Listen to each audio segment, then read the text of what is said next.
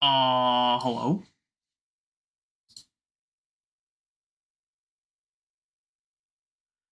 Why? Okay, never mind. I was like, why is it like this? It's not. It's just weird. YouTube is weird.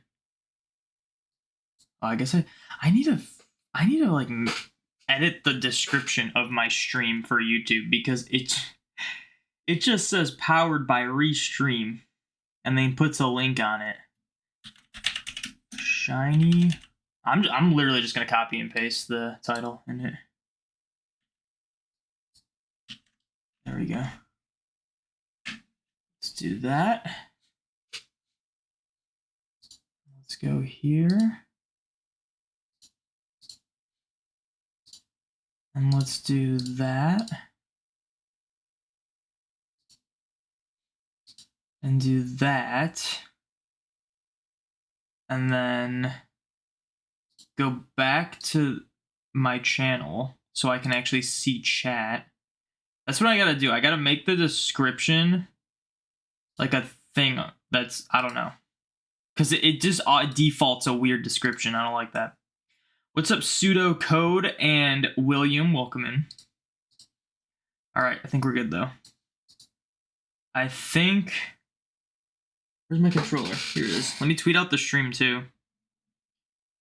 Tweet out the stream. Open up my Bidoof counter.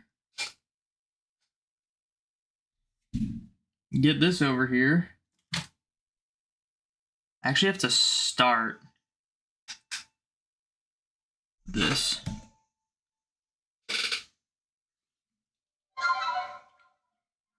What's up, Victorious Vulpix? Welcome in.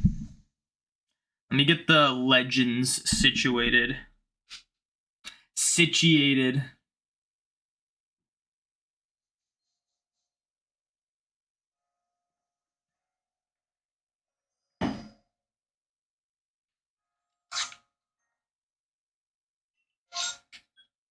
I'm gonna go to the Coastlands. I want to get a Magnemite. Gotta get that Magnemite.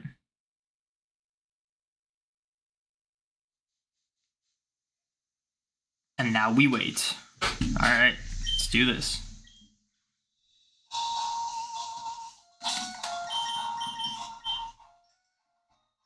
My Bidoof counter up. Gotta look for my... There's that. Okay, cool.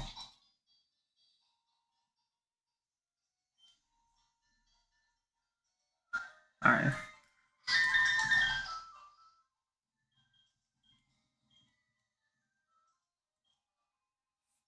Just Route 3 and egg hunting? Nice, good luck.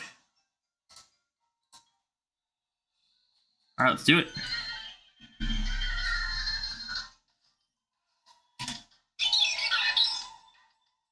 Oh, I'm a little early. Wait, what time is it? It's 1 o'clock. What time is it in game?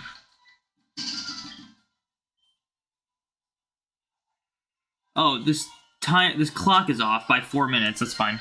We have 4 minutes of 50-50 Starly.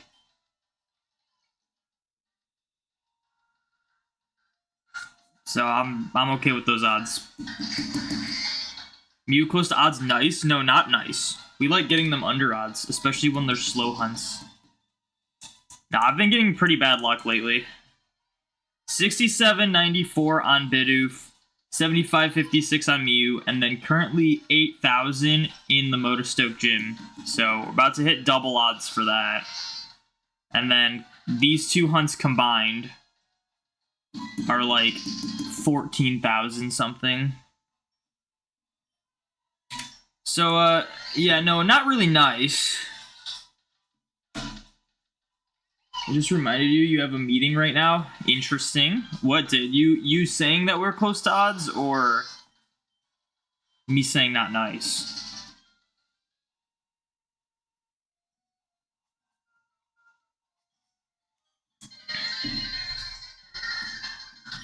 I don't know how my DS clock got 4 minutes off. It's very interesting.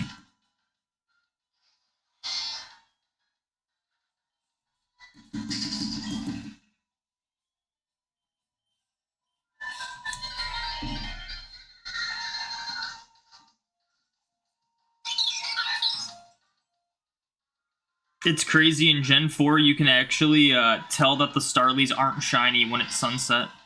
Isn't that crazy?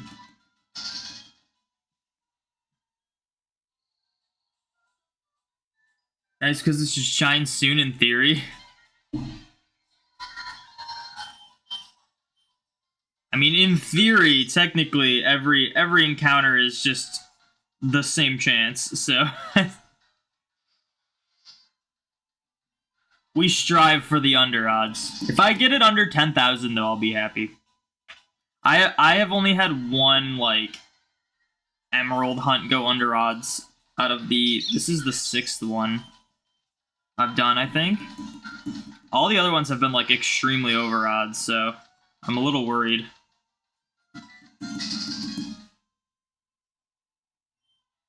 And then we get to the point where I question why I'm hunting an Emerald. I'm like, why do I do this to myself? I expect them to go way over odds, and then they do.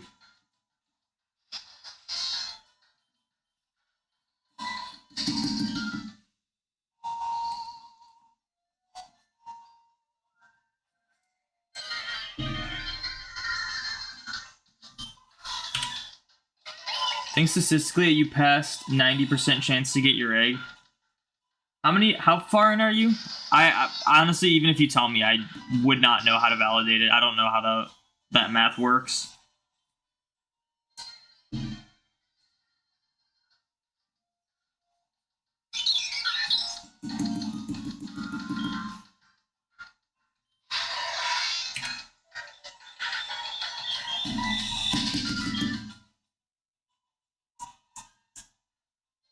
Alright, it's officially 60% Bidoof now.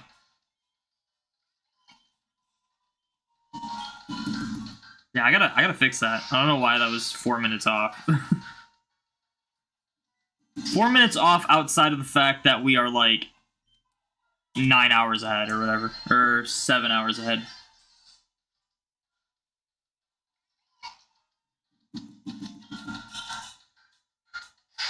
Basically 19,000. The thing is, like, you'd be surprised how often you go, like, 20k for a shiny.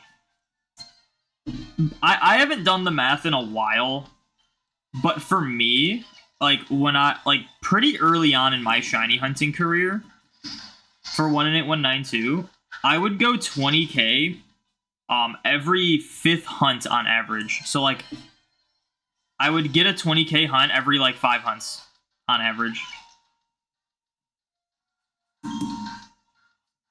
Like, you gotta be surprised how likely that is to occur.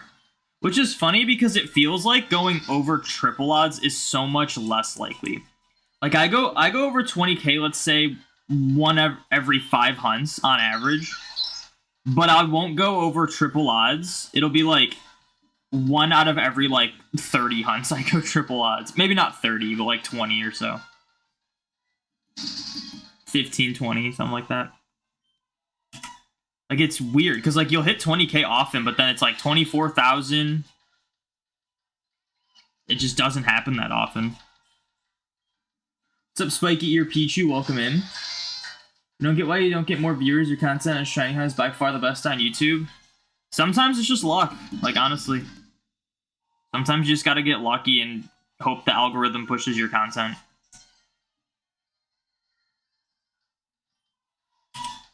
But I do appreciate that. Bad hunt to be on your 5th, yeah. I mean, that's kind of how I feel about this Litwick I'm going for in the Motostoke gym. It's not quite to that degree, obviously, but my first 2 phases in the gym were, like, 3,000. It was, like, 3,400. So, like a little under odds. And then the second phase was 1,366, which was, like, really far under odds. And now it's like I'm going for Litwick, and I'm doing resets for it, which are, like, significantly slower, but I don't want to have to phase. And if I realized I have to do resets for the Litwick, because on my shield version that got the first 2 shinies, if I get another shiny on it and phase, and it's not Litwick, I won't be able to hunt on that save file anymore, because then I'll, like, complete the gym challenge. So you have to do resets. and they're so much slower, and now I'm like double odds, and it's like, of course, like I had to go double odds on the one I'm resetting for as opposed to the ones where I was just doing runaways for. Like it would have been much better if I went 8,000 for like the Vulpix or something. Because I would have probably been done with the hunt by now.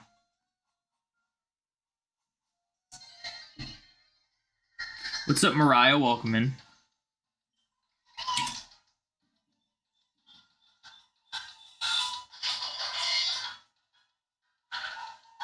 You and Ginger Ninja are your current favorite hunters. I've never heard of Ginger Ninja. I'll have to look him up.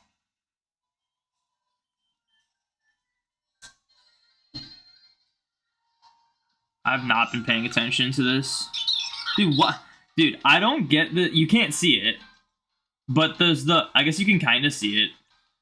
The little missions and requests tab is defaulted to be up. When I don't... I've completed all of the missions and requests. Like, why can't that just be down? I don't want to see that. It covers up a large chunk of the map.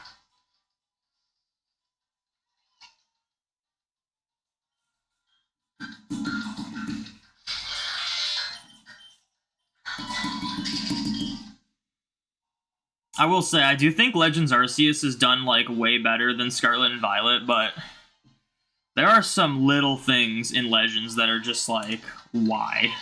Like the targeting system. The targeting system is almost perfect in Legends, but it, for some reason, just picks a random Pokemon to target, and it doesn't matter, like, how close you get to a different Pokemon. It'll only target, like, the Pokemon it shows to target until you hit A, which I just think is weird. Like, I feel like if you're aiming at a specific Pokemon, it should just target that Pokemon.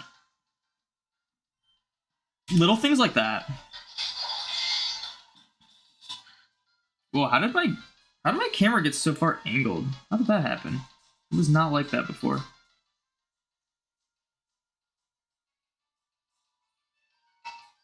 I think that's better. Been doing Gen 5 Unova decks for years. He's done a ton of man, this heart in the chat that I need. He's done a ton of cool and tough hunts, including incorrectly locked mystery gift egg hunts. That's cool. Mystery gift incorrectly locked. I've never even heard of those. Oh, there's one. Distortion. Where's it at? Oh, it's right by. This one's not going to take a while to get to. Or to start.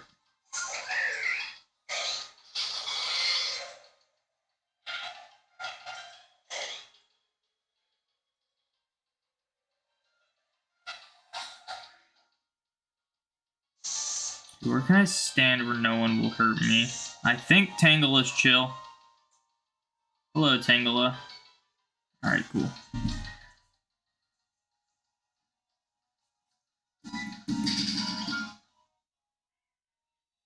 What's up, Gaming Trico? I'll get a shiny Mew soon. I really hope so. I really hope we don't go, like, really far over odds for this one.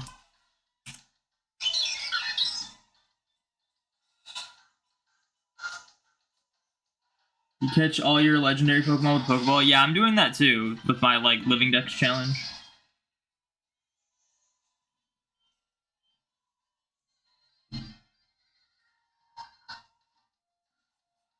You play Legends Arceus, you didn't know it at all? You didn't notice it at all? You mean just, like, in the background? So what we're doing, we've been doing this the last, like, few times we've hunted for Mew and Bidoof, where we just, like, sit around and wait for a distortion to show up.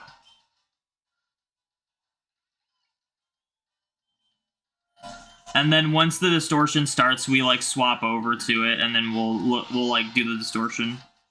And once it ends, we go back to Mew and Bidoof.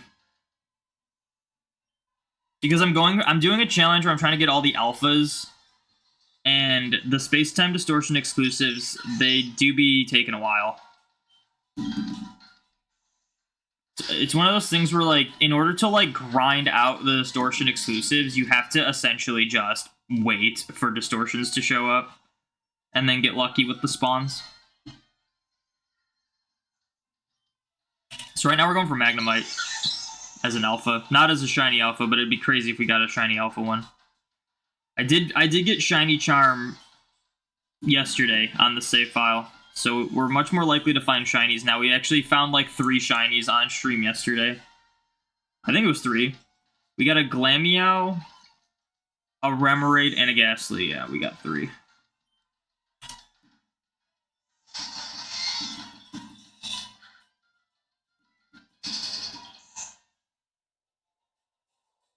Let's see, this thing's already starting. We'll get one more of these. We'll switch over now. It's already starting because it showed up close.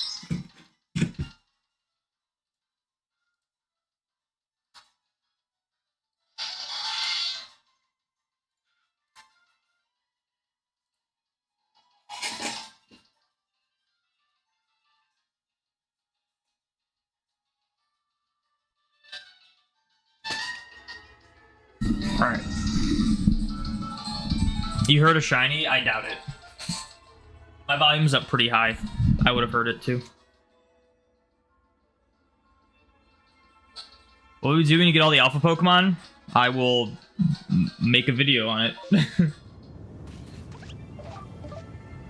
You hear the shiny when I was sitting here or when I was on my way to the distortion? Because I definitely would have noticed. Magneton. We don't want this one, but I might as well catch him in case we want to...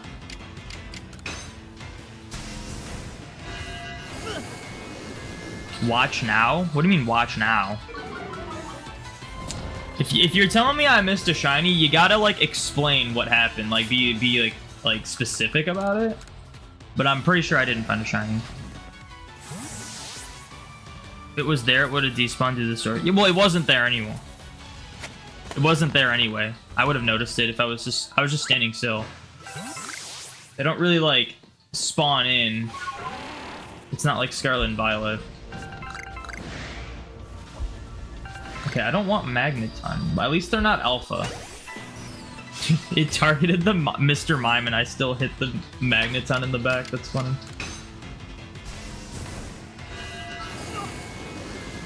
You love gaslighting. You also heard a shiny sound. Yeah, I mean, you definitely didn't.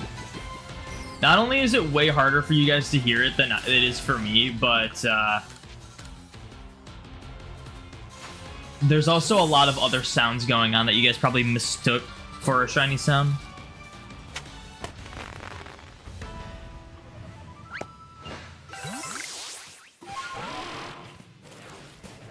So grab that.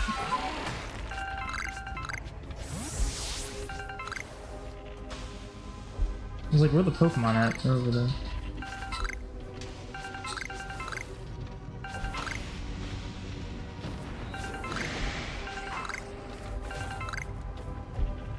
Well, there's a Magnemite.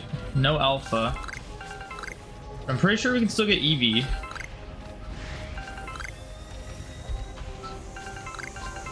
I'm also not recording, by the way. I should do that. Oh, there's Eevee.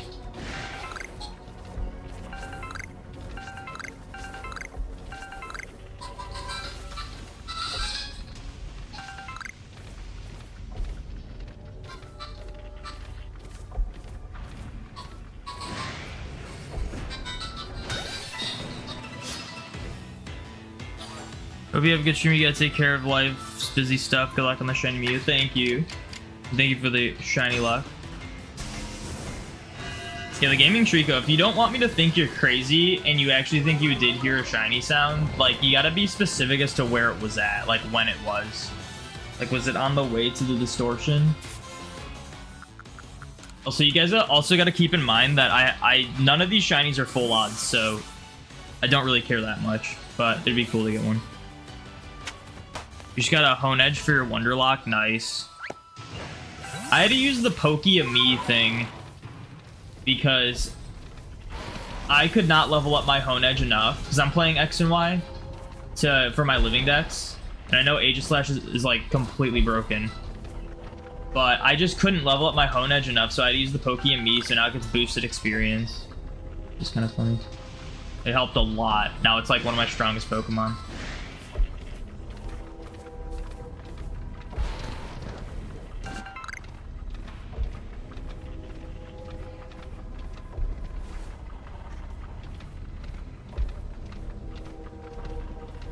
think I got all the items.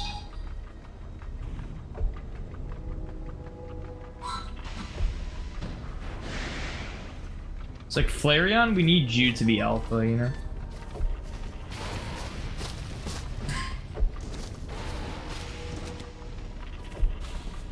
These beans just look like they're items that I want, and then I realized they're beans and I don't want them. Can you guys relate? Eevee, why can't you just be alpha, you know?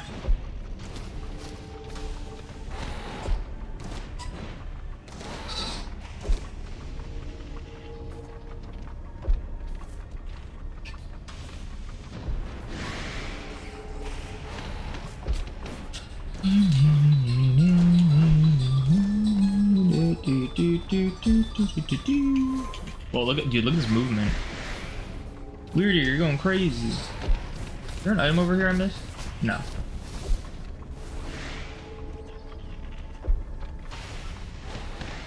Actually, caster ferns are pretty good though. That's how you make the sticky globs, I'm pretty sure.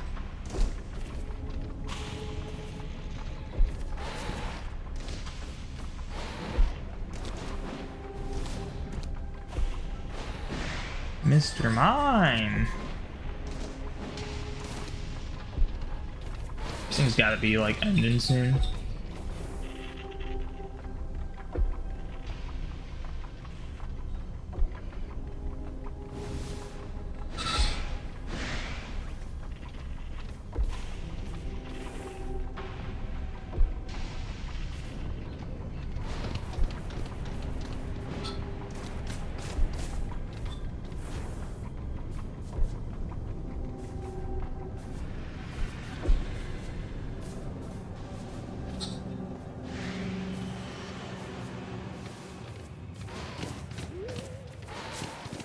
It's over. You know what I'm gonna do? I'm actually gonna grab these satchels because merit points are so good and these satchels are like right next to each other.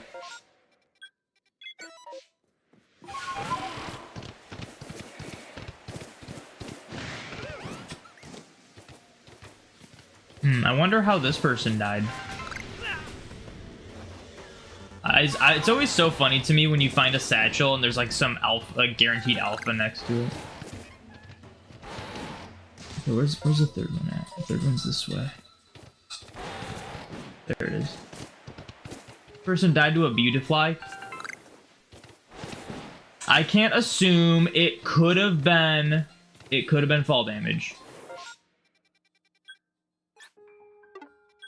Oh, here, I guess I'll check to see if there's actually a shiny over here. But just know that if you waste my time, I will be not happy. Thing is, I'll probably find like another shiny just instead that isn't even the same one.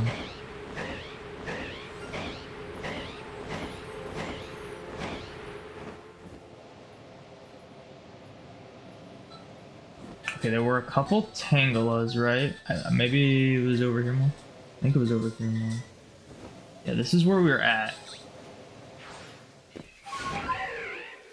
So we went this way. There's a shaky tree at least.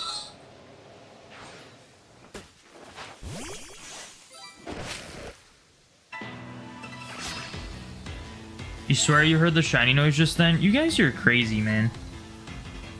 I'll turn the volumes off on all my games. You guys are crazy.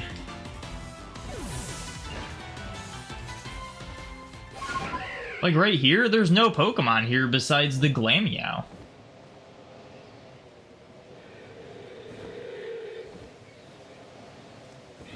Like I can see all the Pokemon that are here.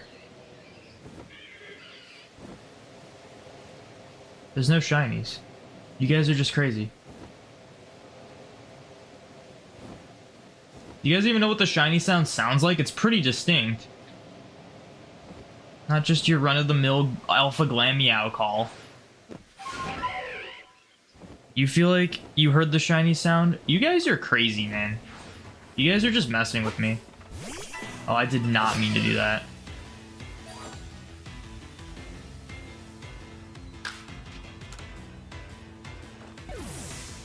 You feel the same about what? About not hearing it or hearing it?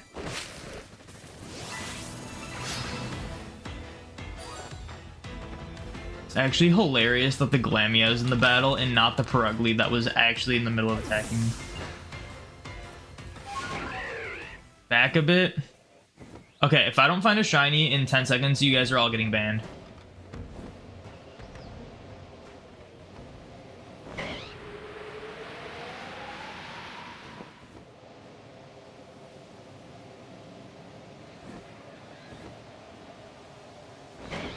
You guys are just all getting banned. I know there's not a shiny over here.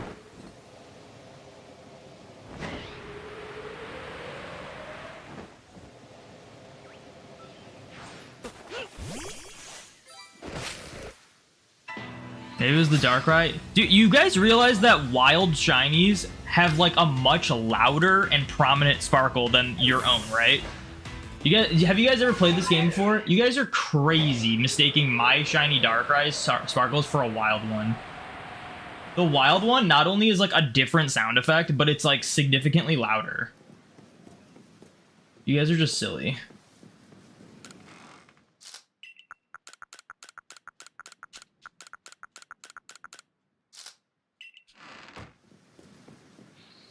I'm actually just gonna stay here though, because I want to get a Magnemite.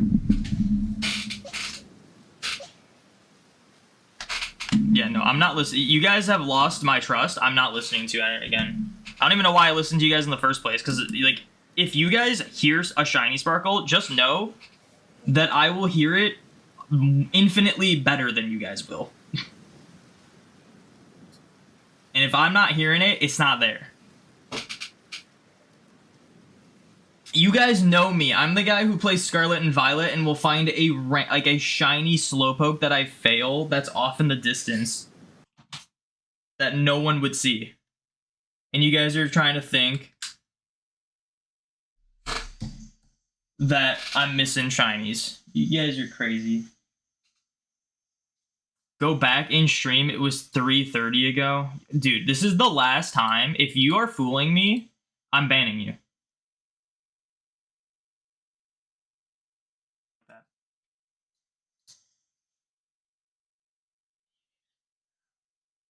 Here, I'll go back 4 minutes. Yeah, this is where we were at. So we went this way. There's a shaky tree at least. You guys are hearing my freaking Game Boy audio. That's what you guys are hearing. When I talk in the mic and I have my Game Boy audios going, like, it picks that up. You guys are hearing like snippets of that. How do you guys not know what shiny sparkles sound like in this game?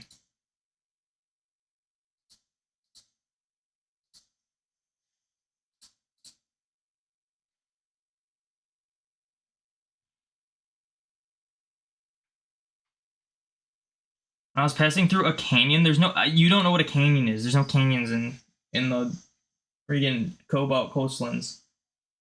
You have to be more specific than that.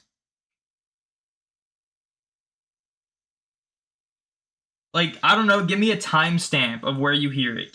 Just actually put a timestamp in the stream of where you hear it, and then I'll go back and look at it. But there's not a shiny there, I can assure you guys.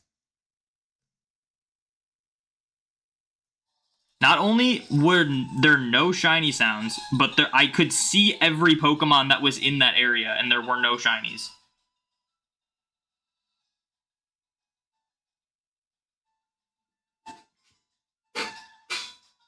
You're just trying to not make me fail a shiny. Guys, they're all boosted odds anyway. I don't care that much.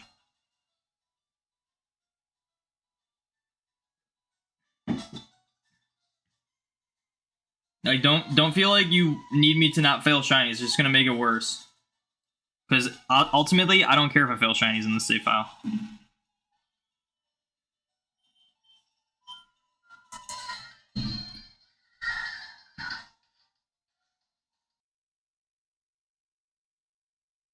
Shinies on stream yesterday within like an hour and a half of playing the game, not even shiny hunting. Like, the shinies are easy once you have shiny charm. They're not really like worth stressing over if you might miss one. In fact, like, if I really cared that much, I would do full runs of the areas. What's up, Floppy? Welcome in. Yeah, the only audio I heard during that alleged time where the shiny sparkle happened was the flute. The flute that you blow in when you call in Braviary. And then my Game Boy games were making sound through the mic. Yeah, I'm sure it's just the Game Boy sound. And if it's not, then, I mean, we're still here. Like, the shiny's gonna still be there. But yeah, it's probably just the Game Boy sound. So that's all I heard.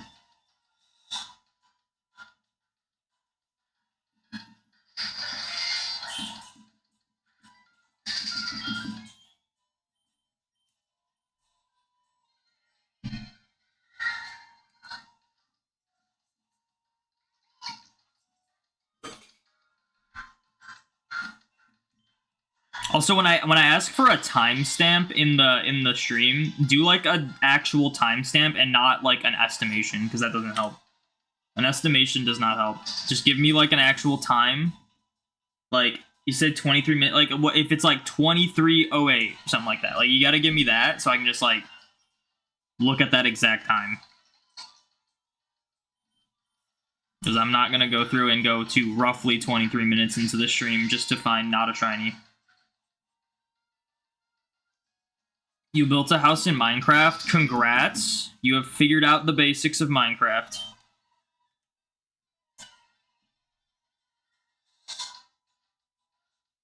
Do I have any shiny in the game anyway, so it doesn't matter? No, I don't have every shiny in the game. The reason I got the shiny charm is because I think it'd be cool to like get like a space-time distortion exclusive or just see how much of the decks we can fill out shiny. But they don't count for like my shiny living decks or anything. Like I don't really care that much.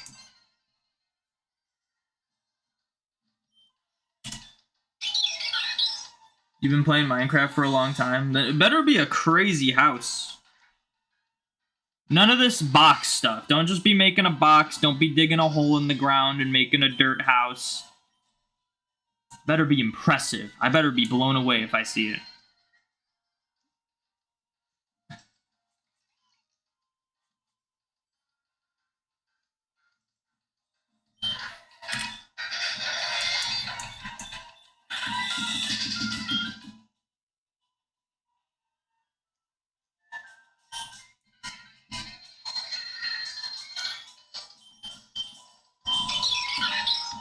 I haven't played Minecraft in a minute. I have a hardcore world that I've been playing on. And I was building a wizard tower for my enchanting room. And it's pretty cool, but it needs some detail.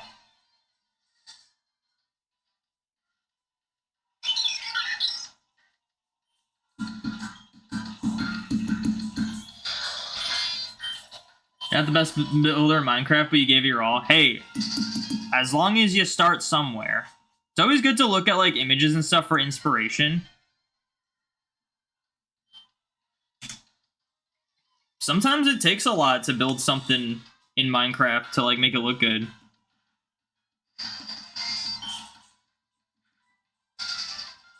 It's on a hill in a super flat world. Oh, so you're doing creative mode, I see.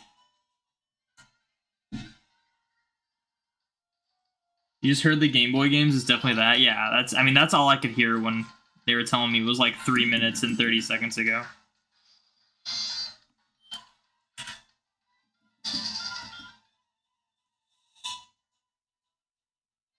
Which is even crazier, because if you guys are just now hearing the Game Boy games, that means there's no way that Gaming Trico even heard something from the Switch when we were on our way to the distortion. I also had someone a couple streams ago tell me that they heard a shiny sound, and I was literally just standing still in a camp where you can't even find Pokemon. And I'm like, you didn't.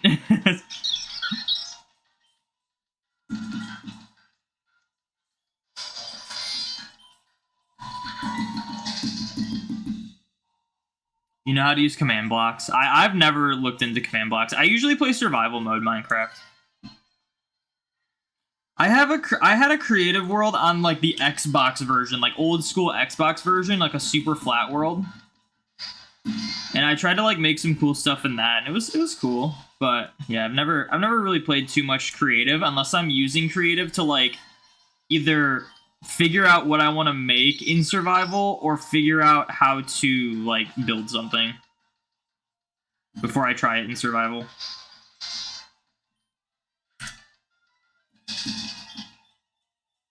Never mind, it sounded exactly like the Game Boy. Yeah, you guys are tripping. Just know that if you hear a shiny sparkle and I don't, then you didn't hear a shiny sparkle. That's the rule. Once everyone started chiming in, I just assumed you guys were trolling me, as opposed to actually, like... Because I was getting, like, there was, like, 4 or 5 people that were saying, like, that they heard it. And it's just like, okay, it was, like, one after the other, and I'm like, you guys are just trolling me now. Thor, welcome in. Thank you for the shiny luck. You ever play the old edgy Minecraft knockoff from the 2010s called Castle Miner Z? No. You call the old edgy Minecraft knockoff from the 2010s? Like 2010 or like from the 2010s? Like, so it could be like 2015. I was gonna say like Minecraft came out in like 2010 or 11 or something, so would it even be considered a knockoff if it came out before Minecraft? No, apparently Minecraft is like kind of a knockoff of a different game.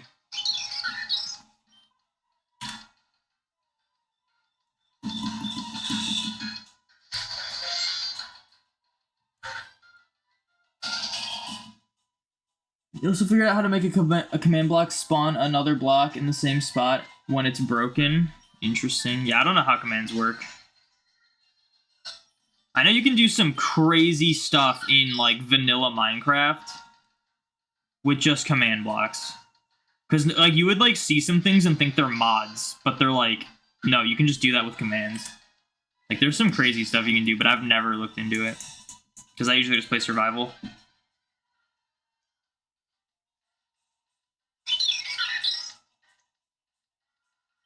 You're like 13 when you played it. I think it was somewhere in the 10s or teens. Interesting. Yeah, I've never heard of it.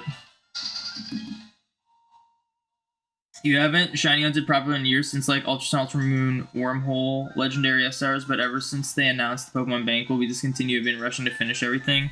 They have not said Pokemon Bank will be discontinued. It's just, it will be. People are kind of twisting the Pokemon Company's words. They alluded to the fact that Pokemon Bank will shut down someday. But we do not know a date, and they have not explicitly said it will shut down. So it could honestly be years before it shuts down. I doubt it. I think it won't be very long until it shuts down. Like, I think we probably have about a year or less after April. But who knows? Started up your abandoned Celebi hunt in Virtual Console Crystal. Nice. Yeah, I want to do Celebi soon. Last time you played creative Minecraft, you're trying to make NFL logos, excluding the NFL logo. Oh, and excluding the NFL logo, they don't look that great. Wait, what do you mean by that? Think it'll shut down in 2025? That's kind of what I think, too. But we don't know. Like, it could literally shut down because they haven't really said anything. It could shut down like a couple months after. Like, we don't know. I'm hoping they address it in the direct that's coming up next week. But I don't know. A bunch of guns and dragons and a bunch of wild stuff. Yeah, I've never seen or heard of that game. But apparently Minecraft was like heavily inspired by like some other game. Almost to the knockoff degree. But I don't remember what the other game was called. It's one of those things where like sometimes like when you're heavily inspired by something, you make something that people perceive as a knockoff. It's like, yeah, like, I get it, but at the same time, when did this show up? I did not see this. At the same time,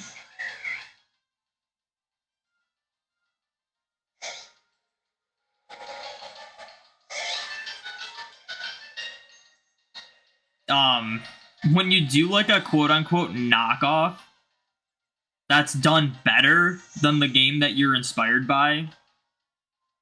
You know, so that's more like it's the whole reason why we have like the public domain laws. It's so that people can use stuff and then make further progress, like, I don't know, just like creativity and stuff with it. It's kind of like the same concept. It's like Fortnite. When Fortnite came out, everyone was like, oh yeah, this game's like a huge knockoff of like, what was it, PUBG and whatnot. And it did a lot of those things better, which is why it's so popular now and why it has like become even more than just a battle royale game.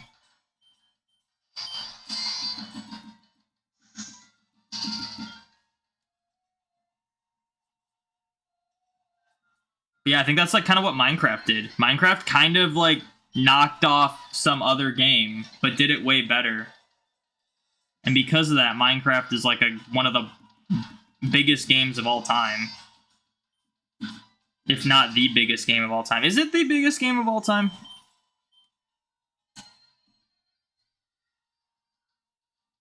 Alright, we'll do this last encounter, and then we'll do the distortion.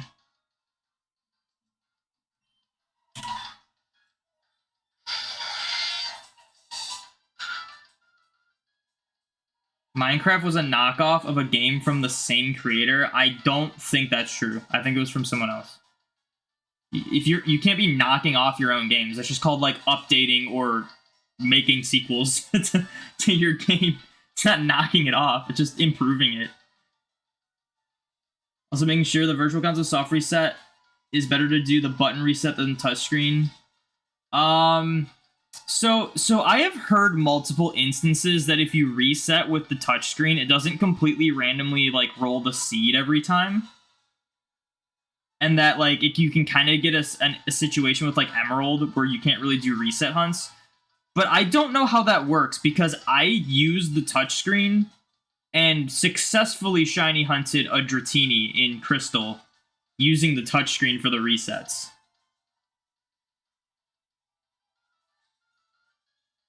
Knockoff is a worse version. No, knockoff is just like you like copy a lot of a game. So yeah, I don't know. People have said that the touchscreen is like not good to use, but I don't know the info on that, and I have gotten a shiny using the touchscreen resets, so I couldn't tell you. So yeah, I'm not sure. Great HQ can never focus on all consoles, so you'd rather hunt on one. I mean, that's fair enough. It's hard to do multiple consoles when the hunts you're doing are like drastically different from each other. But with like the Bidoof and the Mew, like Mew we do like one thing, and the Bidoof we just like run back and forth, so Bidoof's really mindless.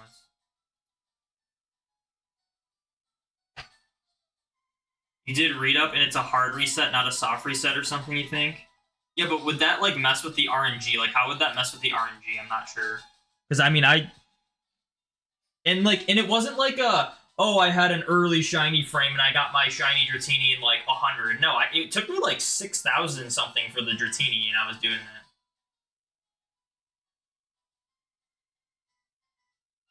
that. Like Palworld is basically a Pokemon knockoff. Yeah, but it's like different enough. Just like the Monster Club. The designs are kind of knockoffy, I will say.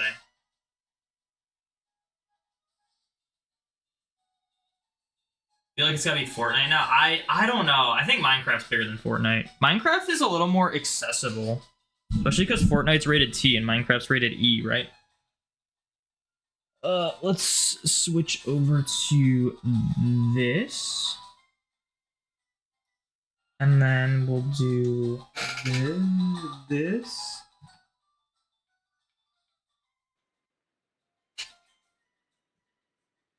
And let's go.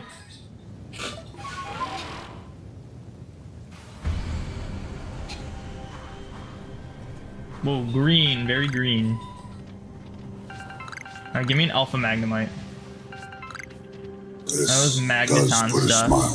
Yoloi. Thank you for the follow. Thank you for putting a smile on Thanos' face. I do appreciate it. What was that? Magnemite, but he's not big and scary. I don't know how many of these I gotta catch, but I'll just catch this one. Swapped over to Twitch because you prefer it over YouTube. They both have their pros and cons. From a streaming side of things, like as the streamer, Twitch is like almost in every way better than YouTube. From a viewer side of things, and this is probably like mainly for like larger streamers, I think viewing is better on YouTube. Being able to scrub through the stream if you like miss something, like pause the stream and like continue where you left off as opposed to only being live. And then like YouTube's ads are not as obnoxious as Twitch's ads. Like it's honestly a chore watching like a big streamer who has like a contract with Twitch that has to like play stream like ads every like 2 minutes or so, and then you have to wait for like 5 minutes to get through the ads. When YouTube, you'll get like maybe 30 seconds most of ads, and even then you can skip them most of the time. So yeah, that's kind of my opinion on it. Twitch is way better from a streaming standpoint. There's a lot more exposure, and it's easier to set up and everything than YouTube. Like, it blows my mind. YouTube, I don't get, like, if you go on, like, I use YouTube on my iPad, and there's like a home page, there's a subscription page, there's a shorts page, and then there's like a profile, not profile, but it's like a my kind of media-esque page, something that it shows like your history, your watch later, your playlist and stuff like that. I don't understand why there isn't just a stream section that just recommends streams for you. I don't get that. I feel like that would be such a no-brainer that would make YouTube discoverability for streaming like infinitely better. And then also, if there needs to be an easier way to like set up the stream. Like on Twitch, I can just like go on the Twitch app on my phone and set up the stream, like do the title, the category, the go live notification. I can't really do that on YouTube. YouTube, I essentially have to like wait till I'm already live to like start editing the settings, and it's really clunky.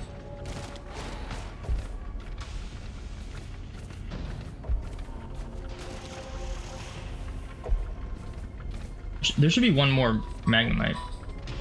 Am I blind? Did I miss it? There should be one more of something from the Magnemite line, I should say.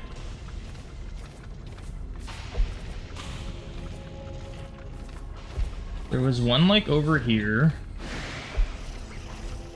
There was one like over, maybe I didn't be over here more.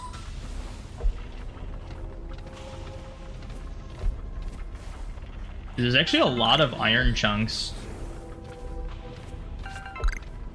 Iron chunks are good. Am I dumb? Like, oh, there it is. How did I not see this? For you, prefer chat on Twitch personally? I don't chat a ton when I watch streams, so I don't really have a preference on that.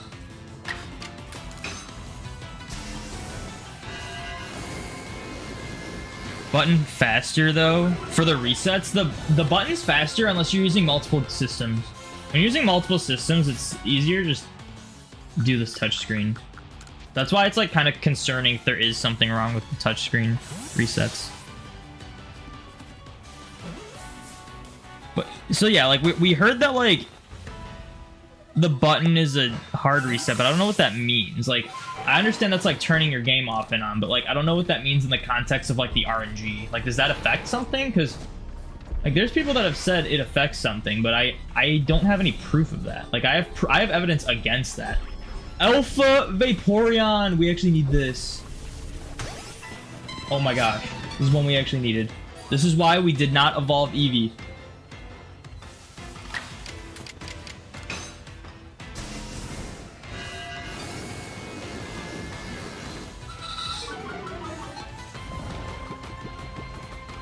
I always feel like these things are going to be super hard to catch, and then I end up catching them in one Ultra Ball. But I'm using Ultra Balls. I remember when I first unlocked Ultra Balls in this, I thought they were kind of broken, because they kind of are. It's like really easy to catch stuff with Ultra Balls in this game. Nice. That's huge. Literally, it's an alpha. Oh, and I missed this item over here.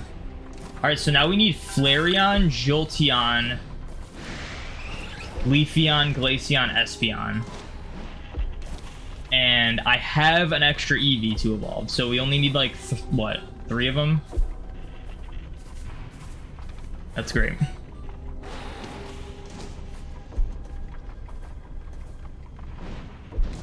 On the homepage, Alpha Mr. Mime. I don't need that. 2 alphas in 1 distortion, though, is kind of cool. And especially if we get one we need. Homepage, you can filter by streams, but no one uses it. Yeah, part of it is probably because it's really hard to see, because I've never noticed it. Okay, 3 alphas in a row is kind of insane. Imagine if there was just like 3 Eevees in a row. How crazy would that be?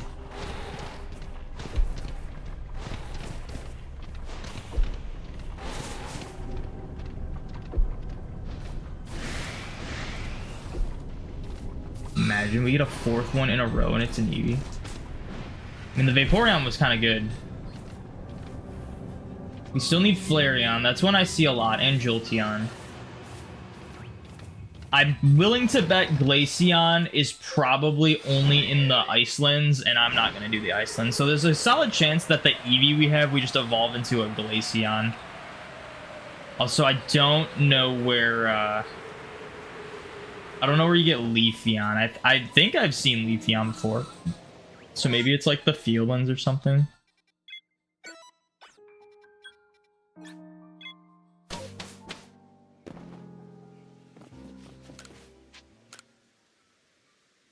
Alright, we'll take it though. That's another one for the Alpha Dex. We are at 260 now. 62 more to go.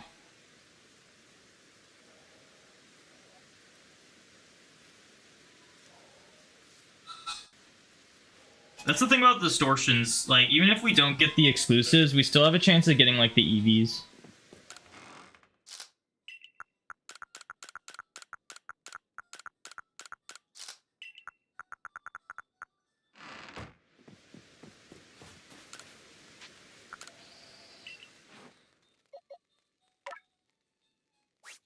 I gotta delete these guys. How many of these guys do I have to catch?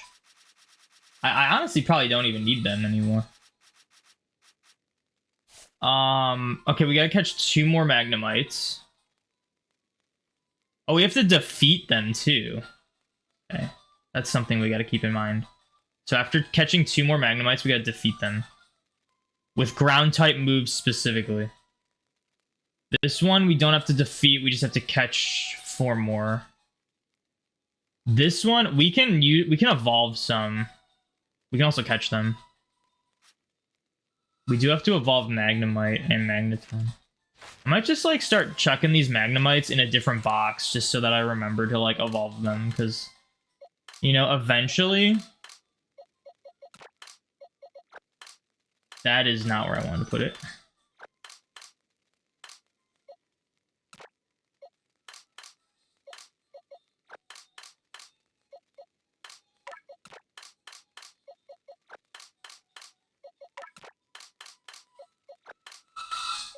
Okay, so now we have Vapor, which is 26. Okay, yeah, so that's correct.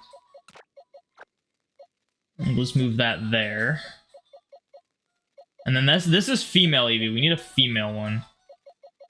So I really hope if I get another Alpha Eevee, to like the female Alpha Eevee is gonna be tough. It just is. It's just gonna be tough. Did I sleep? I'm gonna sleep in a tent. Will a shiny alpha count if you're missing it? I honestly don't know yet. I don't know what I'm gonna do if I get a shiny alpha that I needed as alpha. Like, if I got, like, a shiny alpha, like, Magnemite or something, like, I just don't know what I would do with myself.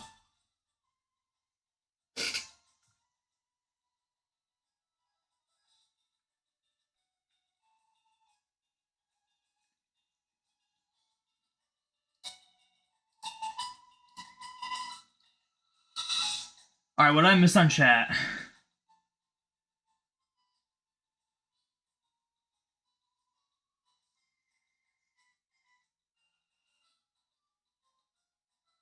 Yeah, Chris Marr, even I haven't seen any leaks, but we don't discuss leaks in the chat.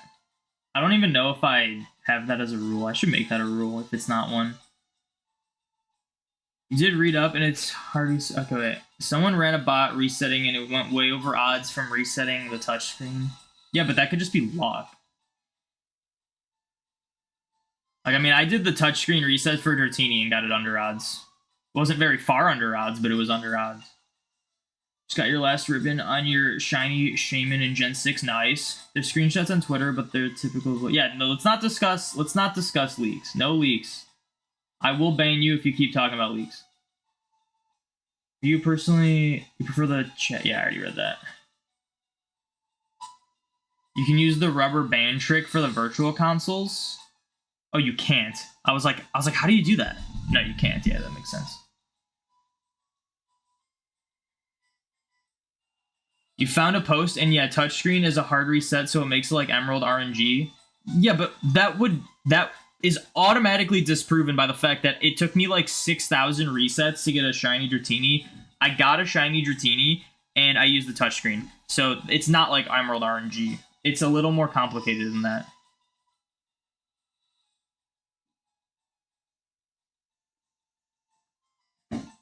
So I don't know, like, I guess people that say it works different don't exactly know how it works different, because we know pretty much everything about Emerald's RNG. We know how to, like, we know how you can't get shinies with it. We know how you can get shinies with it. Like, we know everything about Emerald's RNG, essentially.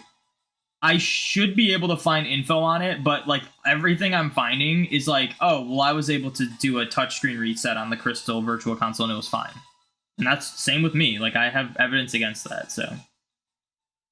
This is an SR continues the game from the point you do the SR. All it does is send the game to the opening menu, so the RNG seed never stops moving forward. Yeah, but the RNG works in Crystal, so wouldn't it still be a different seed anyway? It'd be like doing like resets in a Gen 3 game that has a working battery. A hard reset will stop the entire game, like turn the power off, and the starting point again. Starting the game up again, the seed won't always be... Oh, it won't... So it's like sometimes different. So I'm not sure. Also, I'm like reading through chat slower because I missed a lot. But like, what are the chances it's like the same seed versus a different seed? Like, that's what I want to know. Because like, I mean, I got a shiny in 6,000. Like, I feel like if it was a severe disadvantage, I'd be going like 30k for it, you know? Touchscreen method being a problem from a post who did 140k resets without getting a single shiny Celebi. That's probably partially just bad luck. Like, it's probably not typically that bad. Need some day to go back and perfect the entire decks. Oh, in Legends, yeah. Then long sessions are good unless you can just leave the console running. Interesting.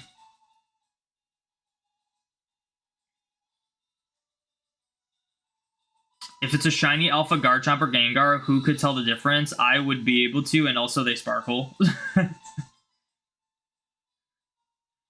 Basically, some people tested and got 4 Celebi dupes and 20 resets in touchscreen versus 120 with buttons.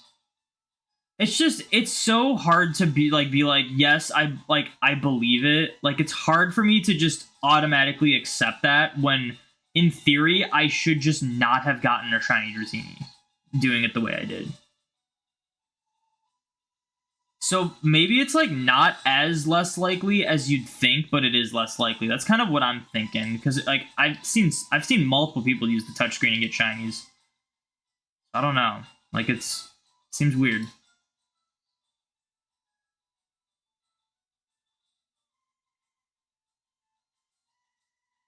What are the odds if you're soft? What are the odds if you were to soft reset in Emerald? It's still technically possible, right? So it depends on how you do it.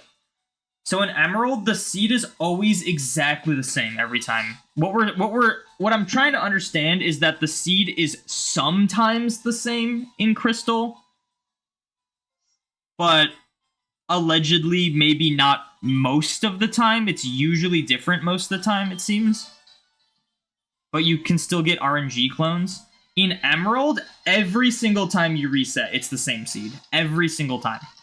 So you have, like, after like 50 to 100 resets, you just will like exhaust every possible version of that Pokemon you will find. And if you don't have a shiny frame in the early like an early shiny frame for resets, you just won't get shinies ever. Unless you do the battle video method, which the battle video method just like what you do is you essentially like do like 50 or so resets with like slightly varying like times. And then after that, you go to Battle Tower, do a battle, and record the battle video once you're done with that to get, like, different frames. And you just do that over and over again. Like, you have to play the battle video every time you reset, too. And it's really tedious. Kind of hard to explain, but essentially, like, when you record a battle video, when you play a battle video from like, the Battle Tower or something, it sets your frames to when you recorded the battle. Or to when you did the battle, I think. So it's, like, farther in advance. So essentially what you do is, like, after another... Like, every reset you do, you have to play that battle video every time. You don't have to, like, play it all the way through. Like, as soon as it starts, you can exit. But you have to do it every single time. And then once you do, like, an additional 50 resets or so, you have to then record another battle video after watching the initial battle video so that you're farther in on frames. So you're just different frames every time. It's, like, if you reset for shinies and emerald, like, you either are just never going to get a shiny, unless you have a really early shiny frame, but you would probably know if you did. Or you have to do that battle video method, which in my opinion is not worth it unless you really just want a challenge. Like, it's just not worth resetting for shinies and emerald. Plus, a lot of the quote-unquote reset hunts, like the legendaries, you can do runaways for. So, like, you really don't have to reset for them. There's some, like, the gift Pokemon, like Beldum and stuff, you would have to reset for, but again, like, just do it in Ruby and Sapphire with working batteries if you can. Or just do it in a different game. Like, it's not... Like, I do some tedious shiny hunts. I don't think I'd ever intentionally do an Emerald reset hunt unless it's, like, the starter. Because the starter's easier to do. You don't have to do the battle video. Just after, like, every 50 resets or so, you have to start a new save file. And then do the same process.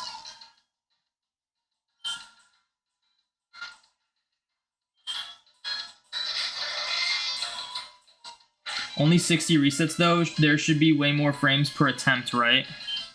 Yeah, but, like, you're not gonna specifically hit every individual frame every time you do it.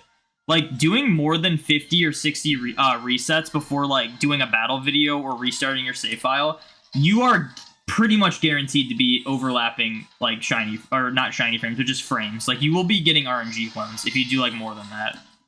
It's, like, there's just no way you'd be able to time it correctly to, like, consistently hit a different frame every time doing, like, more than that. It would just be a waste of time, like, doing that.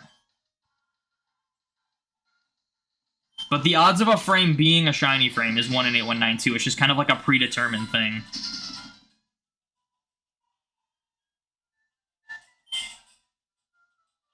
You can run away from every legendary in Emerald except for the roamers, so... But again, like, if you have Ruby Sapphire with working batteries, just hunt them in there. The resets are faster. The resets in Ruby and Sapphire are the fastest resets in any, like, in the whole series. We're talking, like, I think less than 10 seconds per reset. Like, the only time you lose for, like, a specific legendary hunt is if there's, like, a cutscene. Like, if you do, like, straight up just, like, the Reggies, like, we're talking, like, it won't even be hard to hunt via resets, because it's so fast. You can run away from the roamers, they just won't change. Yeah, exactly. And, like, I can't even imagine trying to do a reset hunt for the roamers in Emerald. Like, that sounds awful. Like, it's already hard enough doing a roamer hunt with working RNG. Imagine doing it with a battle video shenanigans mixed in as well.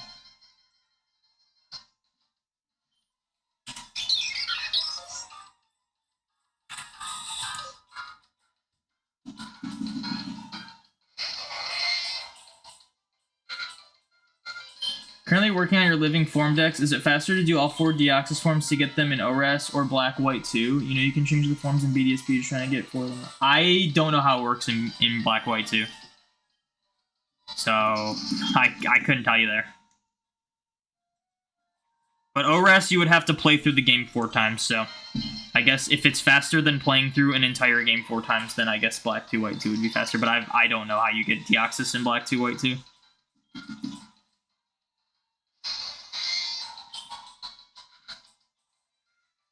Does Ruby Sapphire have a game corner with Pokemon like Fire Leaf Green? No, it does not. It only has items.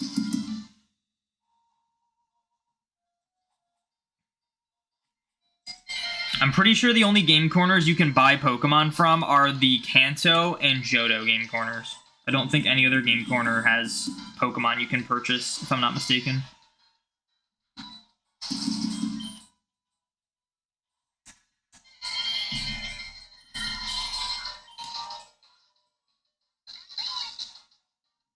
It's easier to do Southern Island in Ruby Sapphire Night. Well, like, pretty much any hunts that would either be resets or runaways in Emerald would just be easier to do in Ruby Sapphire anyway, if you have a working battery.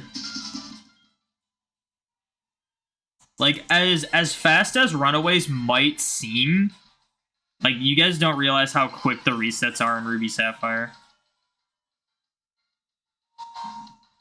Like, you can do runaways for, like, the Regis and, like, Rayquaza, Groudon, Kyogre, and Emerald, but Ruby Sapphire, like, you'd just be better off resetting for them in Ruby Sapphire.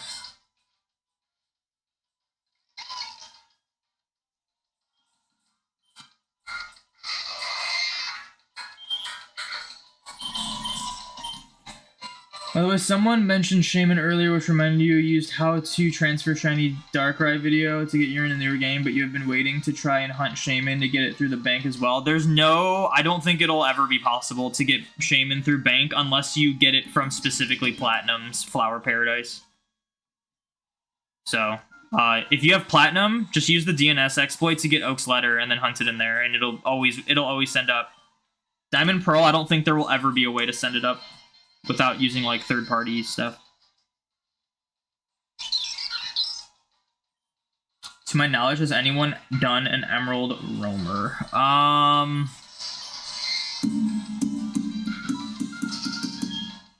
I don't know. I'm sure there's someone who's done it, but I don't know if I've seen anyone do it.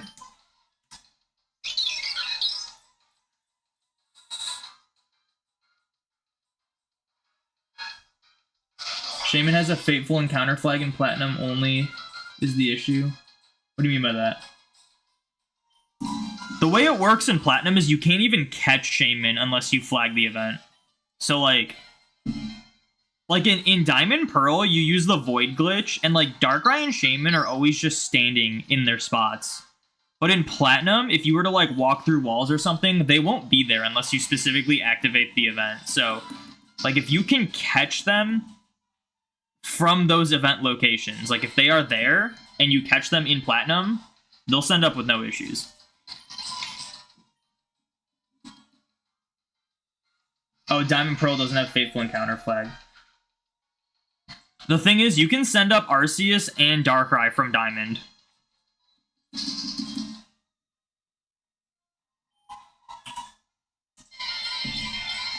But only Diamond.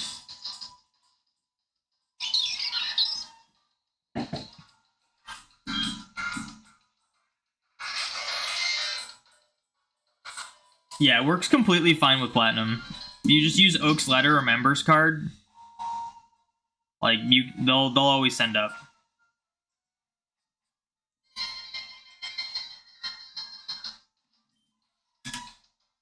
Just Shaman that causes an issue because of how the Gracidea is unlocked. Oh, interesting.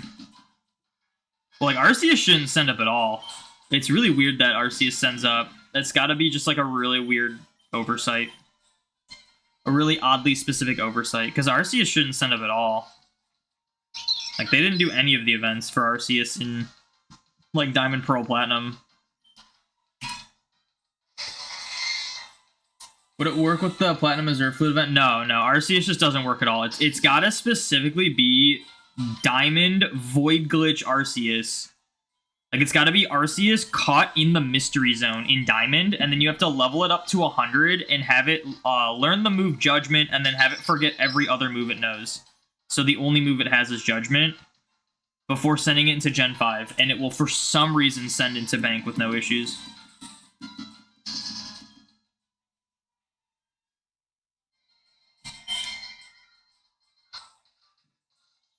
Yeah, I'm pretty sure it's just a very oddly specific oversight, and I don't know how someone figured it out. Because, yeah, like, technically, there shouldn't be any Arceus that you can get from Sinnoh outside of, like, the toys. There's that you can get Arceus from Sinnoh, but it's never, like, your OT, and it's always, like, in a Cherish Ball. Like, you can get that Toys R Us one, and I think there's, like, one other one you can get. But it's like gotta be some wacky oversight that just makes Bank think that when you do that, it's like one of the event ones, even though it's not caught in a Cherish Ball and not your, like, and not the Toys R Us OT or whatever the other one is.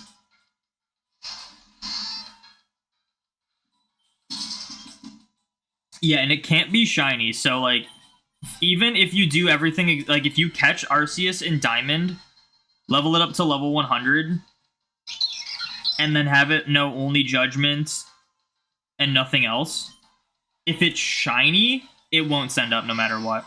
And I think that's just because they had some sort of, like, legality checker on shiny Arceus coming from Gen 4, because all the events they did for Arceus in Gen 4, they couldn't be shiny. So they just have, like, a general, like, lock on shiny Arceus for Bank if it's from Gen 4. Because I tried it with, like, with a shiny one and then found out it couldn't work.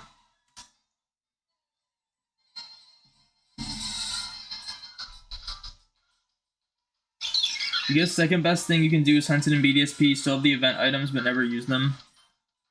Yeah, I for some reason didn't get the member card even though I remember doing it. I don't know what happened there.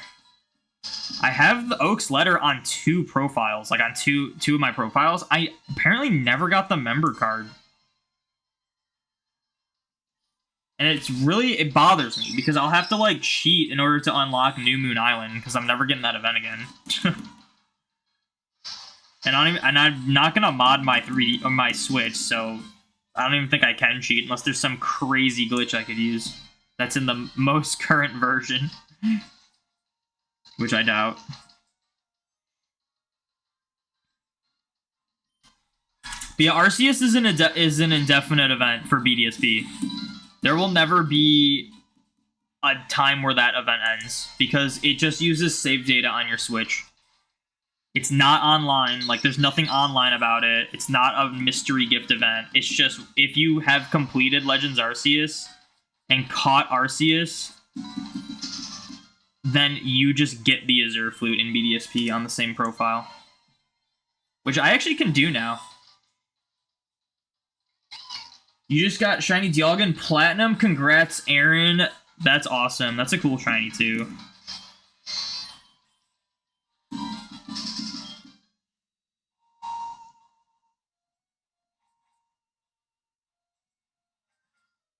You wish they were all like that? Dude, the whole P.E.K.K.A Run event just really bothers me. There is no reason why that mythical that's, like, tied to, like, the story of the game they should not have had the mythical P.E.K.K.A Berry as an event item. I don't get that. There's no, like, end date for it, but when the Switch Online goes offline, you won't be able to get that in your game anymore. And there's no reason for that. You didn't need it. There wasn't even a cutscene where it's like you got the berry and it was like, oh, now it activated the mythical. No, it's literally just triggers a flag to get the event started. There was no reason for it. It's so stupid. Yeah, they need to do more events like Arceus, which is funny because a lot of people when the Arceus event came out were, like, really annoyed with it. They were all like, you have to buy a second game for $60 just to get this mythical Pokemon? And I'm over here like, guys, it's a permanent event that is not online, that we'll always be able to have. And even if you don't want to buy Legends Arceus, guess what? Just borrow your friend's cartridge. You know, like, Like, you don't have to buy 2 games. You can borrow cartridges from people. I thought it was silly that people were, like, annoyed by the Arceus event, when, in my opinion, it's, like, one of the... probably the most well-done event they've ever done.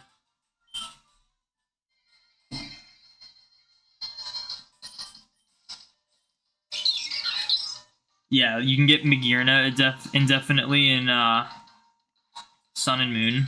Yeah, that's a cool one, too.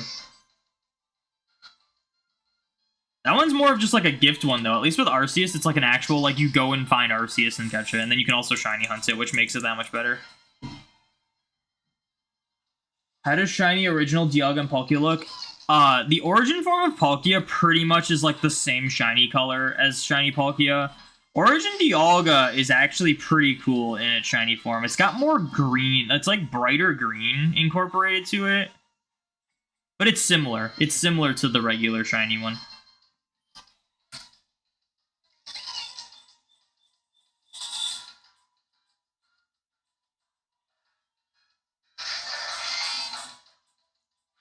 So lazy SMH? What's so lazy? The people that were complaining about the Arceus event. Like, I was literally like, hey, if there's like my cousin, my cousin, he hasn't played like Brilliant Diamond in a while, but I was like, if you ever need or like want to get Arceus in Brilliant Diamond, like, you can like borrow my Legends Arceus cartridge. Like, it's one of those things, like, you can just do that. Like, if you have a friend that has it, you don't have to buy the game.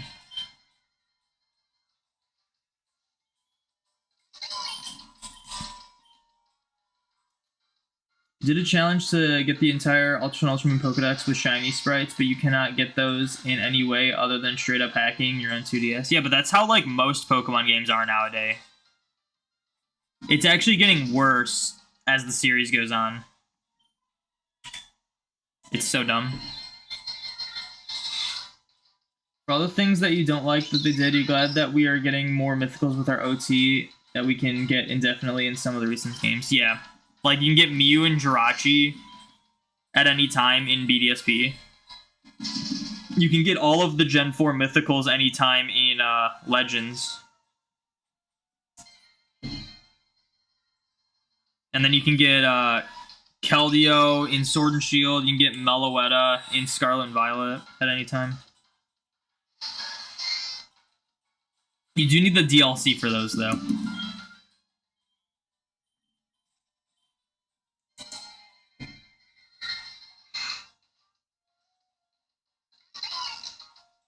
Better than BDSP Mew and Jirachi in-game gift. Yeah, like, it's more interesting when you, like, can, like, interact with the Pokemon and, like, encounter it and stuff and, you know, shiny hunt them. But at least they let them, like, there was a moment, like, it was 2016. It was, like, the 20th anniversary of Pokemon. And I had gotten, like, all those, like, mythical events that they were doing, like, once a month. And it was, like, if you missed out on those, you just, like, were kind of screwed for a good few years. But now it's, like, they've been giving out Mews, like, left and right now.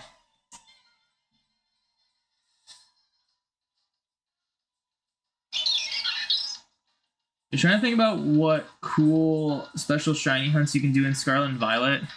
If you want my opinion on that, there really isn't any.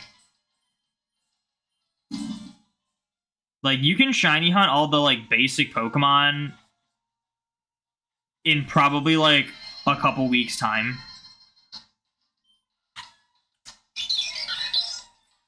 When it comes to, like, actually interesting shiny hunts in Scarlet and Violet, they're all locked, essentially.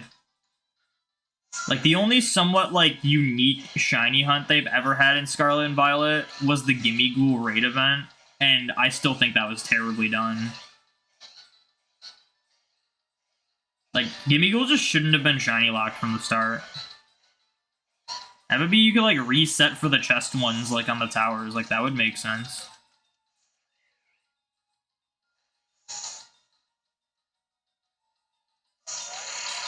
Okay, there's Paris here.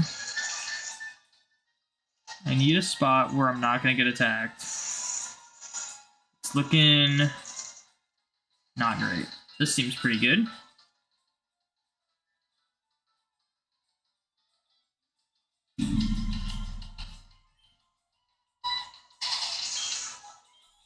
After your stream the other day, you sat there for hours and found a way to get every mythical in the 3DS games and they can go to home.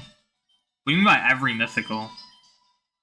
Like, you're just talking, like, across all the games? I don't know if it's possible to get Celebi and Mew in this Gen 6 games without those, like, events. I know it's not possible to get Diancie currently.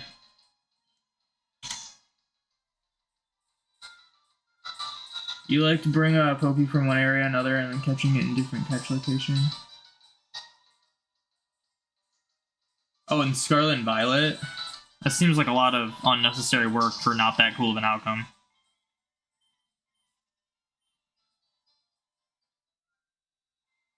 Other than the normal Paradox Pokemon, you couldn't think of any. But even like the normal Paradox Pokemon is just drop a sandwich and run around for a few minutes and then you'll get a shiny. Like, it's just, there's nothing exciting about those. Like, the most you could do is, like, get a regular shiny hunt and then do a reset hunt for it if it has one of those, like, fixed spawns. Like, how I did Cloth. But, again, like, a lot of that is just unnecessary, and it's just for the sake of making it somewhat unique and different.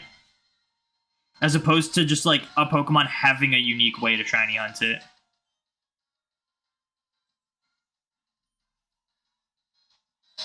Like, I'll tell you, like, don't get me wrong, guys. Like, some of you guys see overworld Pokemon as, like, the step in, like, the future of Pokemon isn't, like, it's a quality of life thing. It's makes the games better. It really sucks out the depth and variety in the gameplay. It really does.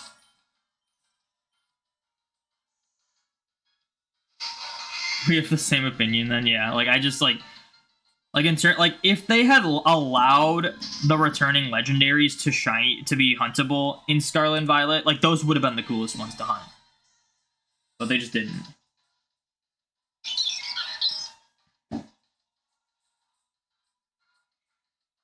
Gen 4 through 7 mystery events, you can do all of them. What, you, like, unlocked a way to, like, get, like, a DNS server or something for the Gen 6 and 7 ones? I think you should start sharing that with people then.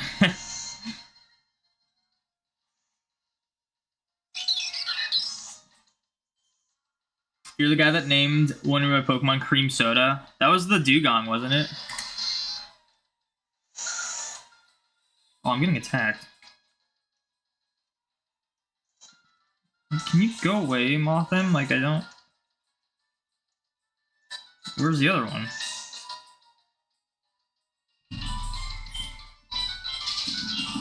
Mousehold family of 3 full odds seems interesting. There's a difference between interesting and then just tedious. Like, you're doing the same process with Mousehold. It's just, it will take you more phases to get the target, you know? Like, that's not exactly what I would consider interesting. It's just rarer, yes. It's not what I would consider interesting, you know? Wonder if they'll do Shiny Miraidon and Crowded Distribution event or Pokemon Day or something. I don't know. They did Zacian, Zamazenta, and Eternatus like pretty close to when Scarlet and Violet was coming out, so we could wait like another year for that. You know the joke about how the person who invented the unskippable ads has got a special place in hell? No, I haven't. I mean, probably. I know about not unskippable ads, but like pop-up ads. I've probably heard that before. You feel the same with the person who invented Shiny Locks in Gen 5? Yeah. It's not... The Shiny Locks in Gen 5 weren't even, like, excessive, though. Disappointing, yes. Like, yeah, don't get me wrong. I'm always against Shiny Locking. But, like, Gen 5, there was only, like, 3 Pokemon that were actually Shiny Locked that you can encounter.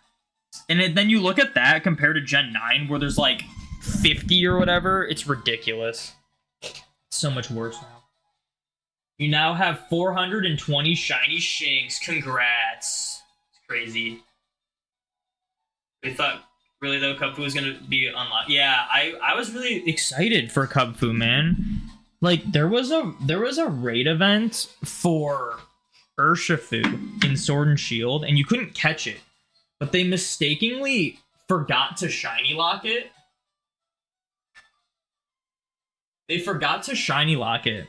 And some people were finding shiny Urshifu in their raid dens, and it would register it to their decks. And I thought that was so cool. I missed out on that. I would have like joined someone's. But it would have been cool to like hunt Cubfu and then like, you know, also technically Urshifu because it's the evolution. And then send it into Sword and Shield because we have the backwards compatibility thing with home now. Like, that would have just been so cool, and they just took something that would have been super cool and made it, like, so lame. Like, I understand not everyone owns every Pokemon game, but, like, from my perspective, what is the point of adding all those legendaries in Scarlet and Violet when we already caught all of them in the last game, you know?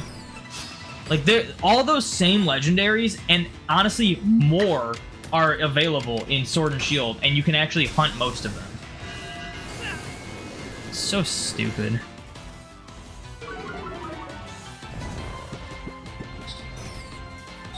You have to set something up to help everyone get those Pokies.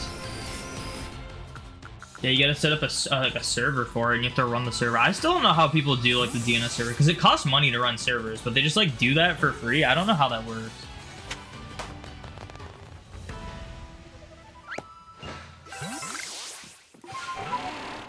Okay, I gotta catch 3 more Magnetons.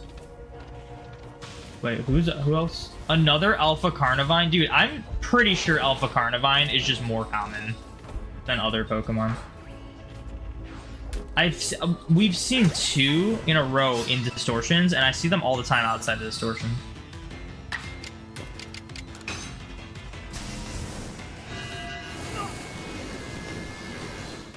It'd be okay if Shiny Locks was only the box legendaries that had a lot of cinematic cutscenes. I mean, if we're in a perfect world, they should just have nothing Shiny Locks. Like, even stuff that's uncatchable. Like, that adds memories to the game. I don't have anything against them locking uncatchable stuff. But I just think overall it would just be better if nothing was locked. Just like how it was in Gen 2 through 4. Like, if you can encounter the Pokemon, you can get a Shiny. Like, that's just how it should be. Not, oh, there's this small subset of Pokemon that you can actually shiny hunt. It's even worse in the context of Scarlet and Violet, because like shinies are so easy in that game that it's literally like, all right, here's this like subset of shinies that you can actually hunt that you'll get like super quickly. You'll hunt them like so fast, you'll get them really easily. There's nothing really rare about them anymore. And then there's this other set of Pokemon that you just can't get shiny. Like, it's just so stupid. Is this a big nugget? This thing is, look at this. This gotta be worth like $1 million. Look at how big this thing is.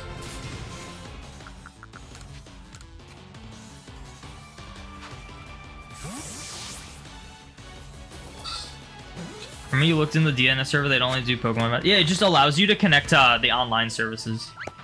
It just also lets you like access the events. That's just a regular nugget. That's crazy. Are big nuggets even in this game?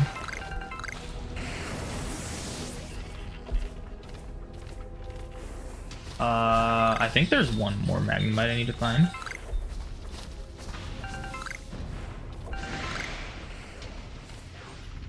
I mean, might as well do this. Dude, we got a whole party here. Look at this.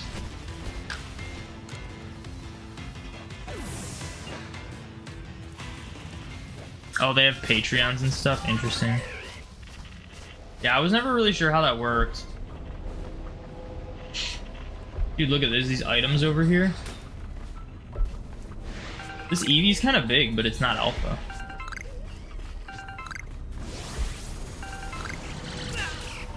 Ow. Eevee, get back. You're gonna get stuck in the past if you go out there for too long. Okay, shouldn't there be like one more?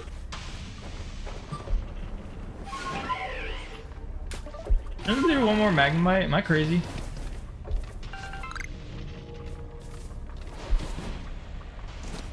Or did I get 2? And then one was a Magneton.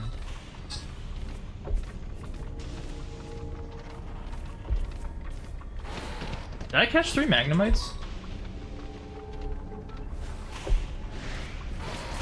Or am I just like blind and can't find this last one?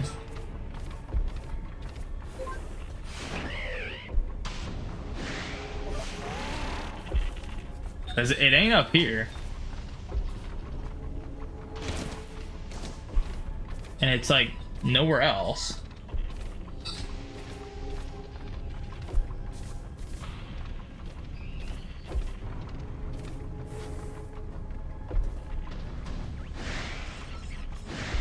Need the Flareon to be alpha.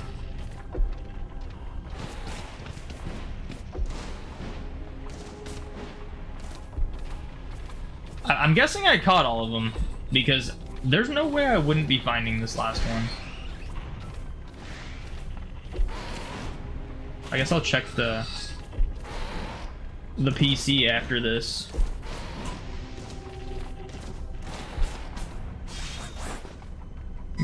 Give me the blue shard.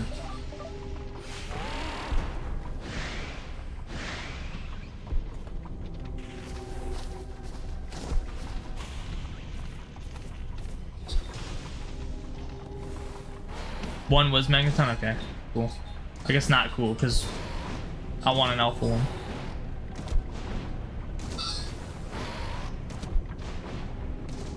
How hard is a shiny cutscene? I don't even think that's... I mean, they technically did it in BDSP. You get that little, like, pre-view of the legendary.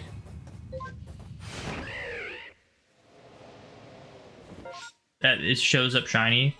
But the issue is they don't want people to have, like, a cutscene of, like, a non-shiny and then all of a sudden it's shiny. They don't want that, even though it really doesn't do anything crazy. We're gonna have so many of these guys. It's gonna be crazy. And confirm, we did catch 3 of them.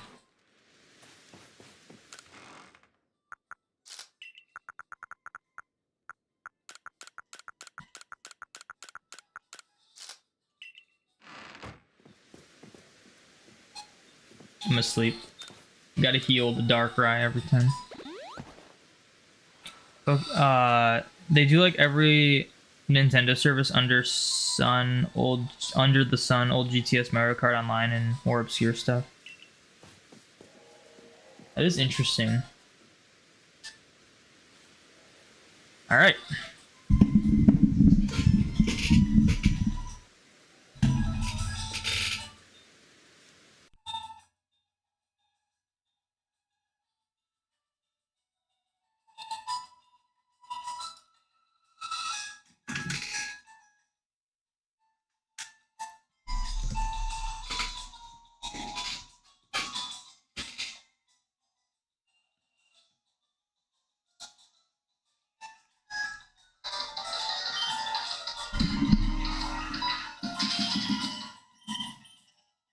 At what point are we just gonna get a shiny Mew? Or Bidoof?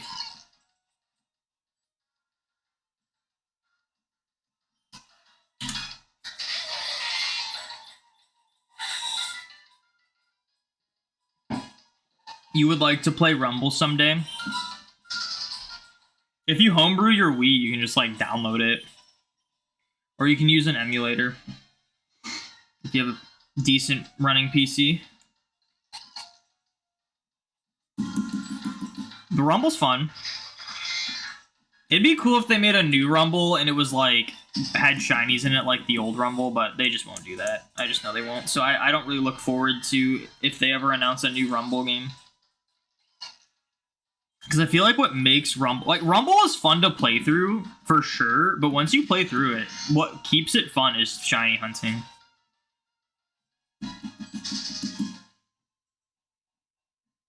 It's got such a seamless, like, collection, and just, like, the way shinies work in that game is so perfect. And you know it was probably just, like, a side thought when they did that.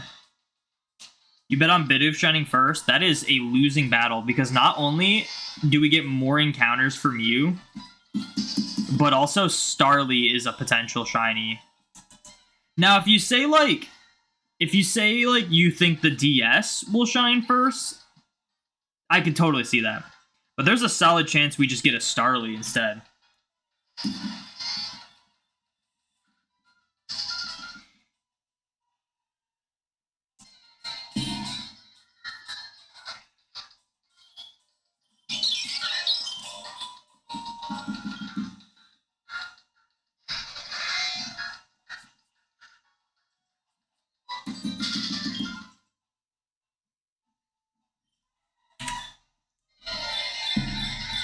Because, like, I could see the DS shining first, and honestly, it's more likely to be Bidoof, because at night it's 60% Bidoof, but I don't know, I always kind of expect to phase when I can.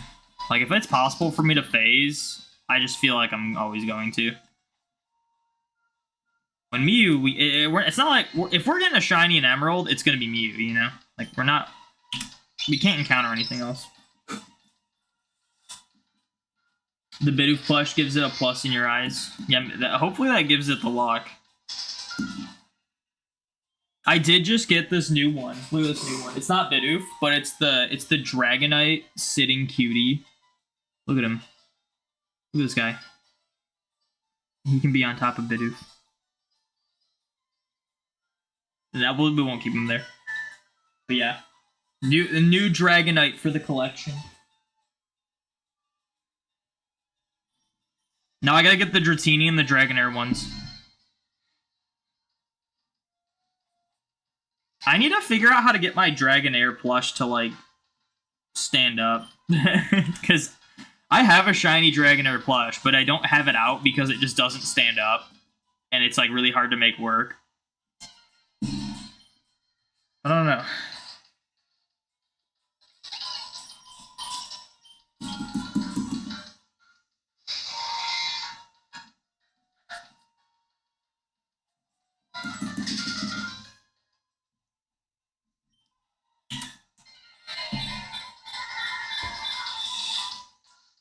I need a Mew plush. At GameStop one day, they had like a giant Mew plush, and I really wanted to get it, but I didn't, and I've never seen it ever again. Someone picked it up fast. They had... Dude, it's funny. Some of the Pokemon that, like, I want to get as plushes are, like, some more random Pokemon. Like, I went to GameStop the other day, and they had like, you know, they have the standard. You got, like, the Kanto starters. They got Bulbasaur, Charmander, Squirtle, Pikachu. But then they had Darumaka for some reason. There was just Darumaka plushes, and I was like, if I were to get one of these plushes, it would be the Darumaka. Because, like, it just felt so random, but it was, like, it looked awesome. And then Meyer had a bunch of Bidoofs, like this one. And then they also had Horsey, which I thought was really random. And then they had Quagsire, and I really wanted the Quagsire. Crazy to realize you've been doing your egg hunt for over 1,100 hours. That is crazy.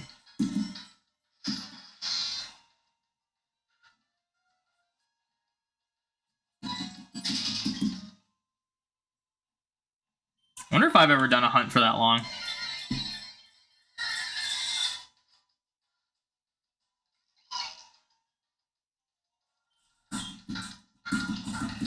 $1,100 is quite a bit.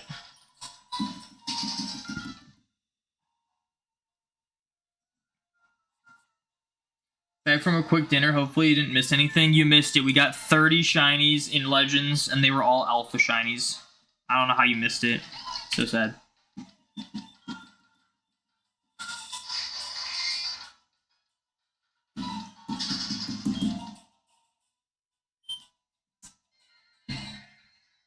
We also got shiny Mew, and I caught it, and then I decided to want another one, so I, like, restarted one of the save files from scratch, played through all of it, and got the event unlocked, and we're back here again. And I also got an additional 7,000 encounters in since you've been gone. It's crazy. I'm, like, crazy fast at playing through Emerald now. I've done it so many times. Imagine if I could get 7,000 encounters for Mew in a day. It would literally take me like 2 days to get the shiny.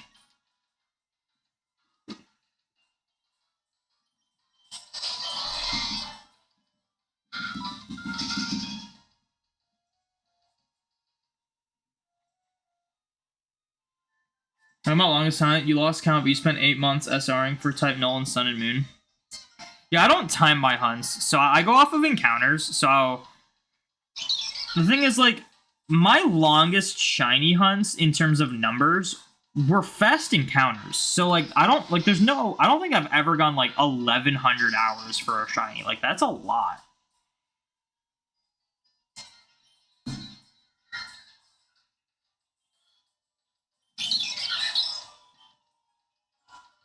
Less than you thought for 9 months. I'm like, the longest I have ever hunted a shiny in terms of like month-wise, which by the way is not like straight up. It's just like when you do like an hour or two hunting session every day or two, like not even every day. The longest I have ever hunted for a shiny was maybe like 3 months, and it was probably the Shuppet. 2 to 3 months. I know my first Dratini took 2 months, but that was like, I was really new into shiny hunting. I was single hunting, and I wasn't super consistent with it. So it was kind of crazy that I got in 2 months.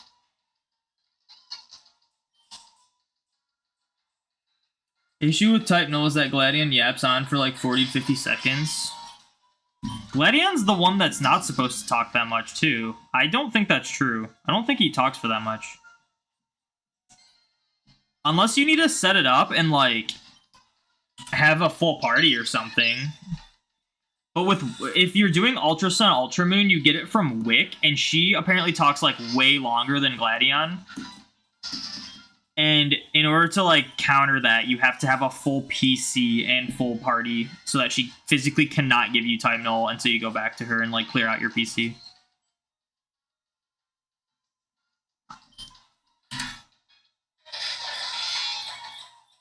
And there's no way it's 40 to 50 seconds for Gladion.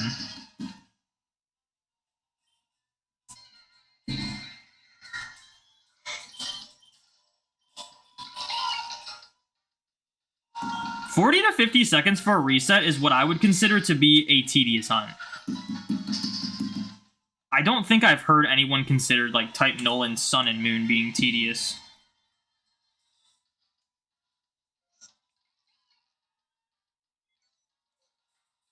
Guys, I'm gonna visit the spot that had the alleged shiny again.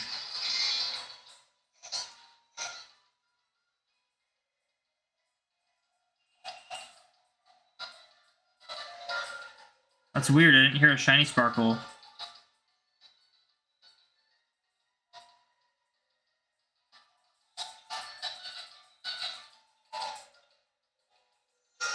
Oh. I heard a shiny sparkle this time. Shiny Mothim. Guys, there was a shiny over there. It was just way farther than y'all believed.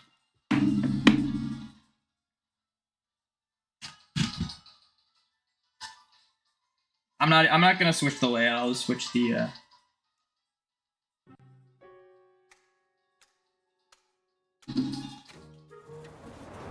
Look, there's a shiny Mothim here.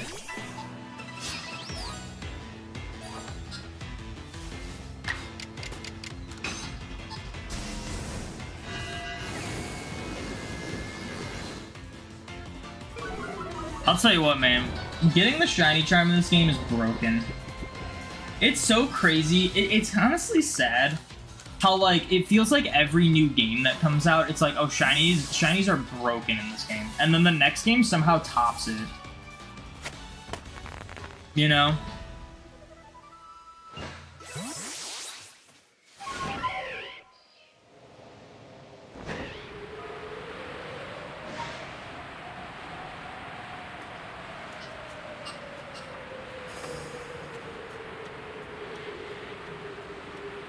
It is crazy how I've like gone over here. Is Mothim? No, Mothim's not nighttime, is it? Like, I kind of went past that before. Interesting. I guess I'll hold on to this 20-minute recording of a shiny Mothim. I think there's probably going to be a point where we just get, like, duplicate after duplicate of shiny. And it will not be worth it unless they're unique shinies.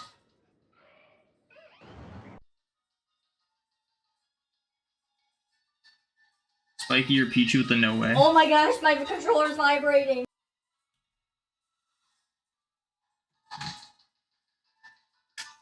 Alright, well now we gotta wait for this thing to show up.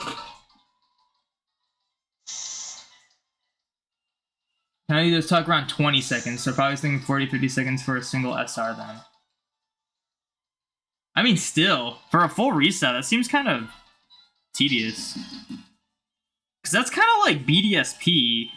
Well, I guess it depends on what you're hunting in BDSP, because we kind of timed BDSP and it was nowhere near what it was when I hunted Drifloon.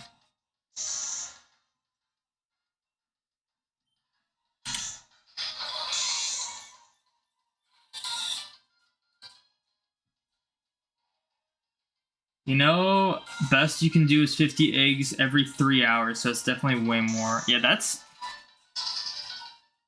Honestly, I don't know how you do it. 50 eggs in 3 hours? I'm over here, like, if I'm not getting, like, 1,000 encounters in an hour, I'm just like, this is terrible.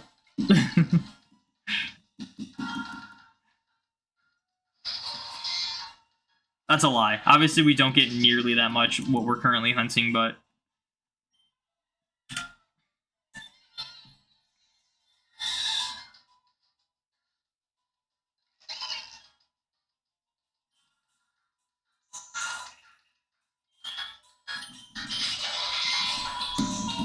The Poipole SRs and Ultra Moon luckily did not take 8 months. There's not much dialogue for Poipole, though, is there? Dude, I'm worried that, like, my Litwick's gonna take forever. I'm already, like, pushing double odds for it. I'm at 8,000 right now for Litwick, doing resets. The resets, like, you know, the time it takes to see a Litwick, reset the game, and then see Litwick again is, like, 27 seconds or something. So it's not, like, the worst reset ever, and I'm doing it with 2 games. So, like, it's not awful, but, I mean, it doesn't really matter what odds you're working with. Going over double odds sucks. It just does.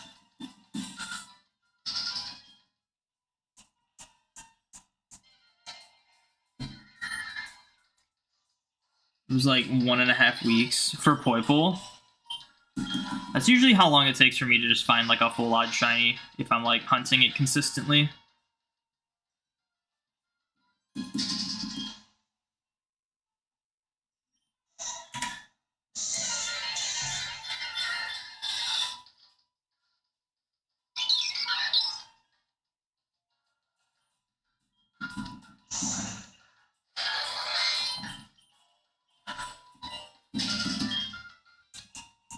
How are prepared for Mew using Metronome? We got this crazy burn strat from Mind of Rome in chat. Makes it guaranteed to not fail unless I'm an idiot. If I, like, completely mess up, I can fail it, but if I do the strategy correctly, I just cannot fail it. So the strategy is, we have these 2 Pokemon that have Taunt, and they're at, like, low enough HP and burned so that no matter what happens, they will die this turn. Either Mew will use Metronome... Oh, sorry, Mew can't use Metronome. Mew will... Well, these are both Ghost types, so I don't think Mew can do anything to these guys anyway. But, they will die to burn if Mew doesn't kill them. We taunt Mew first turn, so Mew can't use Metronome. And then turn 2, we are into a Smeargle that has all of Mew's moveset except for Transform. And then we use Imprison. So Mew is locked into using the move Transform.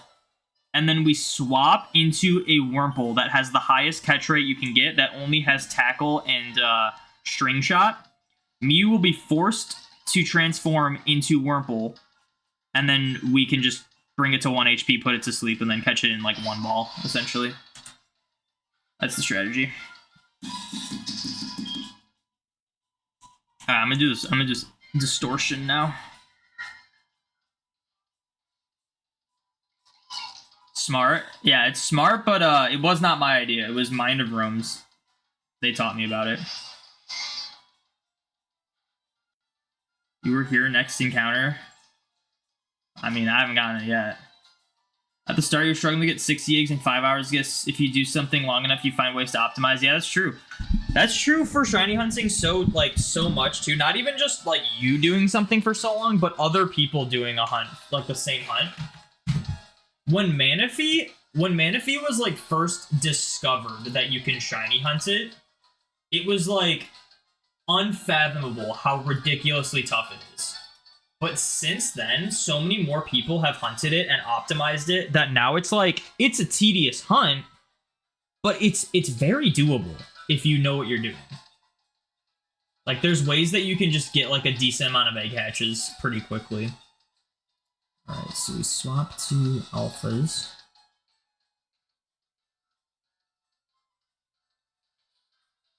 Alright, let's do some distortion.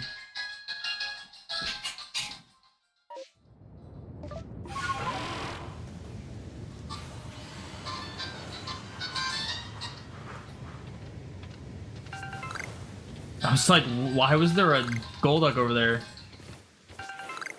The Golduck is either just outside the distortion or it was in the process of running away. This is the first Magnezone I've seen. Which I technically don't have to catch this because you can catch them flying.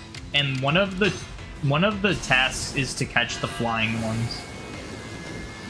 Very random that Magnezone is just in Hisui when the other ones aren't. But thank God this one is an alpha, because that would have been very disappointing.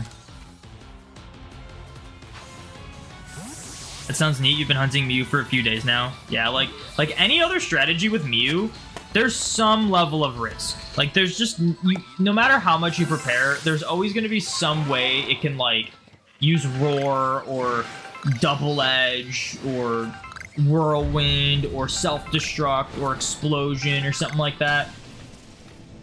But with this strategy, it takes a bit to set up, but, like, there's no way you fail Mew unless you make a detrimental mistake while doing it. Any items in here? Doesn't look like it.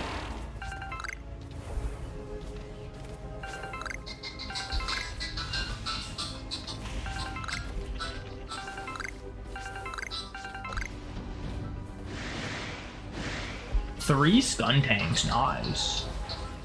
Magnemity.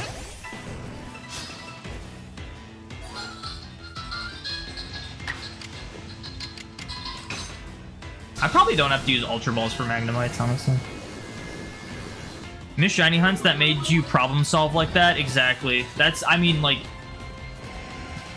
we got the same opinions, man. I could go on and on all day about why I don't like the way they did shiny hunting in Scarlet and Violet, and why I don't think overworld shinies are an improvement on the series. Yeah, like, there's no thought process behind it. There's no problem solving. It's just like, and don't get me wrong, I have a feeling part of them. Oh, jeez. This is the second. I believe that's a female one too. I could be wrong. I might have. Oh, actually. Oh, no, it's a male. Okay. The last... I got an Alpha Kadabra, and it was female last time, which was kind of cool, but I don't need it.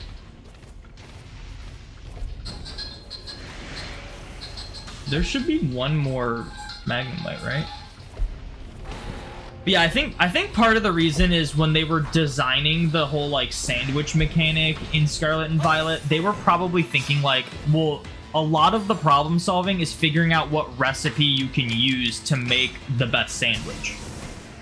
But in this current world we live in, it's like we got all that info like after a couple days of the game being out.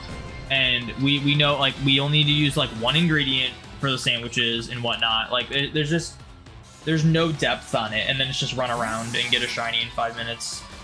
It's like, oh, you want to get this shiny? Then use this sandwich. Like, it's just, you know. I like, and that's one of the reasons why I prefer full odds hunting, is that when you do like when you're okay like raising the odds, which there's nothing wrong with, you know, raising the shiny odds or anything. There's absolutely nothing wrong with it. Don't get it twisted. One thing that I like about full odds hunting is that not only is it like rare, like it's a lot more rare. So in my opinion, it's just a little more satisfying to find a shiny at the full odds rate. But there's a whole nother layer of problem solving that you need to figure out in order to target certain things. And the reason for that is because if you do methods and do boosted odds hunting, 9 times out of 10, if there's not a great way to shiny hunt something, you can just Masuda method breed it, which is totally fine. But when you're a full odds hunter, breeding is nowhere near the optimal way of shiny hunting. So it's fun trying to problem solve like an optimal way to full odds hunt something that isn't through breeding. And it just, I don't know, it makes it more engaging, makes it more fun.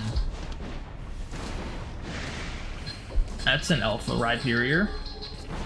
I always bring up the example of like, I say Turtonator. I don't know how this hunt works because I've never done it, but I always like the idea of like Turtonator. Like if you do method hunts and like, Turtonator is a rare Pokemon and hard to find. So like, typically you would probably Masuda method it. But in the sense of a full odds hunter, you wouldn't want to Masuda method it because it would just be that much more tedious. But like you can just look up like, okay, I can get this in what, like Ultra Sun and Sun. Well, it's only like a 5% or 2%, and I can SOS it, and then there's like that whole way of like doing full odds SOS that's a little complex, but you know, maybe that's not the best way. Oh, but in Sword and Shield, in this area, in this weather, Turtonator can appear, and I can also use Flash Fire, the ability Flash Fire, to make fire types more common in this area, which raises Turtonator's encounter rate immensely, and makes it a little easier to shiny hunt. Yeah, you'll probably still phase, but it won't be like crazy tedious to shiny hunt it. And then when you actually find the shiny, it's just that much more rewarding. Like even if you phase a few times, like when you actually find the shiny Turtonator, it is just, it would just be the craziest thing. Like you have this goal, you have this challenge, you set out, you figure out how to do this challenge in whatever wacky way there is. And then when you finally complete that challenge, it's just extremely satisfying. And that's just like something you can't really get with like the modern shiny hunting in like overworld games and stuff. And I just hope they like realize that. But I always bring that example. I don't know the encounter rates of Turtonator. I just know that it's a rare Pokemon that can be affected by Flash Fire in Gen 8.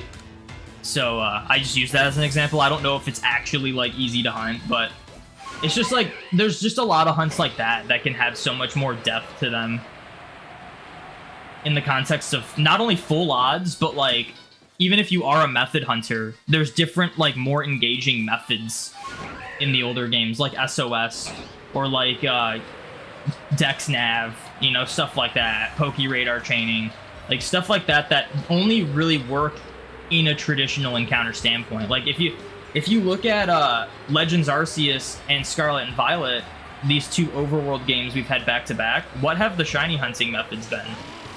They've been, go to this area, have increased shiny rates, do certain tasks, you have increased shiny rates. It's never like a mini-game-esque thing. Like, there's just a lot less depth in, like, the methods and just how hunting is. So, and on top of that, shinies are ridiculously easy in Scarlet and Violet, and that just makes it not as fun when you expect to find shinies and then you find them, as opposed to not expecting to find them and then finding them. So yeah, I mean, I could go on all day, but we're gonna not.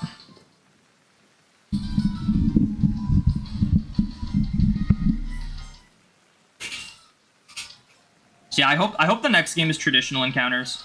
I think it will be if it's a Johto remake, unless they do Let's Go. Which, like, again, like, what would you do for methods in, like, a Let's Go style? We already got the catch combo method, which ultimately was more of a situational type method. Like, it wasn't even that effective once we figured out how it actually worked. And I don't know if they would just repeat the same method if they did Let's Go.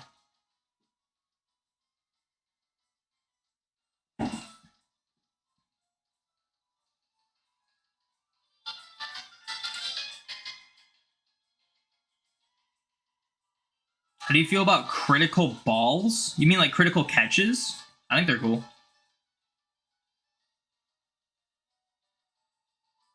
You still love every shiny you get, but yeah, it's so easy now. And like, I still have respect to like my full odd shinies in Scarlet and Violet. I just don't enjoy shiny hunting in Scarlet and Violet. And I think if they were to keep up that like style, I just would lose interest in the series. Because like, you know, you got all those people that like, they will only hunt Gen 3. They'll only hunt Gen 4. And I was never that person. I like having like the whole series be like connected. I've always loved that aspect of Pokemon. And the last couple games, I'm starting to understand why people hunt in older games more, but I don't want to be like that. I don't want to not be excited for like newer Pokemon games. But I might. Like, I think I'll just slowly fall out of the franchise if they keep making their games the way they are.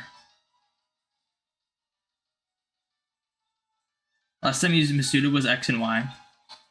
We're currently doing one of the hardest shiny ever, Tauros and Fire Leaf Green. Nice, that's crazy. I'm like, you guys know me and like wanting shinies to be rare and stuff. I have limits. I commend anyone that hunts a rare Pokemon in the Safari Zone. I could never. Like, I'll play Safari Weeks, but I never target those Pokemon. Like, if it happens, but I'm not going to do 100+ phases and then fail a Tauros, or however many phases it would be on average, you know? I just can't, I can't do that. But good luck to your Tauros. Only method you've done so far is Repel Tentacruel and Fire Red Leaf Green.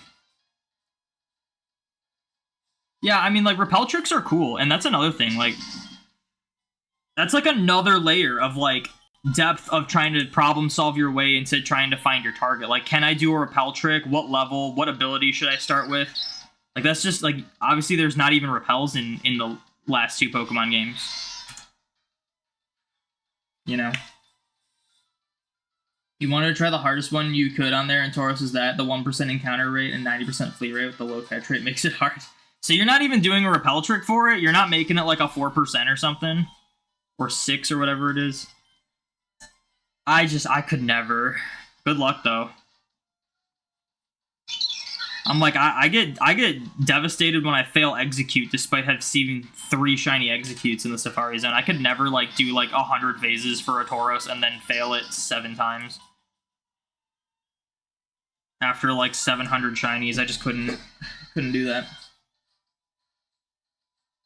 You did Turtonator. Okay, so you can SOS Turtonator. At least that's cool. Like, that's cool you can do that. But yeah, a lot of the times, like 9 times out of 10, you can just, like, Masuda method most shinies. And most people do that. And there's nothing wrong with that.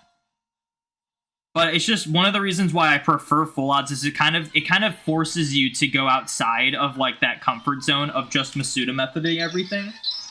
And it really gets you to challenge yourself, and then it just makes the hunts a little more engaging to me. Also, I can't stand breeding for shinies. Breeding for shinies is very boring, in my opinion. Like, I would do SOS all day, every day over Masuda method. SOS is actually fun.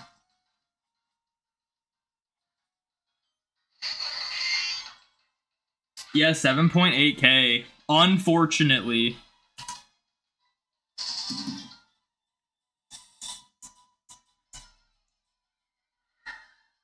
You really want to do resets for the Sus Hypno in the Berry Forest? I did that. It was tough because I went like 19k for it, and that was going off of a 20,000 hunt. So that was tough, but it's a cool hunt. Like, if you just don't get unlucky with it, it's really cool. But I mean, you could say that about any shiny hunt. Like, some people will look at full odds and be like, "No, you went 20,000 for that? That's the worst thing ever." But it's like, yeah, but if your odds are 1 in 512 and you go 1,500, like, that's still awful. It's, you know, like, what's the difference?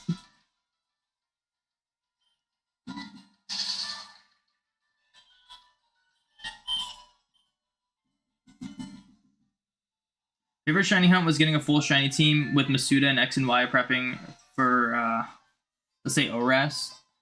These comments, they get cut off by this little heart thing. I guess I could make the text box bigger, But that's kind of like it covers up so much. I just need another monitor, really. Felt so good going through the games with all of them. It's fun doing like Dream Team quests. I love like when you like theme a team of shinies and then like play the game through with them. It's really fun.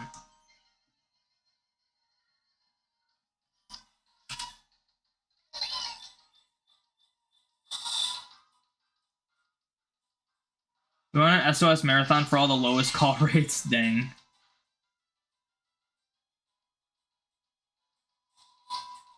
Having to optimize the Pokemon call for help rate while keeping it alive indefinitely and making sure it can't use its moves to mess stuff up. Yeah, there's like, it's fun. SOS is fun. It's engaging.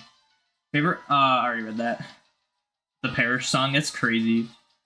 Safeguard and Brine messes up the statuses and can whittle down your level 100 Pokemon. Dude, catching Lugia in Crystal, was it Crystal? I caught Lugia in Gen 2 for my Living Dex challenge, and Safeguard was the death of me. And then I ended up catching it when it wasn't asleep, which was crazy.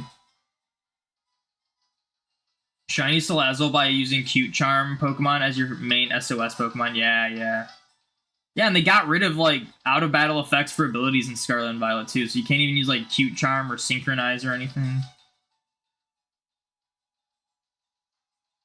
Mind you of the horrible shiny method in Sword and Shield. Yeah, it's not horrible, it's just not good. Like, I would consider a horrible shiny method to be, like, something that is... well, okay, if we want to be really technical, some of you may or may not know this, but there's actually chain fishing in Sword and Shield, and it is so bad that it is actively giving you a disadvantage if you try to chain fish in Sword and Shield, as opposed to just doing regular fishing encounters.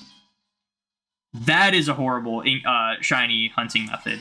The general, like, brilliant method in Sword and Shield is just not good. Like, you can do it and get away with it and have a good time with it, but the encounter rate for the brilliance is so low that a lot of the times you're better off not using it, but it's kind of, like, situational, you know? It's more of, like, a situational shiny hunt.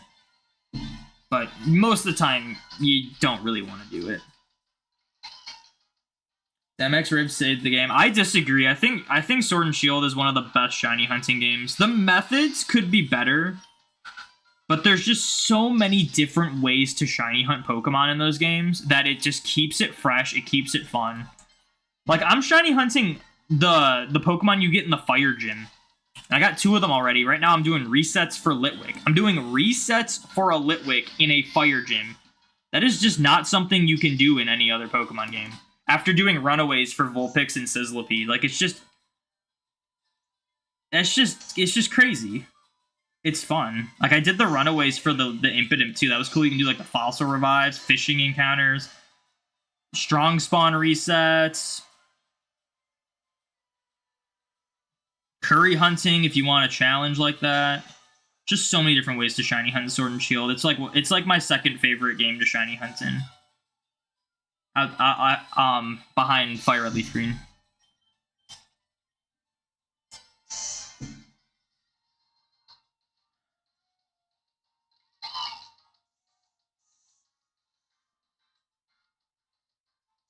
Even you won't do safari hunts?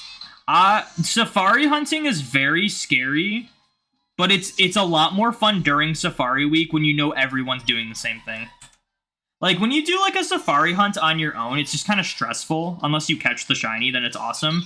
But, like, for Safari Week, like, that week out of the year, that, like, 10 days out of the year, like, everyone's doing the same thing. So if you fail a shiny, yeah, it sucks, but just know, like, you're not the only one. Like, everyone else is failing shinies. It's kind of like a group thing that everyone just, like, it just makes it not feel as bad. And then when you catch shinies, it's awesome. Chain fishing in XY, your beloved. I always thought that was kind of broken, but I mean, it's, again, like I said before, it was like every Pokemon game, it's like shiny hunting is broken in this game, and then the next game somehow tops it. So I can only imagine what the next Pokemon game's gonna be for broken shiny hunting. Like, I thought Let's Go was broken, and then I thought Legends was broken, and then Scarlet and Violet just, like, took it to a whole nother level.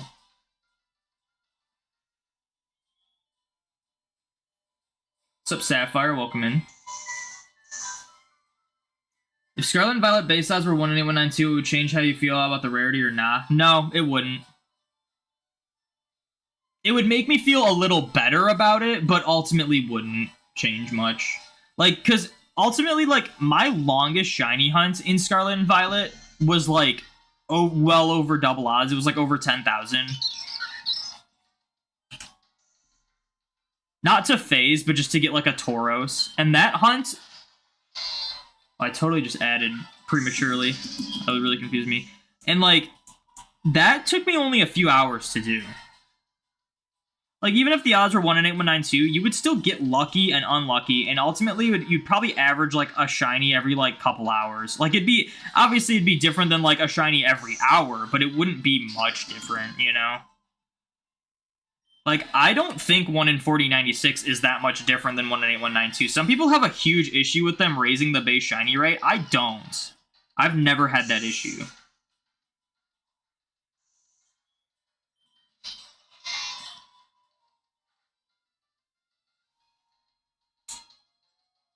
Best game to Masuda method is Gen 7. Ultra Sun, Ultra Moon, because you get the Roto hatch power as well.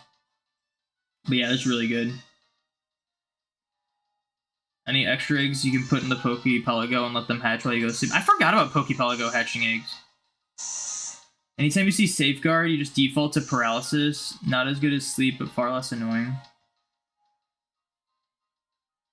Yeah, it really makes no difference in practice. I'm sure it's probably better if you don't have Shiny Charm. But when you have Shiny Charm, it's like a little worse than just doing random encounters, on average. But it has a really high potential of, like, getting a really fast Shiny. And it's also, like, not that bad. It's just not good. I just feel like we'll eventually reach a point where we get a game with a farmable item that turns Pokemon shiny, but it won't work on Mythicals, so still no shiny Victini. Yeah, I don't know. It's just a weird direction. And you got all those people that, like, and I don't get me wrong, I think it's great that, like, shiny hunting's more accessible, but I feel like we had a good balance in, like, the XY, Omega Ruby, Alpha Sapphire, Sun and Moon, Ultra Sun, Ultra Moon eras, where, like, shinies were really rare still, but there were really effective methods, like chain fishing and, like, ultra wormholes and stuff. Methods that I thought were broken, but I can just not do them. You know, like, there's nothing wrong with that. Scarlet and Violet's, like, you gotta go out of your way to make shinies rare, and even then, they're still not really rare. And then people throw in the arguments of, like, oh, well, you got Mark shinies and Mini and Jumbo shinies and Alpha shinies, and it's just like, if the shiny itself isn't what is exciting to get, then the whole point of shinies has been lost. Like, you shouldn't need to have a Mark shiny or an Alpha shiny or whatever to make the shiny feel special. The shiny should already feel special, and if it happens to have a Mark or be Alpha or something, that should just be an extra, more exciting bonus on top of it.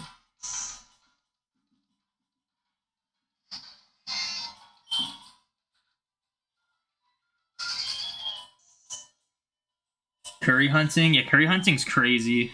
It's crazy, but it's like it's so hard to do. I just hope that when I go for my curry mark, I get it under odds. But I do want to get a Sinistea with the curry mark. I think that'd be awesome. I saw what is really cool. I saw someone get a shiny Applin from Curry. So it's a shiny Applin with the curry mark, and they evolved it into a Hydrapple. So they have a shiny Hydrapple in Scarlet and Violet with the curry mark. Like, I love that connectivity kind of thing that, like, can give you some unique stuff.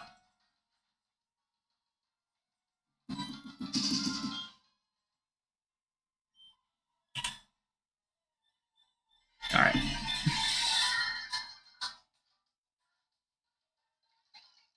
XY did suffer from horrid shiny locks, but ORS Hoopa Portals to the rescue. But wasn't X and Y, it was only, like, the Kanto Birds, Mewtwo, and then, like, the box art legendaries, right? Which I guess is, like, pretty much every legendary you get in X and Y, but, like, it was pretty much just the legendaries. And there weren't that many. It wasn't like Scarlet and Violet, where there's, like, 50 legendaries you can find, and they're all shiny locked.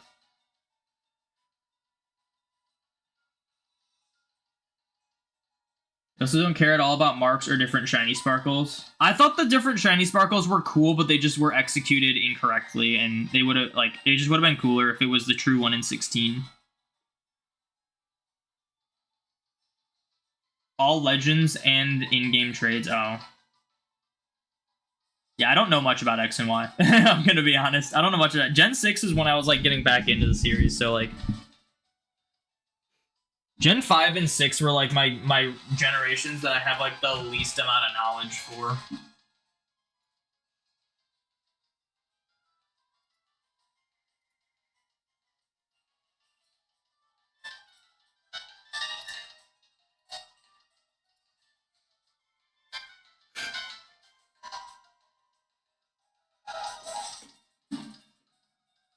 Four shiny locks that made 0 sense in X and Y, and 3 locks that were still annoying on the new trio.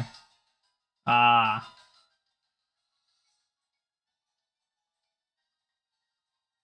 Can't wait for the shiny economic crisis for the next gen when they nerf it all. Dude, I'm, like, looking forward to that. I just think it's crazy that people will, like, say I'm the bad guy saying I want shinies to be rare. Like, that doesn't mean I don't want you to get shinies. I just want shinies to feel special for me and be enjoyable. And I feel like these past few Pokemon games have been forcing shinies to not be the way I want them to be. Like it forces me to hunt in a way that I don't like. It forces me to play the game a way I don't like. And people think, oh, you're just being a baby about it. Oh, it's but then those same people would lose their minds if like the next game was like single encounters, full odds only, no methods, you know? Like there's such hypocrites. It is wild that they can like say like, oh, no, you gotta just deal with it. But then they would like go and like have like a riot if they made the shinies like actually rare in the next game. It's so crazy. How many more of these guys do I gotta catch?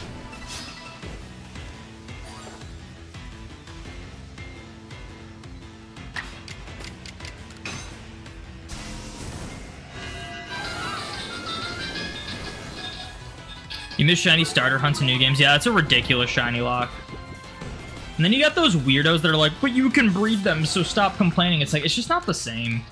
Starting your game with a shiny will always be indefinitely, like, not indefinitely, infinitely better than playing through part of the game to get to the point where you can breed and then breeding for a shiny starter. So I guess I don't have to catch them anymore. I just have to KO them there.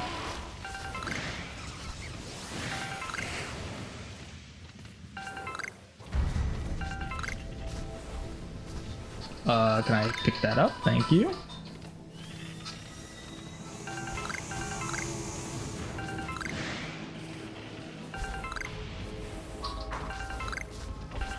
Hello, Magnemite. XY was OP for shinies because double shiny odds, shiny charm, horde, encounters, chain fishing, and friend safari. Yeah, and the sad part is that Scarlet and Violet is still infinitely more broken in terms of shinies. Like, at least you can keep shinies rare if you want them to be. So I don't have an issue with those. Like, yeah, I can say a certain shiny method is broken or whatever. Thing is, Friend Safari isn't even broken. Shiny Mr. Mime. Oh. Seriously. The targeting in this game is ridiculous. I'm looking at the shiny Mr. Mime.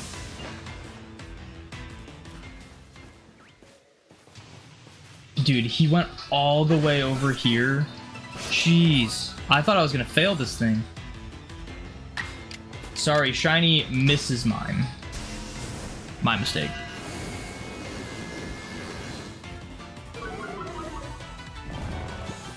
That's kind of a cool one. Our first distortion shiny since doing this challenge.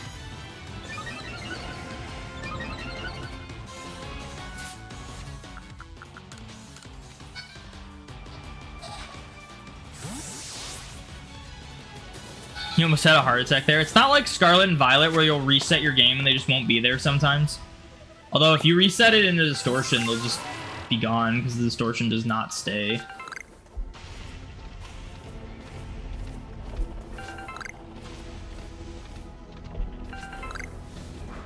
The distortion shinies, I will say, like, especially full odds, are so crazy. I wish I got it live because I was just playing casually, but when I got that full odd shiny Carnivine in Distortion, like, I lost my mind from that. Like, that was so crazy. It was terrifying, and it was crazy. Is it needed for my decks? No, none of these are full odds. I don't count these for, like, my shiny living decks, but we didn't have a shiny Mr. Mime for Legends, so... We got the shiny charm in this because most of the Pokemon in this game were not full odds anyway because they were research level 10. So I was just like, you know what? Let's just like give ourselves a chance at getting like a space-time distortion exclusive or something. Or like some of the rare stuff, so you can get some of the rare stuff shiny. Like a Burmy or something. I should try to perfect the research for like the distortion exclusives and Burmy. Because it'd be crazy to get those ones. But I'd still hunt them full odds for my shiny living decks.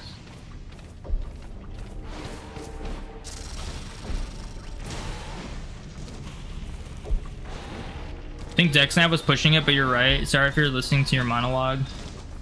Are you? Hey, all good. No need to apologize. But I'm doing all right.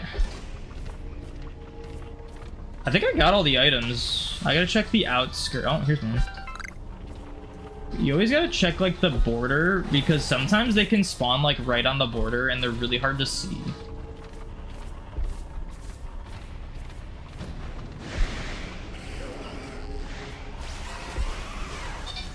I don't think they can spawn in the water over here. I don't think you can pick up items in the water when you're on Basculegion. Oh, here's one. See, I like almost missed that. I mean, it's just a red shard, so it's not like that big of a deal, but... I think that is pretty much everything.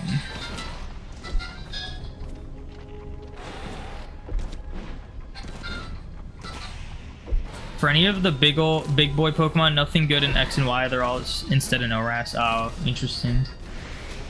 That's kind of how it was for Sun and Moon versus Ultra Sun, Ultra Moon. Dude, this is like the 7th Alpha Carnivine we've seen today. I'm pretty sure they have a higher Alpha chance. Yeah, that's kind of how it was for Sun and Moon versus Ultra Sun, Ultra Moon. Like, the Ultra Beasts were locked. You can't hunt any of the Legendaries. And then when Ultra Sun, Ultra Moon came out, they unlocked the Beasts so you could hunt them. And then they also added a bunch of returning Legendaries that you could hunt, so...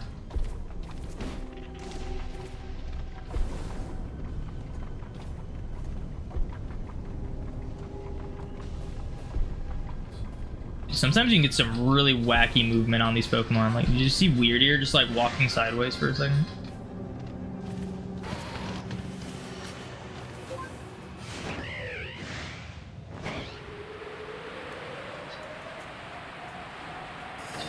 That's pretty cool. Mr. Mime's a cool one. I need to get a full odds one. I'm trying to plan to like a Mime Junior shiny hunts, but I don't know. It might be really tough.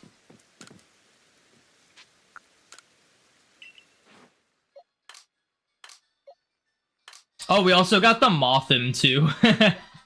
I forgot about the Mothim. We got the Mothim on the way to one of the distortions. Oh, not that. Why'd they have to change the controls for the PC in Scarlet and Violet? I hate it. And it confuses me. I don't think I need all these. Okay, we had to put these in the right spot. Pasture 4. 1, 2, 3, 4. Right next to Apom. Nice. Where am I going? This way. Mothim is right here. Is Pasture 3. 1, 2, 3. I don't have anything from this box. What's up with that? I got rid of the guaranteed shiny Ponyta. I gave it to an NPC that needed a fire type, thinking they would keep it, and they just got rid of it. So I was kind of sad about that, but it's fine. So I have shiny Ponyta registered in this game, but I do not have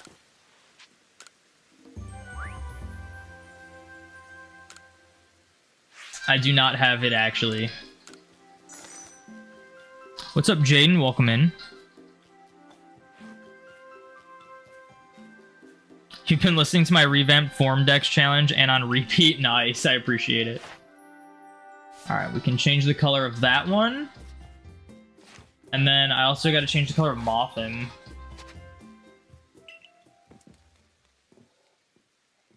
I guess I'll just stand here now. Let me change the color of Mothim, though.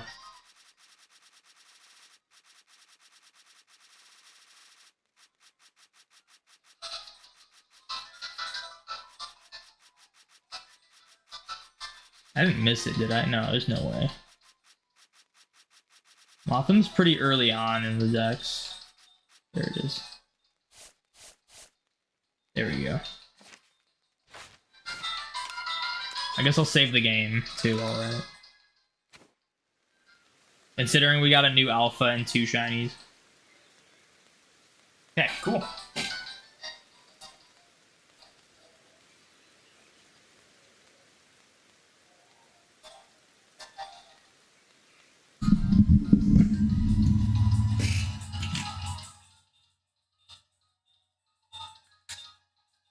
I feel like my Switch battery life has been doing pretty well. Normally I'm like, oh, am I gonna make it?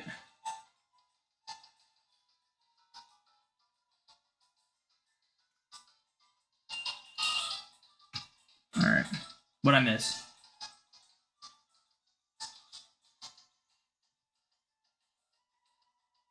Friend Safari literally split shiny hunting in half while radar users went wild. Yeah, radar's kind of broken, but it's like fun, at least.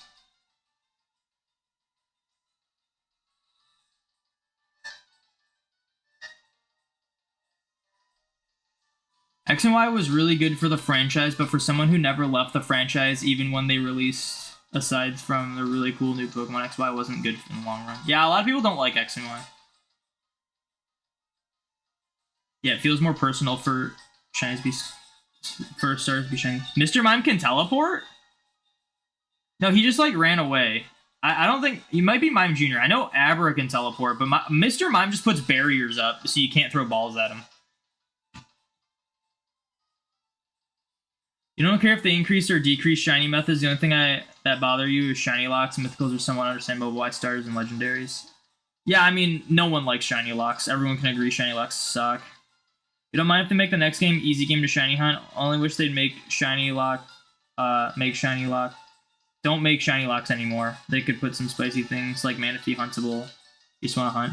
Yeah, but shinies should be rare. Like shinies shouldn't just be you gotta get them. It should be like. It should just be like a rare, exciting thing that you find. Like shinies should be an Easter egg. Shinies started off as an Easter egg. Like now they've just been pushing them to be like a main feature of the games, but they should just be an Easter egg. It shouldn't be something you feel you need to get. And I feel like a lot of people feel like they need to get shinies now because of how easy they become. So now when there's not like a stupid, dummy, easy way, they're disappointed. And that's just not the idea. You understand the feeling of knowing the current phase you're in will be over odds or very under odds? Of knowing? No, I never know. I wish I knew. Good night, Thor. Thank you for hanging out. The thing that sucks is when it's like, with this Bidoof hunt, it's like, I'm going almost over odds for, and it's like, we don't know how long it's going to take, and we don't know if I'm even going to get Bidoof. So sometimes it's tough like that.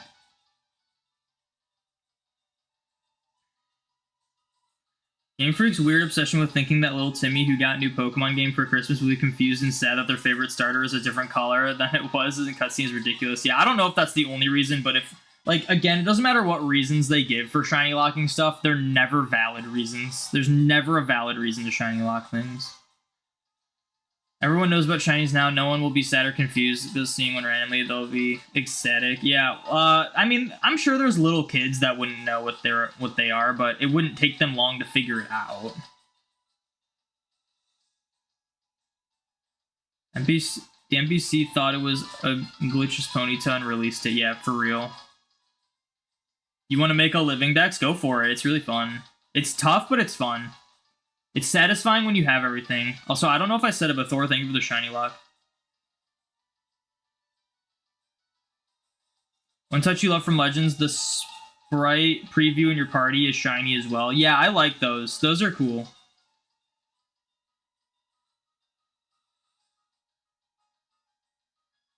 It's so preppy in here. I don't know what that means. I don't know what you mean by that.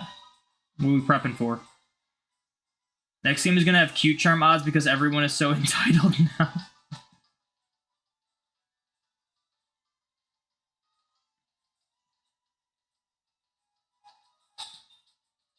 What do you think the reason Shiny Lock, the legendaries, and DLC postgame is?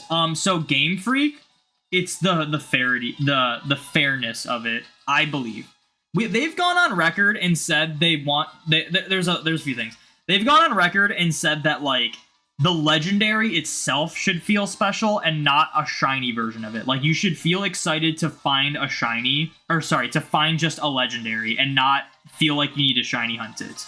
They've also gone on record and said they don't want it to be unfair that someone will... Obviously, with the millions of people that play Pokemon, someone will...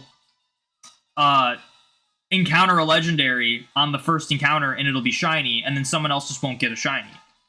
And they don't want people to feel bad that they can't get the shiny first try, so how do you solve that? Make it so that no one gets them shiny, I guess. And it's just stupid. The worst part of this hunt is 50 minutes of gathering eggs, the 2 hours of hatching is easy. Yeah, it's like a lot more chill to hatch them.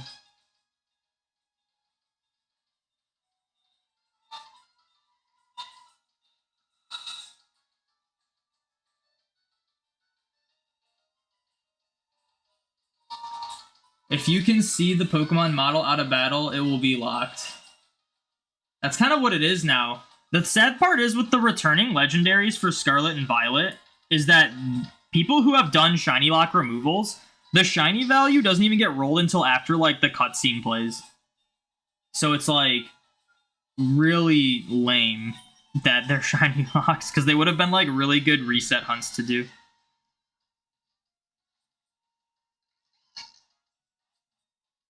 Then stop giving out mystery gifts. Yeah, mystery gifts that some people literally just cannot get access to because they don't have a GameStop.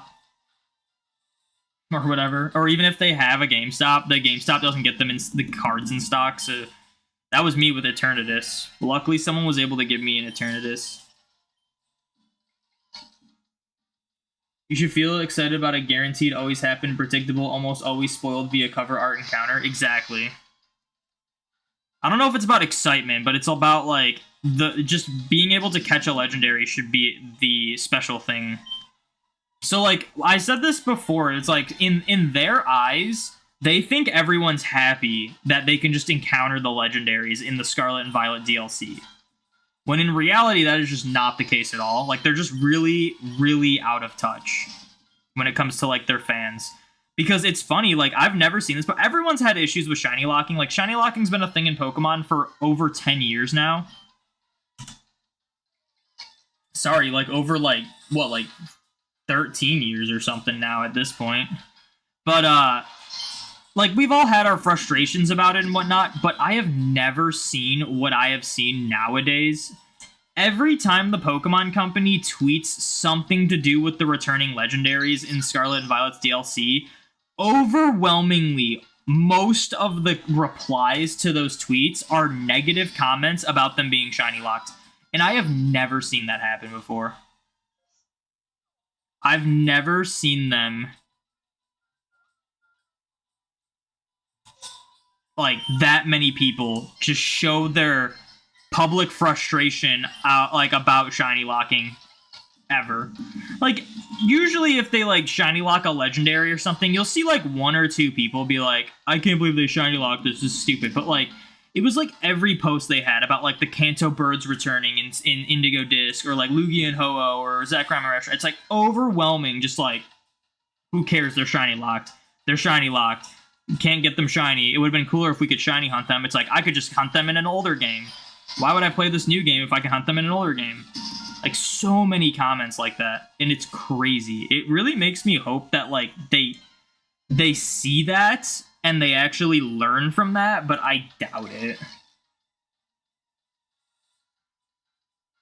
Radom weren't even legendaries, they were just Paradox Cyclozar, but they're also considered legendaries. They're the only ones that are considered legendaries, which is stupid because the Paradox Beasts and Swords of Justice are like not considered legendaries, but they are treated as legendaries in the games. It's so dumb.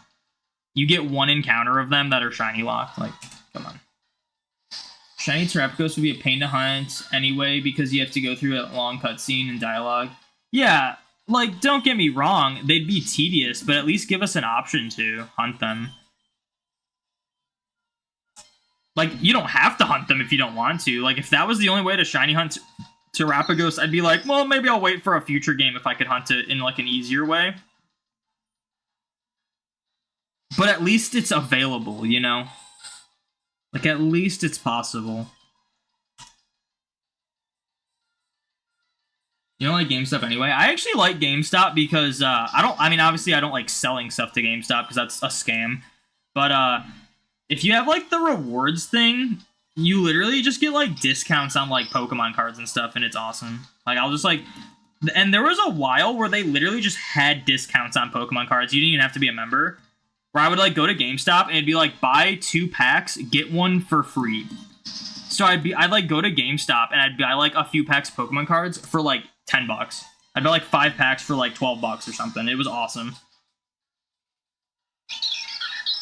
When, like, anywhere else you go, that's, like, $25 or something. So, yeah.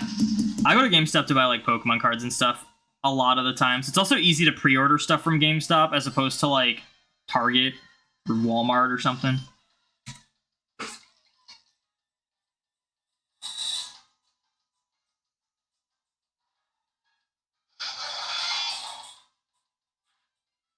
Yeah, Terrapagos was really lame. It was really lame. Like, all the hype they had for it, there was no, like, it was just, there was nothing special about it. Literally leaving all the returning legendaries untouched in your game because there's no point. Exactly. That's how I am. Like, I haven't even... Whoever the guy is that you're supposed to talk to like, get those quests, to, like, go for the legendaries, I haven't even talked to him. I don't have any... There's no reason for me to. And I said this earlier. It's like, I understand that not everyone owns every Pokemon game. But, like, I get so sick of them just bringing in returning legendaries for every game. Because it's like, especially in Scarlet and Violet. Because it's like, all of the returning legendaries that weren't just like Articuno, Zapdos, Moltres, Raikou, Entei, Suicune, like those. It was like Cubfu, Calyrex, Glastrier, Spectrier, like those like newer legendaries. And it's like, you can't hunt them. And we already caught them in the last game. Like, why do we care? We already have them. There's no point. Try going on Pokemon's Instagram account. Every comment is either about Palworld or shiny locked Pokemon. I've been seeing a lot of Palworld stuff now, which is kind of... It's honestly kind of cringe that people are, like, talking about Palworld in the Pokemon replies. Like, critique their games. Don't be, like, talking about other games. Like, this is weird. They know Palworld exists. Game Freak only cares about Timmy's feelings in regards to shiny legendaries. Yeah, honestly, that's how it feels. They don't consider new beast swords to be legendary. Yeah, like, they're considered just, like, regular paradoxes, but for some reason you only get 1 in-game, and they're static encounters and shiny locked, and not... And you have to buy 2 DLCs to access all of them. It's awesome.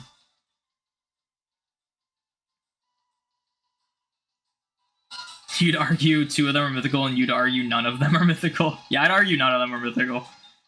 Blind Guy McSqueezy, thank you for the shiny lock. Swords of Justice are canonically legendaries except Keldeo, but you don't know about the paradoxes. Paradoxes are just paradoxes. They're just paradoxes. They're no different than Brute Bonnet. Iron Thorns. For some reason, they just made it so you can only encounter 1 of them. You don't have Calyrex from Sword and Shield, and the 2 horses are useless in comparison. Oh, so Calyrex isn't even in Scarlet and Violet in the DLC? That's wild. Just the horses. I think Game Freak thinks all their fans are spoiled brats, or you think they will often understand our frustrations? Probably both, honestly. I mean, I think some of the fans are spoiled freaks. Spoiled brats, not freaks. But, yeah, I mean, like, as part of any company, is that you should be able to accept criticism and adapt and make your products better because of it. They're just in a position where it doesn't really matter to them. They can just do whatever they want and get away with it. And that's kind of what we see a lot in, like, it's not just Game Freak, it's a lot of companies. And you just churn out whatever works, but so many people will buy it. I hate being like that hypocritical person that's like, yeah, we'll buy them anyway, and they'll just keep churning out useless stuff, but it's like, you know, I make content on Pokemon, I kind of have to, so I'm kind of part of the issue. I wish I wasn't. I mean, I didn't buy Brilliant Diamond when it came out. I waited till it was half off to buy it, because I didn't find the reason to pay for it.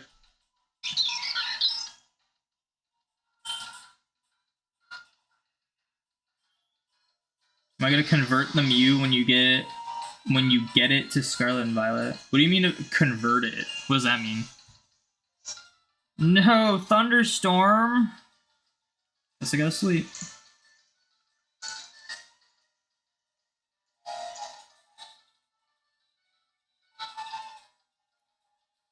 From what do you understand, mythical is an event exclusive legendary. That's kind of it, but there's more. There's like also lore behind it.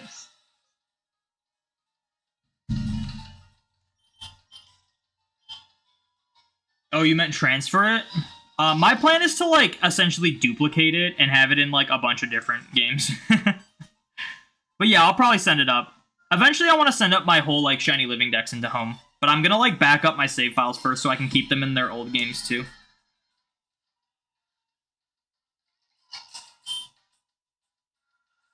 I plan to buy the next one until the DLC bundle cartridges come out. See, I wish I could be like that, but I gotta make, like, content on the games. So I can't afford to do that. But yeah, I wish I could have just bought, like, the cartridge, the bundle with the DLC.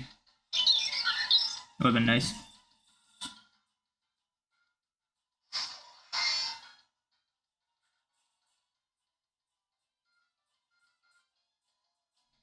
Like, a feels like a legendary, even though you technically need the event. Yeah. You shouldn't even need the event for it. It's ridiculous. They should have just made the requirements beating the 2 DLC stories, not having also an event item that will eventually be unavailable. So dumb. I think Game Freak should adopt the term pseudo-legendary now. I mean, they probably are aware of it, but they refuse to adopt the term starter Pokemon. They call them first partner Pokemon. So I wouldn't be surprised if they just called them, like, powerful non-legendary Pokemon or something like something basic like that.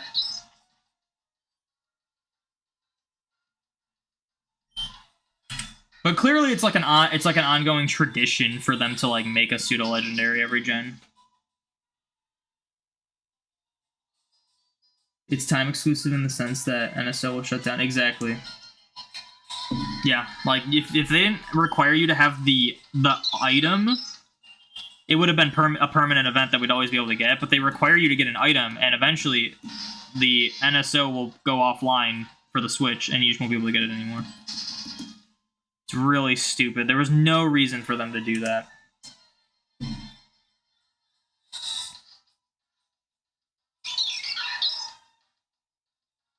Okay, I am going to take a quick break, and then I'll be right back.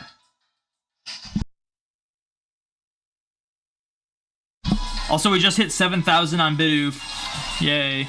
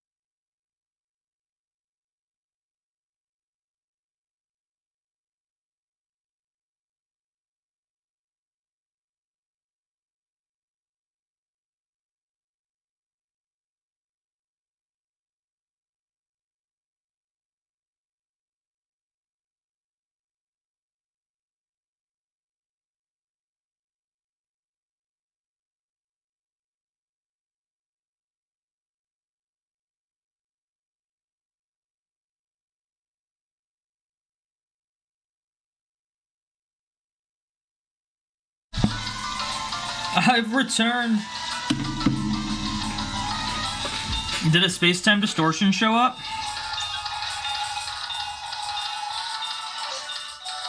If it did, I missed it, but I doubt it did.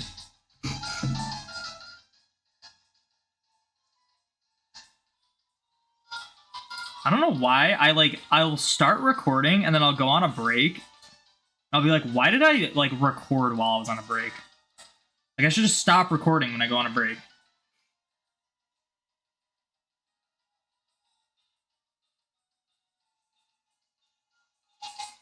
Yeah, Melton never really felt like a mythical.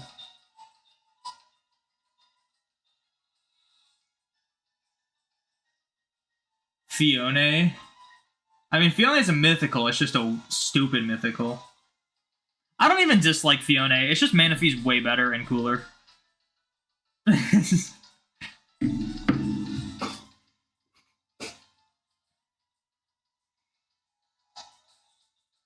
Big fan of the Living Deck series. How long till the Kalos episode? I have to play through X and Y, so it'll be a minute.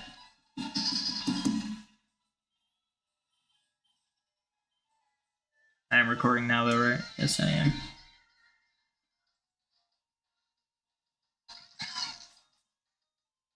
In Germany, they're officially called starter Pokemon. Oh, that's funny. Yeah, they're called first partner Pokemon here. Which is just, it just makes it seem like they're doing everything they can to not call them starter Pokemon, even though everyone calls them starter Pokemon.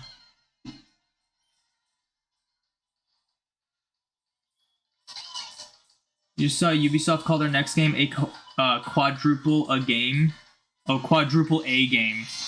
As opposed to AAA. Yeah, they can keep tooting their own horns. They're the ones that say you should be comfortable with not owning the games you own.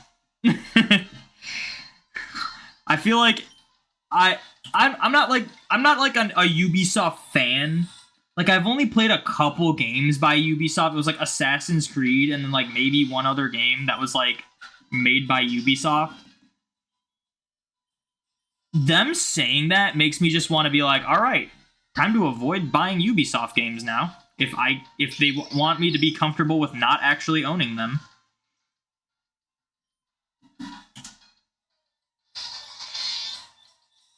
Wish they would stop giving old Pokemon new evolutions instead of buffing them, except the Dunsparce. I like the new evolutions, but it's gonna be annoying when they shut Bank down, and then you won't be able to get them from their old games.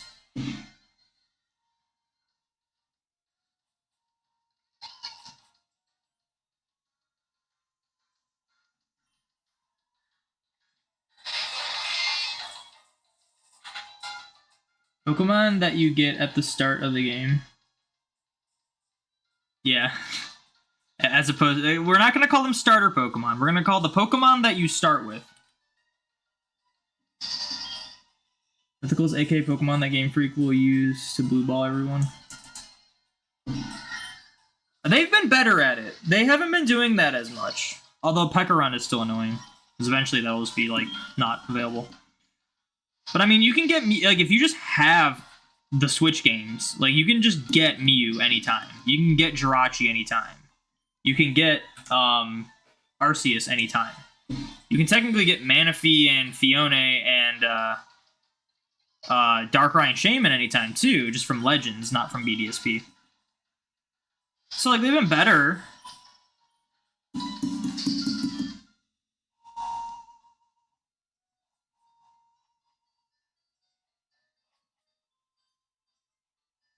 Magearna, Zeraora, and Marshadow. Hey, they've been better. That doesn't mean that they've always been good. I'm sure they will give Marshadow, Zeraora, and Magearna their time. You can also get Magearna anytime. You can get Magearna, the normal form, anytime with the QR code in Sun and Moon. And then you can also get the original color anytime if you complete the full Pokedex in Home from Bulbasaur to... Kubfu? Maybe Zarude. No, I think it's Cub or Shifu or something. Oh no, maybe it might just be to Eternatus, actually.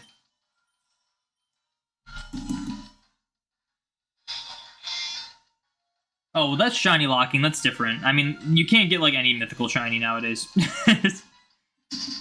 That's an instance of they've been worse than before. That's a different story.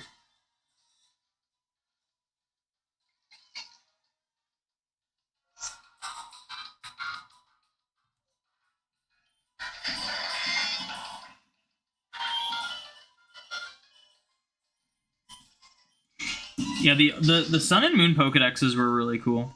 I think the Scarlet and Violet Pokedex is atrocious. We've had so many generations where, like, the Pokedex will show you, like, the full sprite or model or whatever of the Pokemon, and you can, like, change them to be shiny or whatnot. We go from that to Scarlet and Violet that just shows you, like, mini sprites and then little, like, photos of them. And it's also, like, a clunky Pokedex. It's so bad. They made it better because they updated it and made it so it doesn't shoot you to the first Pokemon every time you close the Pokedex and open it up again. But, like, it's still not a good Pokedex. Like, Sword and Shield's Pokedex is good. The Sun and Moon's is cool because of, like, the poses they did. Legends Arceus' Pokedex is pretty cool, too. The little, like, sprites they got.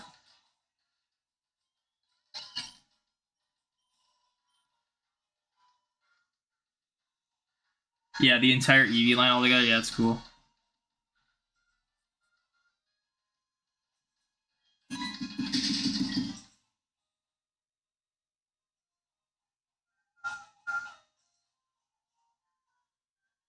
Legendaries and UVs can't be QR coded. Well, we were talking about Magearna. You can get Magearna through a QR code.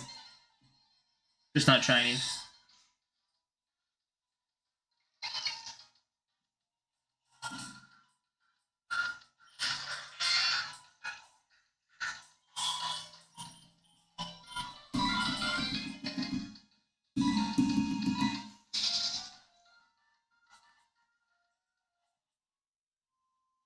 It is so weird that, like, the whole screen flashes every time a space-time distortion forms.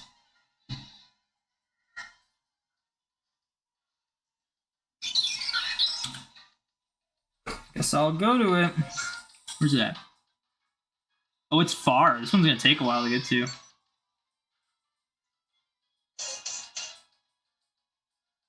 Also, no shiny Cosmog, but shiny Lunala and Solgaleo. Yeah, that's an issue with Sword and Shield. They just, like, put a general shiny lock over all gift Pokemon, and it makes some, like, really stupid inconsistencies. Like, the fact that you can shiny hunt type Null and Poipole in the original games, but not in Sword and Shield, when usually when they, like, lock stuff, it's, like, opposite. They'll, like, lock stuff in the first games and then make them huntable in the later games. For those Pokemon, it's, like, opposite. And then, yeah, you can shiny hunt Solgaleo and Lunala, but not Cosmog or Cosmoem.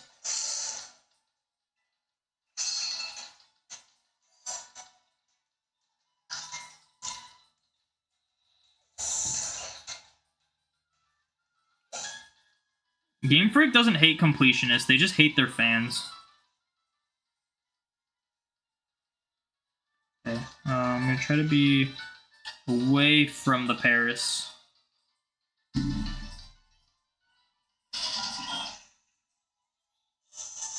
Yeah, you can't be a completionist with Pokemon. You can catch them all. Like, clearly I'm gonna be doing it with my living deck. Well, I guess as of right now you can't. I just had some of the old events. But, yeah, you can't get them all shiny.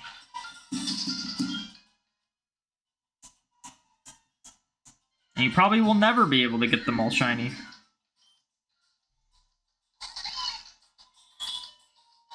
You wish all games had more Pokedex research like Legends Arceus?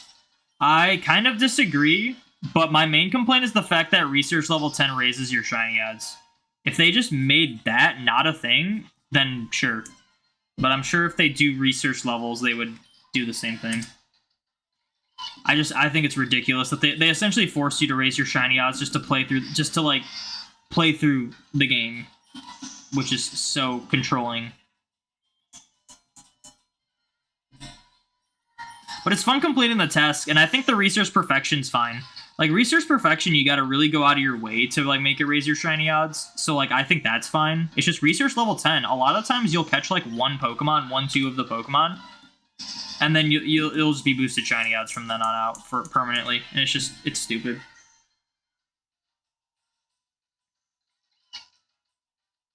It's the next one. What's the next one? So weird how you can only catch Dialga and Palkia, Scarlet and Violet in a limited Terra raid. Yeah, that was kind of weird. Same with, I think it's weirder that you can only catch Walking Wake and Iron Leaves through limited time Terra raids. Like, they should have just made them available in the DLC. Like, we bought the freaking DLC. Give us our freaking Pokemon. Why? It's like we're spending $35 to not even get the Pokemon.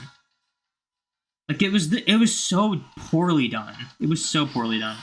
Like, if I want to get all of the Scarlet and Violet Pokemon, I have to spend $120 for both versions of the game.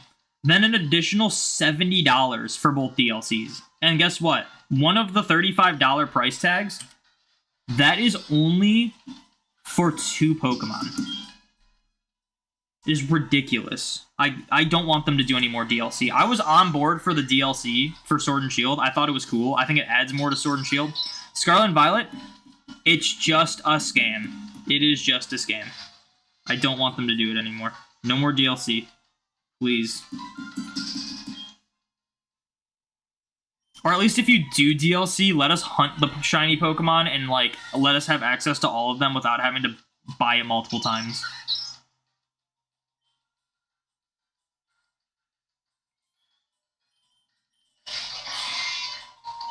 Yeah, no shiny boost like Home's research stuff. Yeah. That'd be cool. There's like little challenges to complete.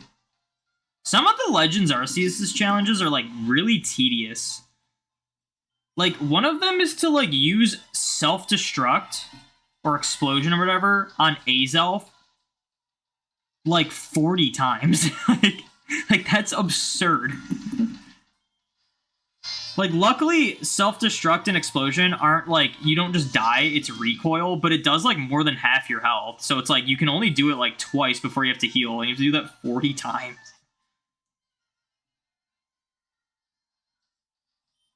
Or, like, Munchlax is a similar thing. Munchlax, it's, like, do something, like, 40 times. Like, something... Oh, it's, like, feed it. You have to feed Munchlax 40 times. Munchlax is, like, a rare Pokemon.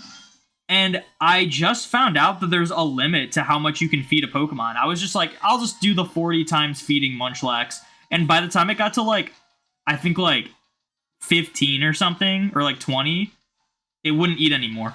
And I was like, there's a limit? Oh my, this is so stupid. You had to fully complete the research for a Pokemon to get a shiny bump. You had to get research level 10, which sounds tough, but literally getting research level 10 is like just playing the game for like most Pokemon. Like for most Pokemon, you'll just get research level 10 by playing the game. Which like forces you to raise your shiny odds if you don't want to. Because a lot of people like to full odds hunt. And it was very controlling for them to do that. But if you go to like shiny odds are always increased if you go to outbreaks. So in Legends Arceus, so even that like again like if they just didn't have research level 10 raise your shiny odds, it would have been totally fine because you could still hunt in outbreaks if you wanted to. You could still perfect the research if you want to. You could still get the shiny charm if you want to. You just don't have to go out of your way to avoid certain Pokemon and certain encounters and stuff and reset your game if the trainer you battle uses a specific move in order to, like, keep a game full odds. It's ridiculous.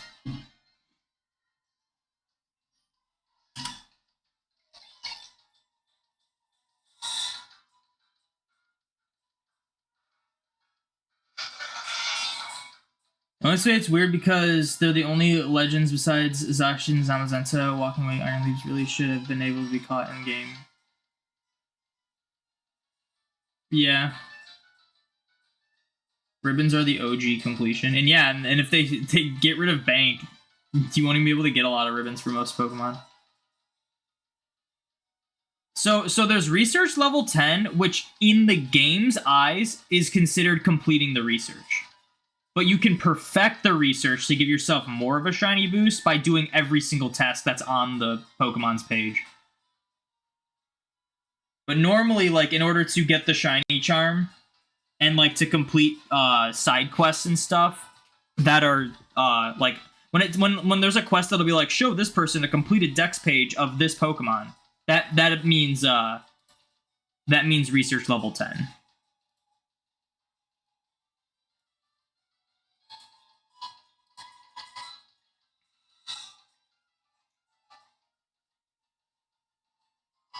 You like easy shiny hunts, but you don't think your reasons against it is wrong. You have your opinions and you have mine. Be cool. Yeah, I mean, I don't have issue with people liking easy shiny hunts. I just wish it wasn't like a forced upon thing now to make it easy for everyone. That's kind of my issue. Like I liked before when we kind of had an option to make shiny hunting easy, as opposed to it's always easy, but you can just make it easier. You've not bought the Scarlet Violet DLC. Yeah, I mean, like, if you want all the Pokemon, you gotta buy it. Other than that, I'd say don't bother. It adds a little bit extra story. It's easy to get Apricorn Balls. Other than that, it's just Scarlet and Violet. Like, there's not much to do after you beat the story.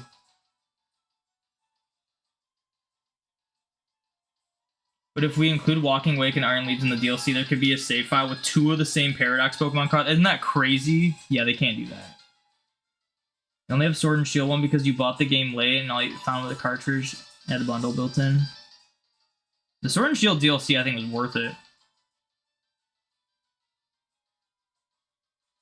Yeah, Snorlax is easy because of the alpha, but Munchlax, it's like, unless you get an outbreak for it, it's like rare, and then you have to find multiple. Yeah, no battle facility is ridiculous. Alright, let me switch over to Legends so we can do this distortion. It's hard to believe they'd actually get rid of Bank, not even just the ribbons, it's their legacy remakes it. Yeah, but you gotta, like, here's the thing. Bank will shut down one day. They only lose money keeping Bank running. The question is, will they introduce some alternative or some local way to keep Bank running? Because it costs money to run servers. And ever since Nintendo forced them to make Bank free to use, they just lose money off of it. It's honestly, like, we should be grateful they've let us keep, like, they've kept Bank running for this long. But yeah, I'm hoping they are gonna do something about it. And the same thing will happen to Home one day. It's just what, like, they just need to stop doing online services like that. It just makes it worse in the future. Like, my Gen 3 through 5 games are always going to be connected with each other, but then after that, it's like, who knows? It's in the hands of the corporate, the corpo. There we go. All right, let's do this distortion.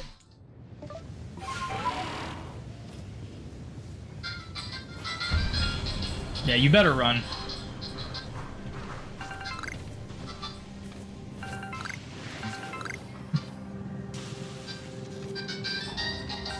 I know I still need to catch these guys.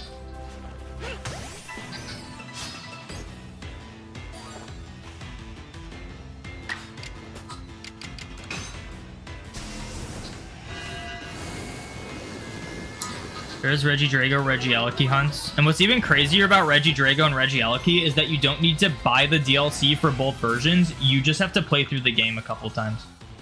You don't even have to play through. You just have to, like, get to a certain point. Way better.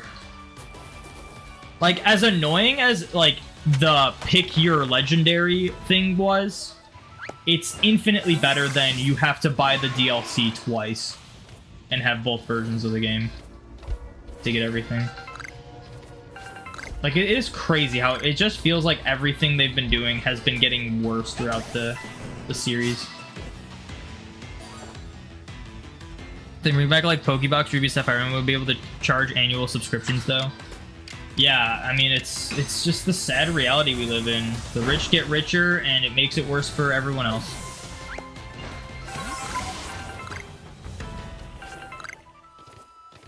And who knows, maybe they plan to just make Home, like, the permanent thing, like for the next console and the console after, they just keep updating home and making it like compatible.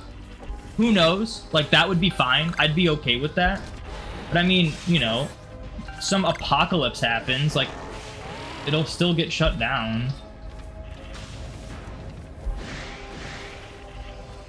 Dude, that Kadabra is getting squashed right now.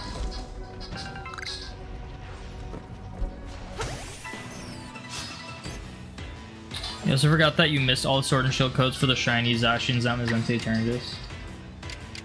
Yeah, that's unfortunate. Guess what? That wouldn't be an issue if they just let us shiny hunt them. Like, hey, you missed out on the event. Like, see, that's the thing. I think a lot of people think like the reason why they shiny lock legendaries is that so they get people to participate in their events in the future. But it's like there would still be so many people participating. Like most of the fan base would still be participating in those shiny Zacian Zamazenta Eternatus. Even me. Even if I knew I could like shiny hunt them, I would still grab the events just in case. And for the most people, it would be like, oh, this is how I get this shiny. Awesome. And if they miss out, at least I can still hunt it. But no, you just can't hunt it because it's shiny lock. Whoa. I just want the green shard.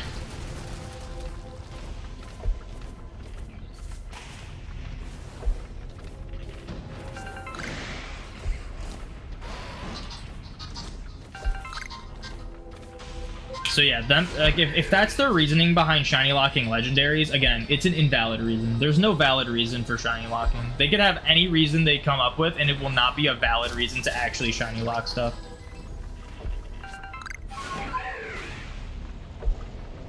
That's just facts.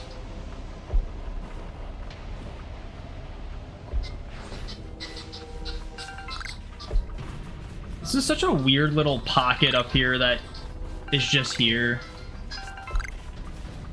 because of the positioning of this distortion.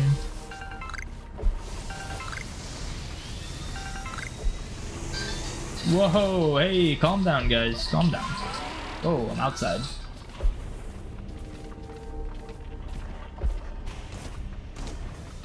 There's a solid chance that that was all of the items.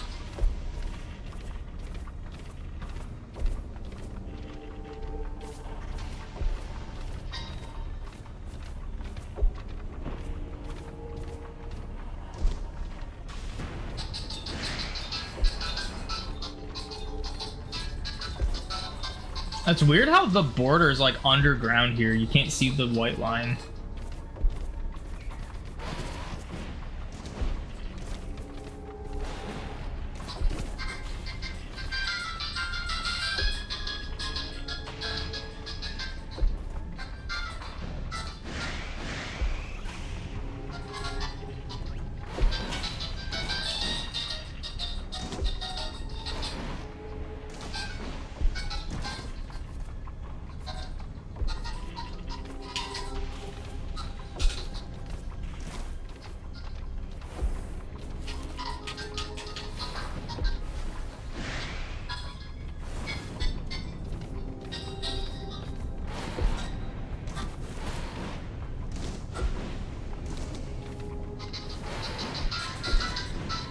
Years we better have a Pokemon virtual reality game.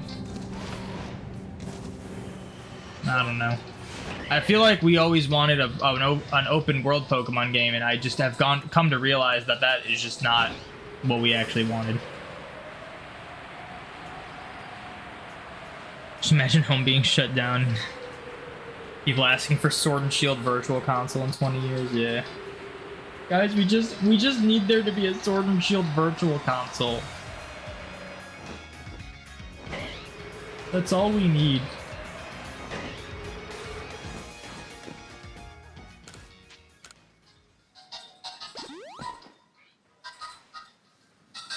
You missed the kappa in the last sentence? I mean, I saw it.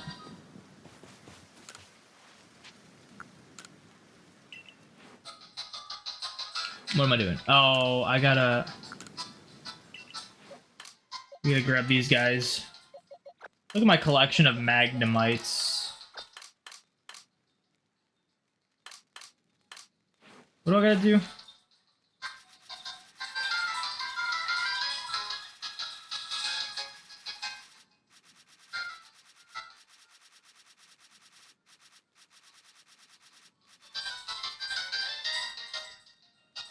Magnemite. Defeat him with ground type moves. I'm forgetting to do that. I need to grab a Pokemon that has ground type moves.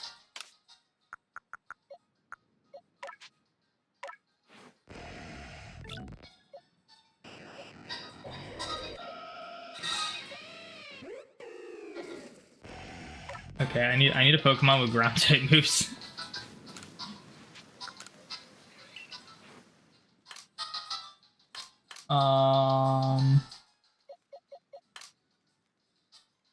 Who here is a ground type that is actually like really strong? Level 74 Rhyperior with high horsepower. Alright, we'll chuck you on there for a minute.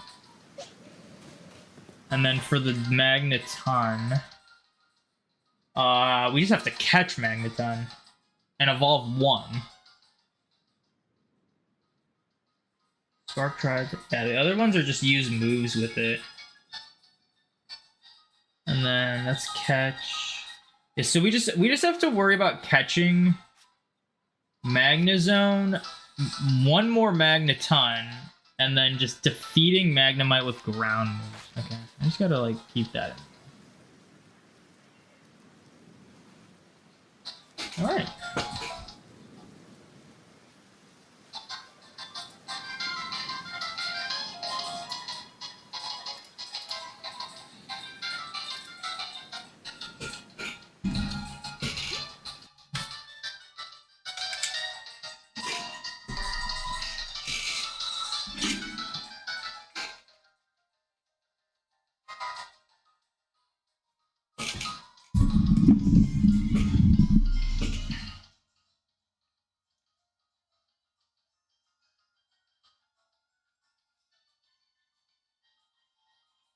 To be fair, Virtual Console is great for the people who didn't want to buy 20-year-old games to play all the games. 20-year-old console. Yeah, I mean, no one has an issue with Virtual Console. We just need them to actually start doing them more. Can Poiple go into Sun and Moon? No. No, all the new Pokemon from Ultra Sun, Ultra Moon can't be sent into Sun and Moon.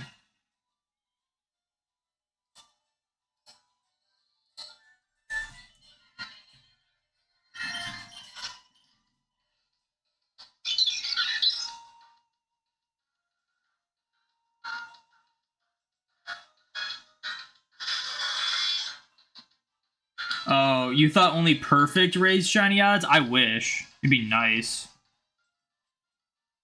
Research level 10 is just way too easy. It's not even that it's too easy, it's just that you pretty much have to get it just to play through the game. Like, I know there's ways to play through the game, like a full-out save file, which I'm gonna do, but you have to really go out of your way, and you have to, like, save before every trainer battle and, like, reset if they use, like, the correct, like, the wrong moves. It's so dumb. They transfer the shiny Darkrai from BDSP. No, this shiny Darkrai is from Platinum. I got this in Platinum. I have a video for it on my channel. Space and Time from the Sinnoh region. And it doesn't have like a symbol. Doesn't have like the BDSP symbol because it was from Platinum.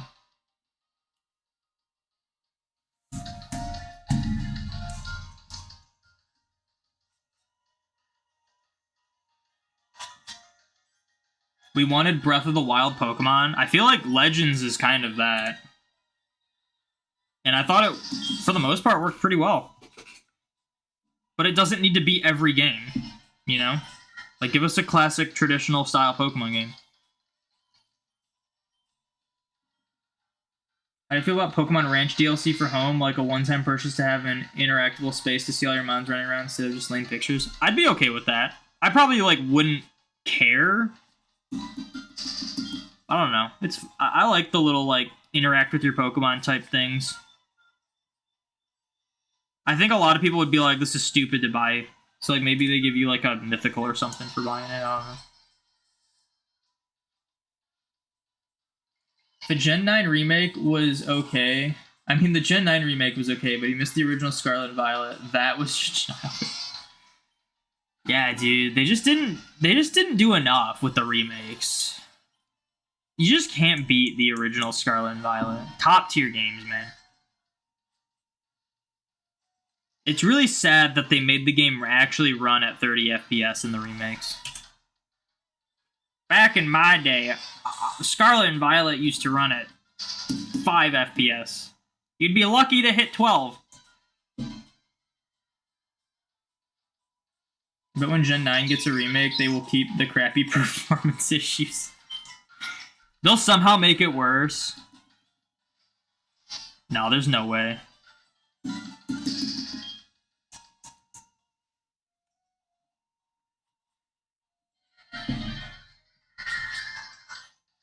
Ready for Sinnoh Global Tour next weekend? It's actually this weekend. So if anyone's wondering, the Global Sinnoh Tour is this Saturday and Sunday. I mean, like, I'm ready for it, but I kind of... I will admit, it was nice having a weekend where there wasn't an event going on in Pokemon Go. So it's going to suck having, like, my entire weekend dedicated to Pokemon Go next week, like this upcoming weekend. I'm honestly would be more okay if they were just one-day events that were just better as opposed to 2-day events.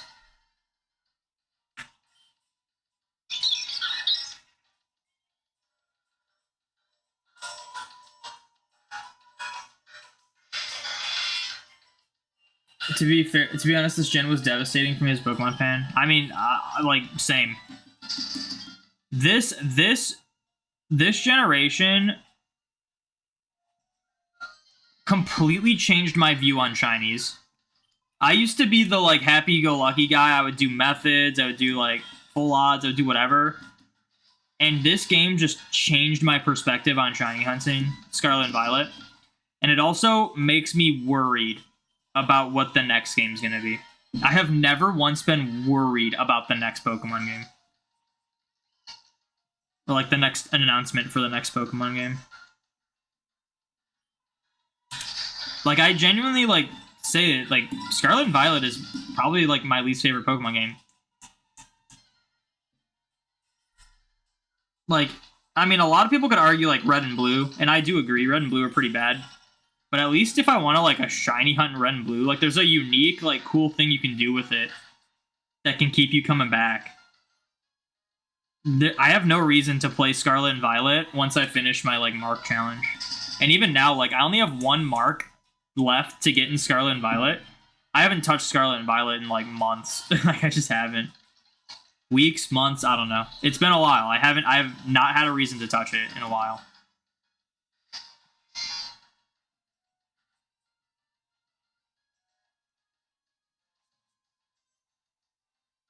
Gen 4 was your first game and your favorite. You're also Spanish and you're secretly hoping to get a Pokemon game based in Spain.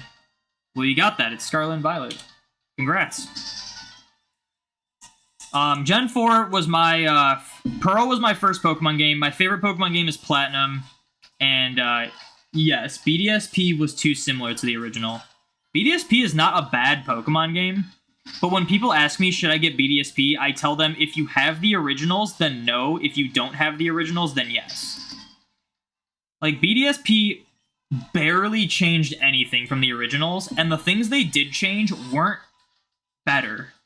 Like, most of the changes they made were arguably worse, except for the Grand Underground having Pokemon. Like, the Grand Underground was, like, the biggest and best change to BDSP. Everything else was, like, not really a good change, if I'm being honest. And then the rest of the game is just exactly the same.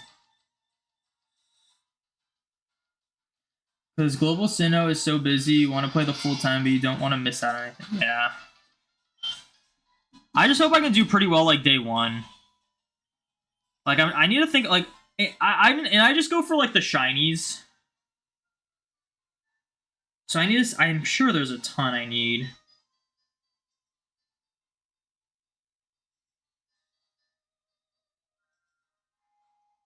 I don't know, there's gotta be like a guide or something somewhere. I think my friend sent me one recently.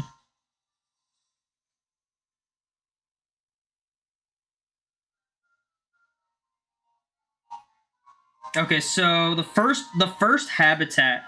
So all the habitats, I need the costume Dawn and so there's Dawn and Lucas hat Pikachus, and then there's also Akari and whatever the male protagonist's name is from Legends hat Pikachus.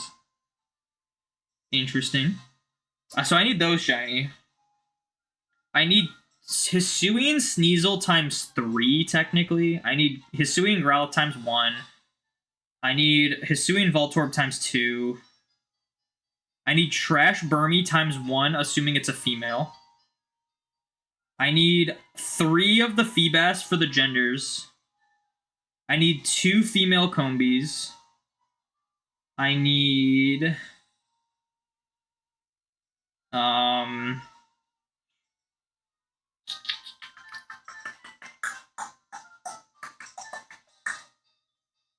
don't think I need any of these.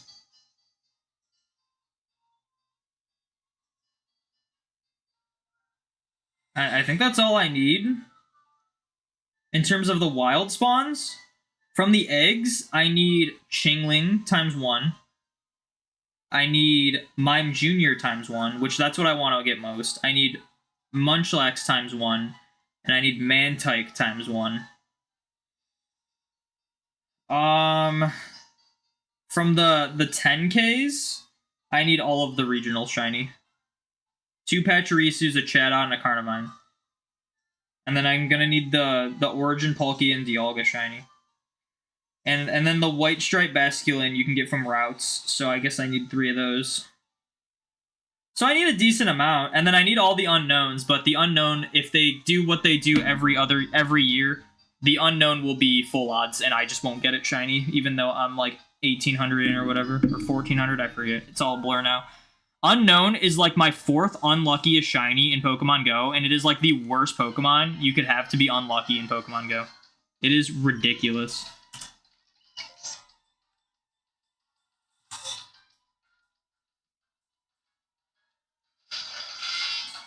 So the problem that it's as bad as a remake because it's just a re-release. Yeah, it's essentially just a re-release.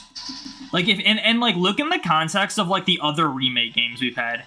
Fire Red, Leaf Green. They were remakes to Red and Green. They had all the new mechanics in terms of like the Gen 3 mechanics that were changed, so that was like already a big deal. But then they added post-game stuff. You can get the Gen 2, some of the Gen 2 Pokemon in Fire Red, Leaf Green, just catch them. You can trade between Fire Red, Leaf Green, and Ruby, Sapphire, Emerald. You can get the Hoenn Pokemon in Fire Red, Leaf Green via trading and stuff like that. Heart Gold, Soul Silver. You can catch Gen 3 through 4 Pokemon in like the Safari Zone, and if you use like the Sinnoh Sound, Hoenn Sound, whatever, with the radio tower and whatnot, like you can have all Gen 1 through 4 Pokemon in Heart Gold, Soul Silver, and you can trade between the games. Omega Ruby, Alpha Sapphire. You can catch Gen 4, 5, 6 Pokemon in Omega Ruby, Alpha Sapphire. They added Megas for Omega Ruby, Alpha Sapphire. You can trade between Omega Ruby, Alpha Sapphire and the X and Y games. And then you go to BDSP. Can't trade with Sword and Shield. It's only Gen 1 through 4 Pokemon. There's no Gen 5 through 8 Pokemon. And there's no, like, post-game area that includes new stuff. Like, there's just... It was very bare bones. Like, all the other remake games have had, like, way more to offer. Except for Let's Go. Let's Go is another one that's, like, kind of bad, honestly. Let's Go is literally just, like, Pokemon Yellow, but with Go mechanics, and then you can... the only new ones are, like, Meltan and Melmetal that you can get, but you can only get them through Go, so it doesn't even really matter.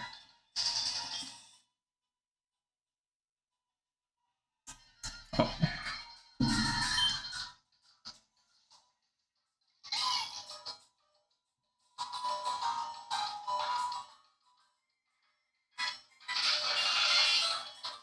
There's also the thing that it was not made by Game Freak. Yeah, that doesn't matter. It probably would have been worse if it was made by Game Freak, honestly.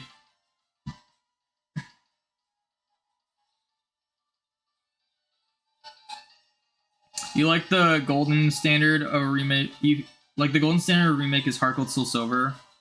ORAS was also good, but you rank it lower than Heart Gold Soul Silver. The thing about ORAS that like I think is cooler than Heart Gold Soul Silver is that like there's cool just like modernized changes to the game. Like a trainer that normally had a Roselia that was way too strong to beat in the originals. Instead, they have a Bidoof, a Gen 4 Pokemon, but it's a pre-evolution to Roselia. Like, just, like, little changes like that to make it more of, like, a modern game. Not everything was, like, great. But yeah, I mean, like, Gen 4, in my opinion, is, like, the most aesthetically, like, pleasing generation. Like, I feel like they really had the sprite work down in Gen 4. Everything looks clean. Everything looks amazing. And Heart Gold Soul Silver was like a way more polished version of Gold and Silver and had more to offer. And it was in Gen 4. So, in my opinion, Heart Gold Soul Silver is better than ORAS, but I think ORAS did some, like ORAS wasn't just a remake. It was more like a remaster of Ruby Sapphire. And I think that's cool. I think we need more remasters, not remakes. But hey, I'm always just gonna be a sucker for, like, Fire Red Leaf Green, essentially.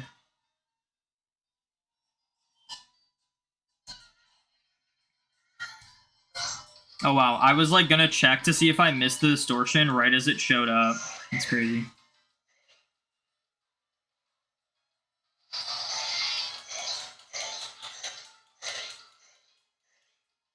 You're busy on day 1, you can only play, like, an hour and a half. You can go full out on day 2. Hopefully that's good. I hate to say it, but a lot of times the day 2 is, like, nerfed. I think for the tours, it's going to be the same. But for, like, Go Fest, a lot of times they nerf the day 2 for the Go Fest, and it's super lame.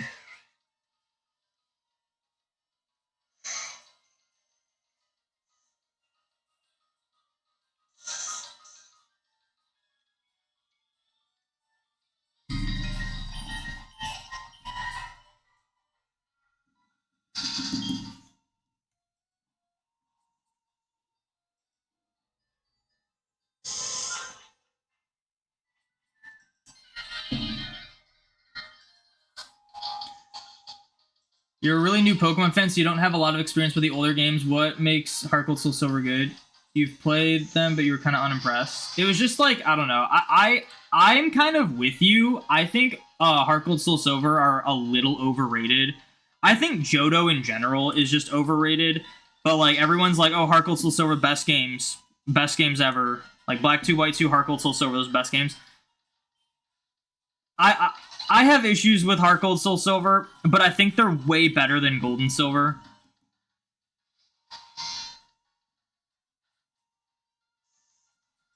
But yeah, I mean, like I said, like they offered more than the originals. You can get like the Gen 3 and 4 Pokemon, like you can get the later Gen Pokemon. You can trade between Gen 4, you know, they're all connected. It's polished, it looks good, like, you know, stuff like that.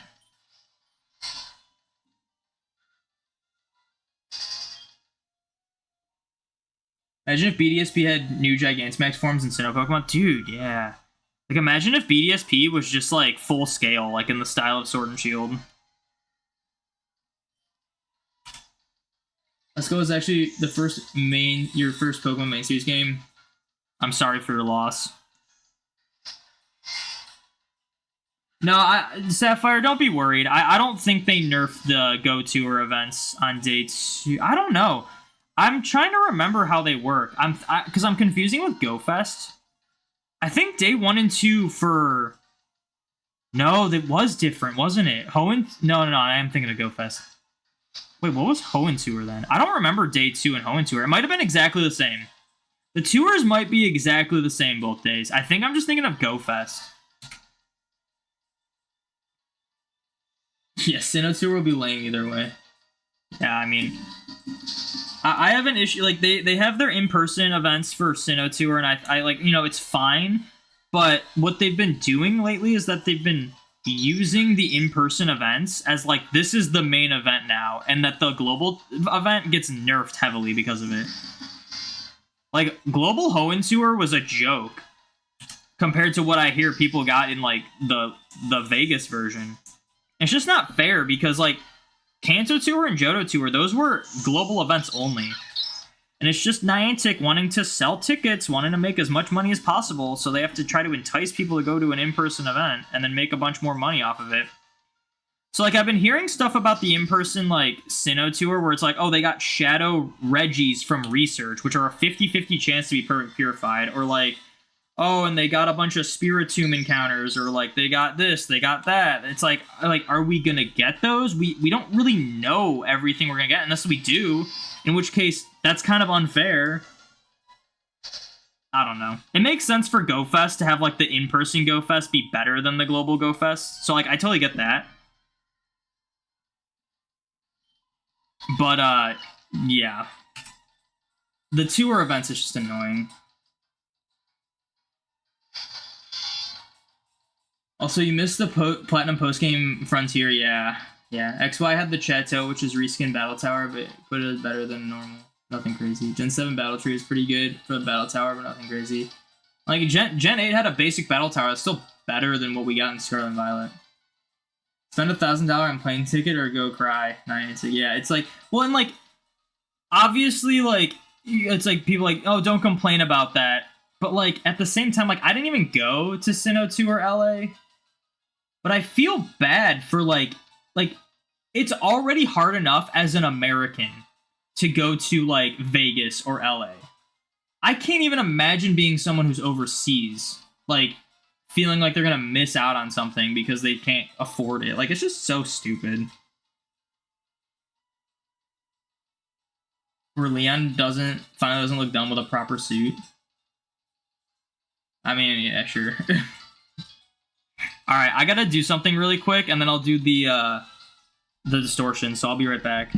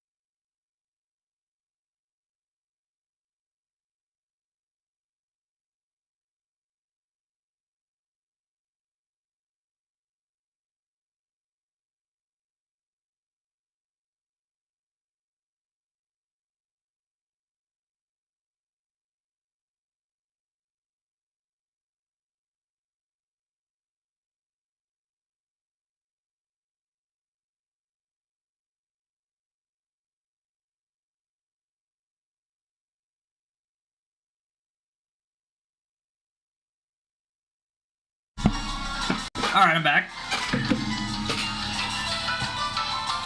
Was the distortion? The distortion was gonna start, right? Am I stupid? I forget. I think it was.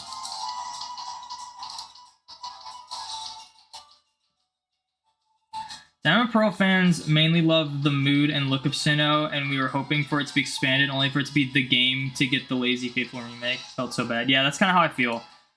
It sucks being a Sinnoh fan and having that be the remake, but I still enjoy the games, you know?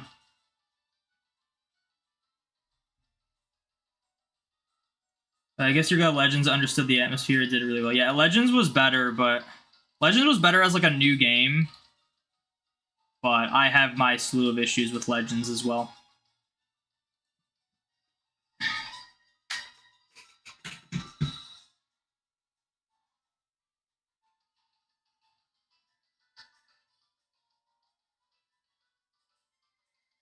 You like Pokemon Camp? Yeah, Pokemon Camp's fun. All the little interaction things that they do, they've just been getting better and better, except for the picnics in Scarlet and Violet are stupid.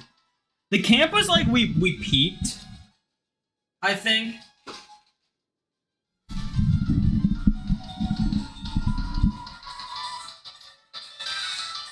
Didn't really enjoy Legends at all. You definitely like playing through Scarlet and Violet better. Yeah, I disagree. I think Legends was like my favorite Pokemon game to play through.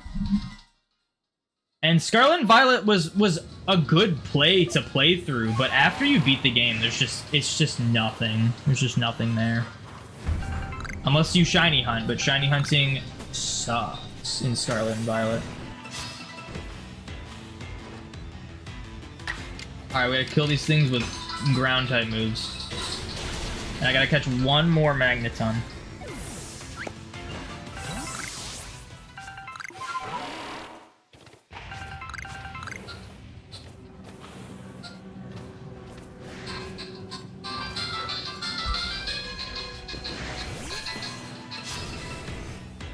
You love BDSP because you never got to play Diamond, Pearl, or Platinum when you were younger? Yeah, but that's what I'm saying. Like, if you never played the originals or don't own the originals, then BDSP are great. But as someone who grew up with the originals and owns like 10 plus copies of all of them, BDSP just felt very half-baked and not super necessary of a game. You know? It just depends on like your perspective on it. But I still enjoy BDSP. I still have more reason to play BDSP than I do to play Scarlet and Violet. like I've been grinding out the ribbons and stuff in BDSP, and it's been fun. Like doing berries, like it's been a good time. And then obviously shiny hunting is actually like somewhat of a challenge in BDSP, so I appreciate that. Classic encounters.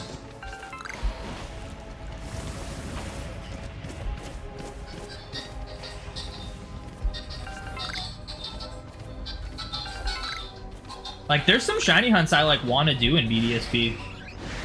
Just because it's, like, it's Diamond and Pearl, but you have the added bonus of, like, the Gen 8 out-of-battle effects for abilities like Flash Fire, or Storm Drain, or Harvest, and stuff like that. Like, it adds more opportunities, and then the Grand Underground adds a lot of opportunities for shiny hunting, too, and I just think that's cool.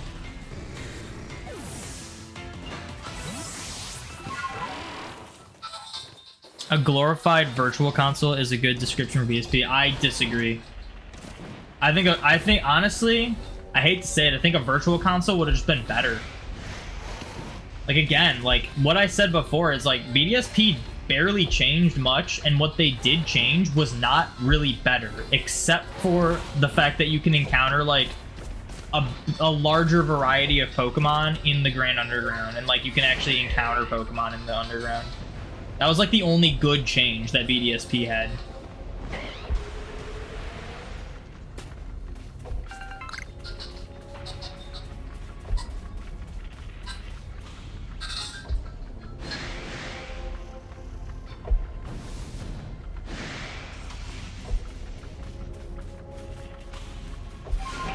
People who were waiting years for a Harcourt to Silver level remake is disappointing. Yeah, I mean, like that's because that was what everyone was expecting, you know.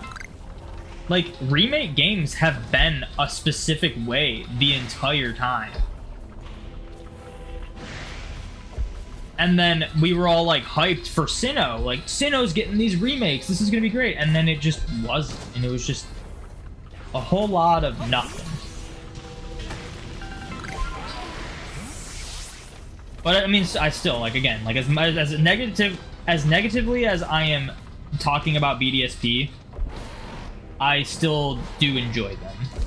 I still enjoy them more than Scarlet and Violet. So.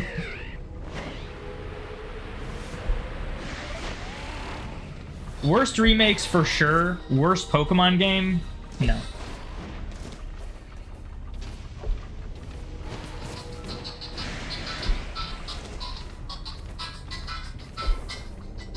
Yeah, they're just disappointing. They're not bad, they're just disappointing. That's a good way to put it.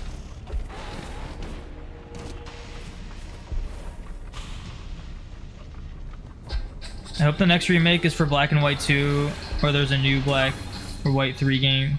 I curb your expectations. I'm expecting a Gen 2 remake. Gen 2's next in line to be remade, if you follow the pattern. I just hope it's not Let's Go. Because we got Gen 1 remakes being Fire Red Leaf Green, then we got Gen 2 remakes being Heart Gold Soul Silver, then we got Gen 3 remakes being Omega Ruby Alpha Sapphire. And then we got Gen 1 remakes being Let's Go Pikachu and Eevee. Because at that point, Fire Red and Leaf Green were older games than Diamond Pearl. So Fire Red and Leaf Green were like next to be made as remakes because Diamond and Pearl were newer games. Right now we're in a state where Heart Gold and Soul Silver are older than Black and White. So Heart Gold and Soul Silver are in my, like, I think it's without a shadow of a doubt, I think those are getting remakes.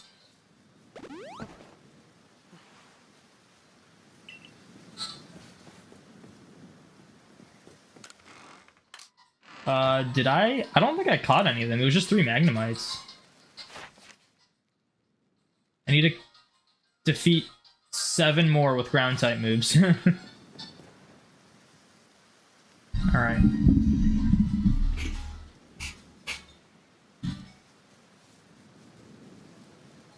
I know, but when there is a remake for Black and White 2, I don't think it'll be Black and White 2. I think if we get a remake for Gen 5, it's going to be Black and White, unfortunately. That's kind of what they've been doing.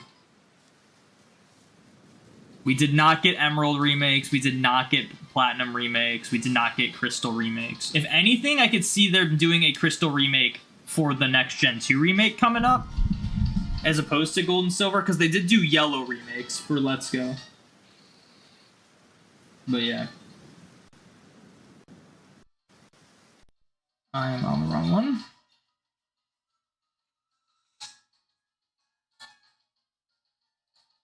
What are we at for Mew? I think I'm just going to get to 7,800 and then call it for Mew. Kind of close to that. So... I mean, if we get another distortion, I guess we'll do that.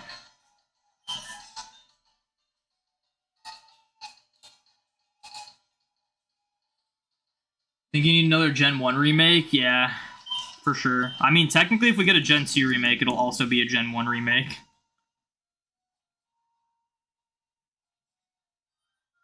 Gen 1 remake with a unique Charizard and Pikachu Terra type. No, just give Charizard an extra form.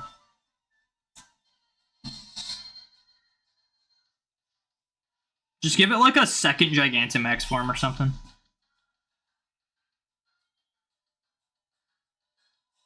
We need a Pokemon Go remake. Yikes. Hey, if it's not under Niantic, then I guess I'm for it. Dude, I definitely, like, the thing is, like, from Niantic's point of view, they have no reason to do it, but I think the best thing they could do for Pokemon Go is, like, partner with an actual, like, game developer to work on, like, the events and stuff for Pokemon Go and, like, the actual game development, while Niantic just works on the AR aspects. I don't think Niantic can properly run a game like Pokemon Go effectively. They really hold it back as a company. Oh, did I say 7,800? I guess I'm at 8,000. I don't know why. I saw the 7 and was just like, oh yeah, we're at 7,700.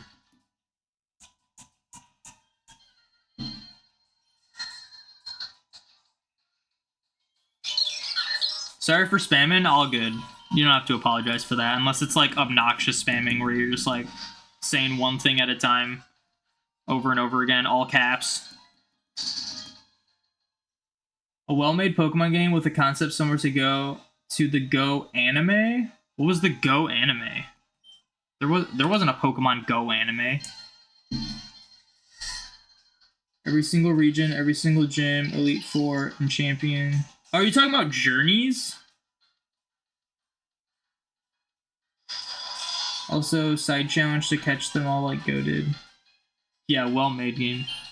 I mean, I always say, like, Pokemon Go could have been the best Pokemon game, and it's just severely held back by the company that runs it.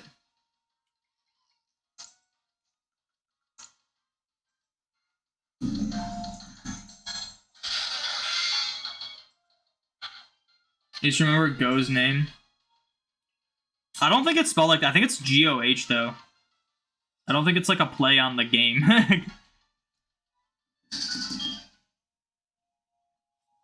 That changed the weather, right? Okay, good.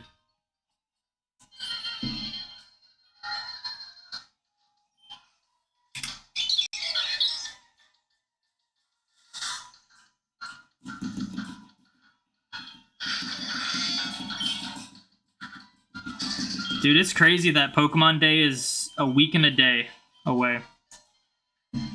I'm nervous, man. The thing is, I'm nervous, but I will be very easy to please when it comes to mainline games. I know a lot of people are like, the best thing that could happen is if they don't announce a mainline game. I kind of disagree because of the current state of mainline games. We need something better. I guess we don't. Like, I'd be fine just, like, keep playing, like, Sword and Shield. I just need, like, reassurance that something good's gonna come out of the series, though. But, I mean, all I need, traditional Ingrass encounters. If they show that in a trailer announcing, like, the next Pokemon game, I'll be happy.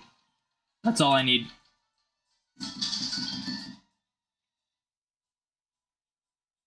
Feels like it should have already happened. What, a new game announcement or Pokemon Day? It's, like, weird that it's next week. It always feels like it's like, oh yeah, it's next year. I felt like I was saying for so long February, but now it's like about to happen.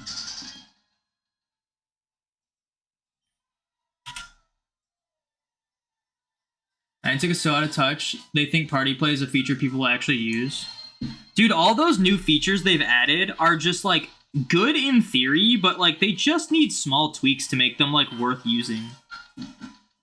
Like, don't get me wrong, party play is nice if you're, like, going around with, like, a friend trying to beat legendary raids, and you, like, the party play bonus is pretty good. But, like, the rewards you get and the challenges you do are they're just not worth it. Same goes for, like, routes. Like, routes are just not worth doing.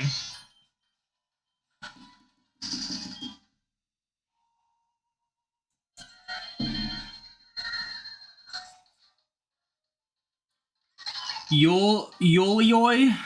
Thank you for the shiny luck.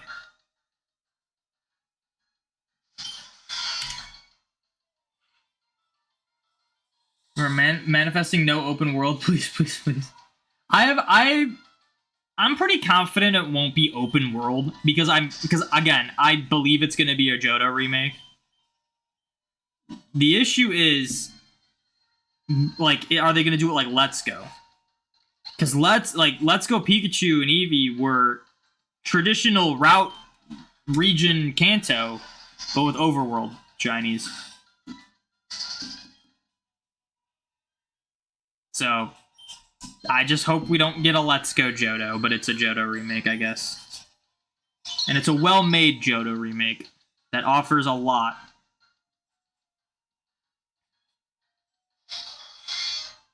You want just a Legends game?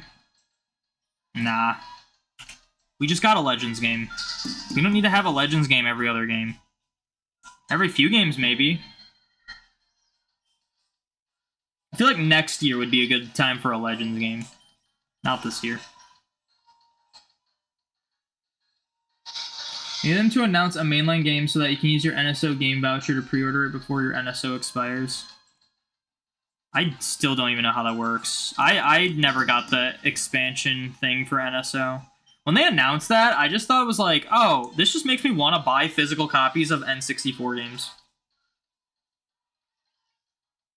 People that say should wait are right, at least a year more to polish. Yeah, no, I totally agree with that. But I'm just at a state where I just want something more from the series, because Scarlet and Violet was just so much of, like, the worst experience I've had. That I just want, when Sun and Moon came out, Ultra Sun, Ultra Moon came out, Sword and Shield came out, like, I was in that same boat. I was like, we need to not have these games come out every year. We need to, like, do this. Like, we need to have these games be, like, slower paced so that we, like, you know, I don't want a game every year. I don't need this to be, like, rushed and, like, have the games be more polished. Like, I'm fine waiting. Scarlet and Violet comes out, I'm like, this is just not it. Let's just bring on the next game and hope it's better. like, I just have, it's just, like, a weird mindset I have right now. You're back, Dom? Well, I'm actually gonna leave. And you think I'm joking, but I'm not. Because I got to 8,000 today.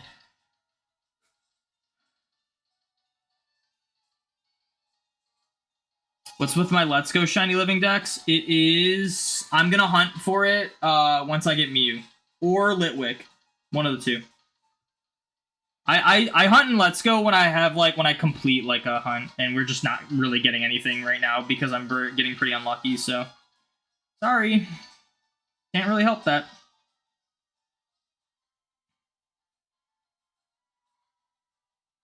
I mean, Let's Go full-out shinies are very rare and can be hard to come by. Yeah. Let's Go... see, some of the issues I have with Let's Go are, like, yes, full-out shinies are still rare in Let's Go. But they're not... I don't know, they're not quite the same. There's just nothing like encountering grass or hitting an overworld Pokemon and you don't know it's shiny until you get into that encounter. That I just think is so... it's just unmatched. But, an issue I have with Let's Go is that if you want a full odds hunt in it, you can't use lures. Lures force you to raise your shiny odds. It's another one of those, like, stupid things that I just don't get that they did. Like, Research Level 10. It's kind of like a similar thing. We need more Chestnut love. I don't know about that. Routes have Zygarde, but in my opinion, it should have been a research eventually giving Zygarde complete. Thing is, my Zygarde in Go is absolutely abysmal IVs. It is like 11, 11, 10. So even if I get all the Zygarde cells, I don't give a crap. I'm not using it. You know? Like, at least let us raid for Zygarde or something, and then, like, have it occasionally drop cells. Pokemon Gym Leader, you play as a gym leader and you gotta live through a gym leader's life. That sounds boring, if I'm being honest.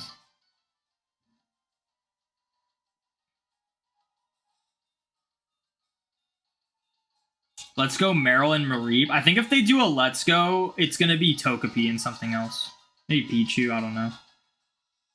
But I just hope they don't. The innovations and changes in Legends were great. There are some really good quality of life things they added in Legends. Being able to evolve your Pokemon without level up, if it's already the high enough level, awesome. And then they just took that away in Scarlet and Violet. Not having to trade for the trade evolutions, you just need an item, awesome. You know? This main issue of not up to par with graphics and empty open world. Yeah. And again, I just don't want I think Legends Arceus is great for what it is. I don't want every Pokemon game to be that, though. Freeze instead of being Frostburn, that blows special attack. Why is that always like that? Yeah, I actually never experienced Freeze in this game.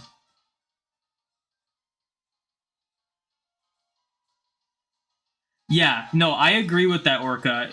Having to increase the Pokedex level to progress through the game was not it. Like, that's one of my main issues. Like, research level 10 is too easy. It essentially forces you to raise your shiny odds. And it's like, you have to do that to beat the game. And if you want to do full odds only, you have to, like, really go out of your way. It's like a challenge to make shinies hard to get in that game. And that's just so backwards to me. It should be like, you go out of your way to make shinies easier, you know? I did get Mr. Mime this stream, though. I got Mr. Mime and Mothim, and they don't count for anything. They're just legend shinies. And apparently it's Thunderstorm again, so I still can't get a distraction. Thanks for the stream today. Thank you for tuning in. Meryl and Togepi. Why Meryl? Meryl's very random. Gym leader simulator, sit there for 40 hours waiting for the protagonist. Lose, repeat. Yeah, true. Most of the statues and statuses and weather effects are in Legends are reworked. Stat buff lowers, don't stack. And lastly, yeah, I knew that. I just never gotten like frozen in Legends. But all the other stuff, like sleep, is kind of like a paralysis type thing where it's like random if you can't attack. It's not all the time. Meryl's original Pikachu clone. I disagree with that.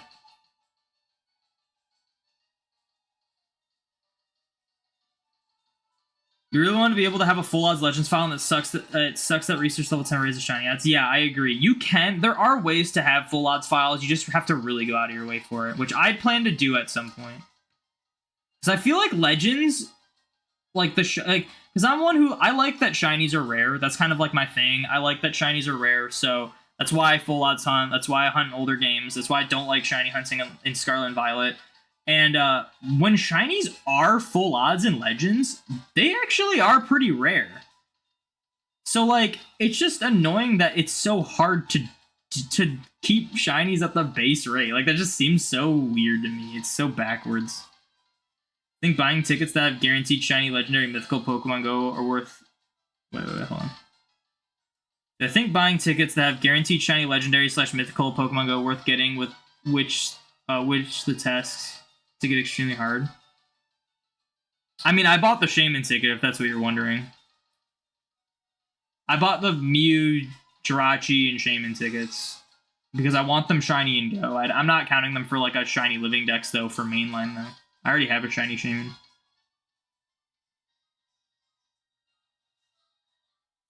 Assuming Zoroark's signature move is enhanced Hex, more power has a chance to Frostburn, so special attackers. Interesting. Trade evolutions are the biggest problem with Harkle till Silver. You have no friends to evolve Haunter, Kadabra, and Graveler. Yeah. When they added Scarlet and Violet, the move is no longer like Hex. Instead, it's a Ghost type move that lowers attack. Interesting.